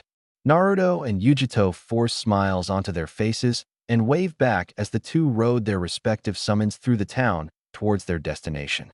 They both felt exhausted from on the move since their little skirmish with the Akatsuki. Thankfully, no one had pursued them, so they didn't have to worry too much about that. Once they arrived at the lakeside house of the town mayor, they were greeted by Tsunami and brought inside. Tsunami left the two to wash up and allowed them to settle back in while she finished the dinner. Fortunately for Inari, they were having beef this time. At dinner, however, things got a little complicated. So you basically had your asses kicked? Tezuna asked bluntly. Father, Tsunami shouted at him indignantly. No, he's right. If we hadn't accessed the power of our respective demons, then we both would have died back there. Naruto shook his head truthfully. He leaned back in his chair and continued, they had us beat, and they knew it. It can't be as bad as you're making it sound, Inari spoke up. I mean, you both won, right? Yujito nodded slightly. Yes, but we barely survived against them, and the ones we fought were nothing but pawns. We need to get stronger and faster, Naruto said as he clenched his fists. Actually, I've been thinking about that, Yujito said, catching his attention. My jutsu, Kaizuki, isn't finished. I still have some work to do on it. What about you? Naruto sat back trying to think of something. I might have something to work on, but I doubt I can finish it in time. It's something I've been thinking about ever since I learned Futon, Daitapa, and mastered the Futon, Raisin Shuriken. That's what shadow clones are for, remember? Asked the Nico Sennin. I mean, they've been good for us so far, so why not now? I suppose. Can you teach me something too? Inari asked, surprising everyone there. Inari. Tsunami trailed off as she caught the look he sent her. But I hate being useless. We always have to ask ninja of other countries to fight for us. I want to be a ninja, but I don't want to join any village, especially Konoha, the preteen stated. Naruto stared at him for a few seconds and then sighed. Are you sure? I mean, the life of a shinobi isn't really easy, and people could end up using your friends and family just to get to you. I know it's selfish, but I just want to protect everyone, Inari answered. All right, come to the training field tomorrow morning, and don't be late, Naruto told him after a moment of thinking. I'll be there, Inari said with a smile. The rest of the dinner passed relatively quietly with everyone just enjoying each other's company. It was moments like this that Yujito couldn't help but smile at. No matter how bad things got or how many problems life seemed to throw at them, it was moments like this that she was thankful for. A single moment of peace where there was no danger, no fear of attack, and no hatred in the world around them. After dinner, the two returned to their room and got changed for bed. They climbed into the same bed and faced away from each other. If you rewind to Chapter 7, then you will realize that Yujito has nightmares because of what happened to her mother and needs to be woken up sometimes. Naruto? Yujito whispered. Yeah? He asked over his shoulder.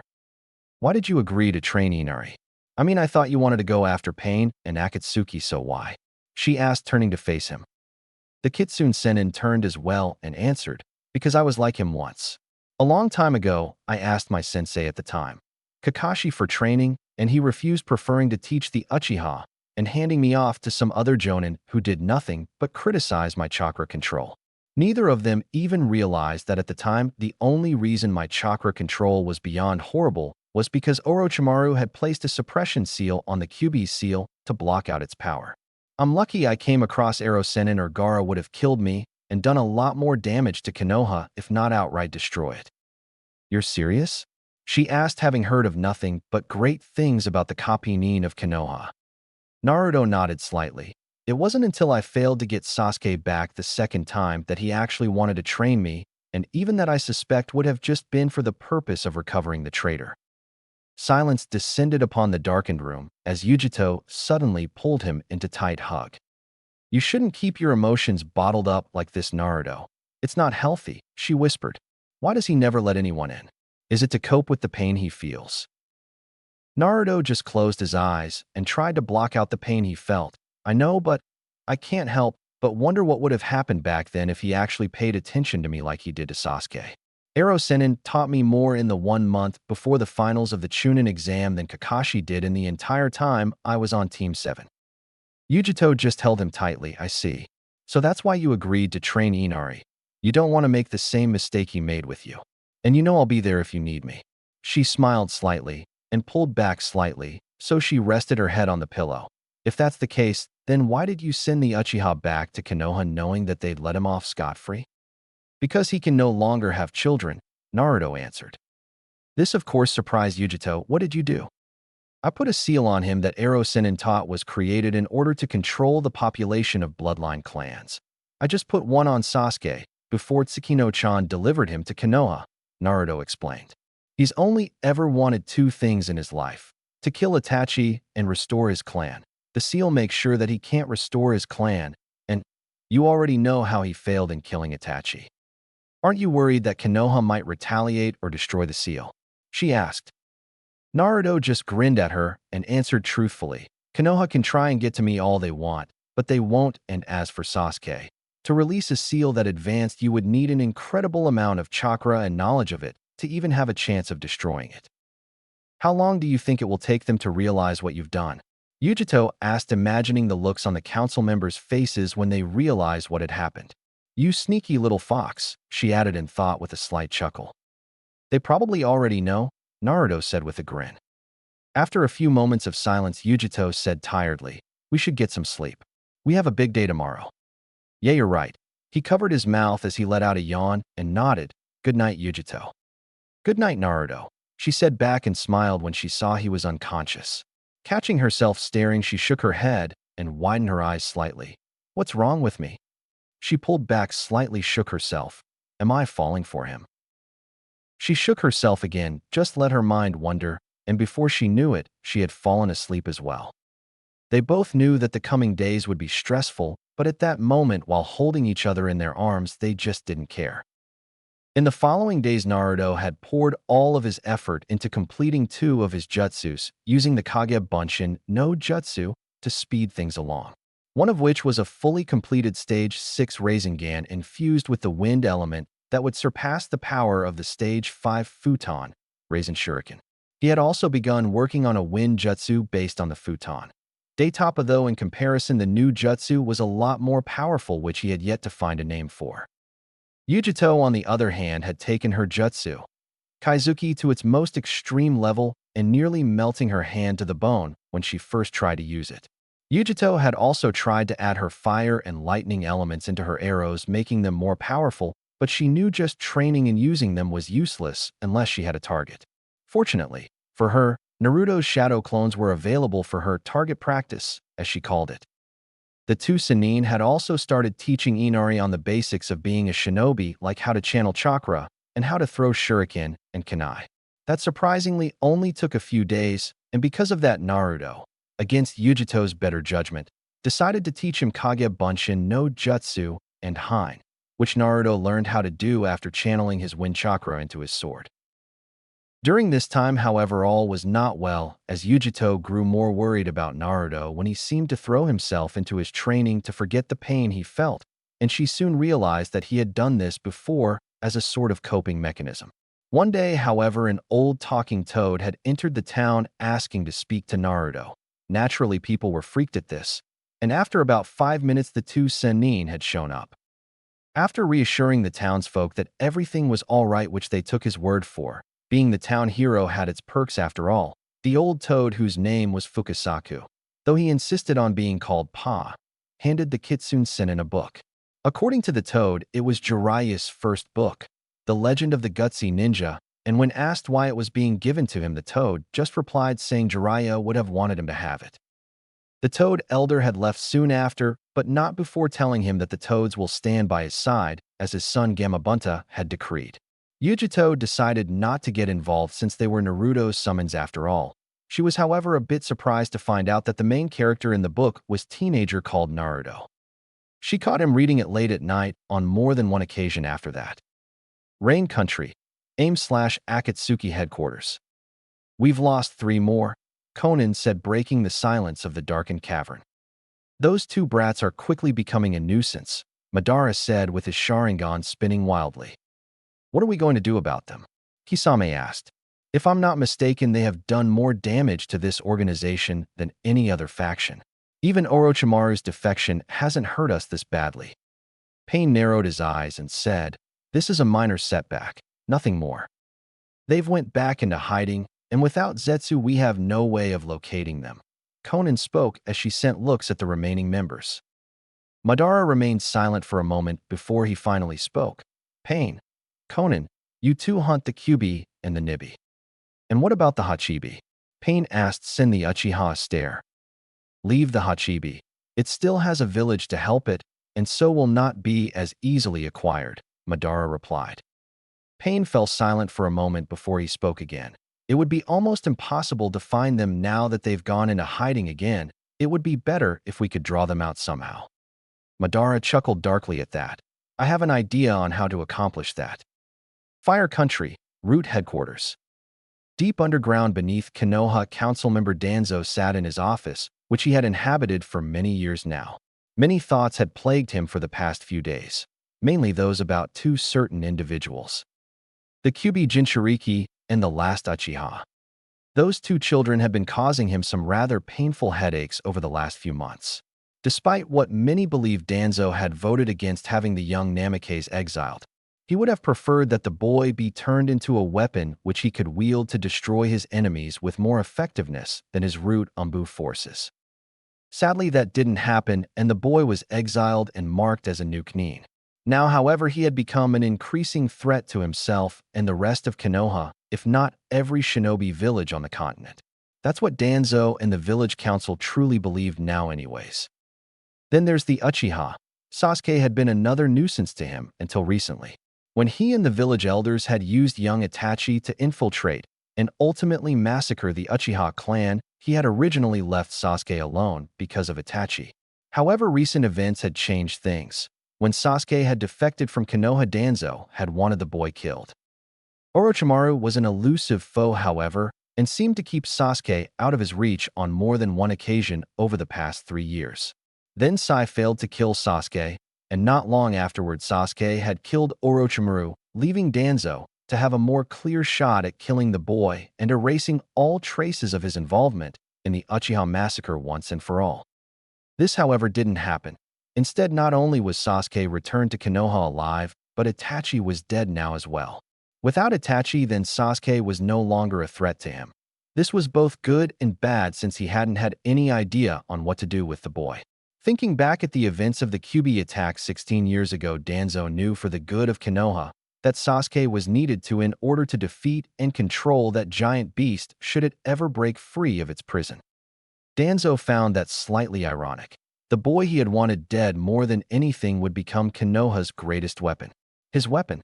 He would do what was needed. He would offer young Sasuke a place in his root forces. True, the boy might be hard to control, but nevertheless he would be an effective tool to use against his enemies. Yes, that's what he would do. Fire Country, Hyuga Compound. At the home of the esteemed Hyuga clan, the Konoha 10, besides Sakura, as they were generally known as, were currently dining. They usually went to these get-togethers once a month, but after recent events it seemed everyone just needed to talk to someone. They all sat around the large table in the dining room talking about the various things that had happened recently. One of which was, "I can't believe them," Tintin shouted, throwing her arms up in disbelief. "Tintin," Niji said, trying to get her to calm down. "Come on, Nejikin. You can't tell me that the council is right in their decision. I mean, come on, after everything the Uchiha has done, they let him go free with nothing more than a slap on the wrist and saying don't do it again. What the hell?" The weapons mistress shouted in outrage. If it were anyone else other than the Uchiha, they would have been executed, but no, not him. He's the last Uchiha. He must be pampered and praised for stealing other people's hard work. "I have to agree with her," Shikamaru spoke up, getting surprised looks from the entire group. "I mean, the council has basically circumvented the Hokage again and managed to get Sasuke free of all charges, while Naruto is still exiled for simply being the jailer of the Kyuubi." Chuji stopped eating the sushi he had on his plate and nodded. "I know what you mean. Almost all of the shinobi are steering clear of Sasuke. The civilians are praising him for killing Orochimaru and Itachi," Niji said, shaking his head. "That is most unyouthful," Lee said as he lowered his head. "I heard from Shizune Sensei, that old council member. Danzo, I think his name, had offered him a job as a part of his route." Ino spoke up. "From what I heard, Danzo wants him to be his personal weapon." "Great." Kiba seemed to growl the word out. "I've heard about him. He's the one Sai works for and the council member my mother mentioned after Naruto was exiled." "Speaking of Naruto, he's been officially marked as a new Nin," Shikamaru said, surprising the group again. "How?" Tintin asked. "Apparently the daimyo acknowledged that Naruto deserted his village and must be dealt with accordingly," the Narai answered. "They didn't do that to the Uchiha when he went to a known traitor who just so happened to have killed the Sandaime Hokage 3 years ago," Tintin said with slight anger. "That's because the council didn't want him marked as a new Nin, and neither did Hokage-sama, because of Naruto and Sakura's feelings on the matter," Shikamaru replied. "How's Sakura-san taking all of this anyway?" Tintin asked, unsure. I don't know really," Ino answered truthfully. Haruno Sakura sat atop the roof of her home, looking out at the setting sun with her legs pulled tightly to her chest. Her vision was clouded by the tears that continued to form and run down her face as she recalled everything that had happened. Naruto had kept his promise to bring Sasuke back since she knew only he could have done so, though the five-tailed fox that carried the traitor was a dead giveaway. But a part of her couldn't help but feel empty. Her mind drifted back to the days in the academy, which felt like a lifetime ago, even though it was only 4 years. She remembered how she was always fighting with Ino over sitting next to Sasuke.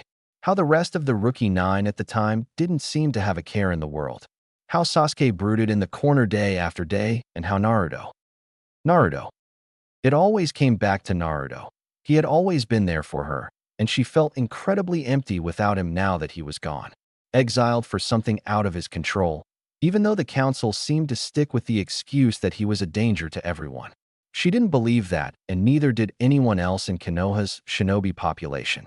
Hell, even the civilians had started to like him, and after his exile, a lot of people were angered at the actions of the council. Her mind drifted back to their days on Team 7. That was funny since she had been doing that a lot lately.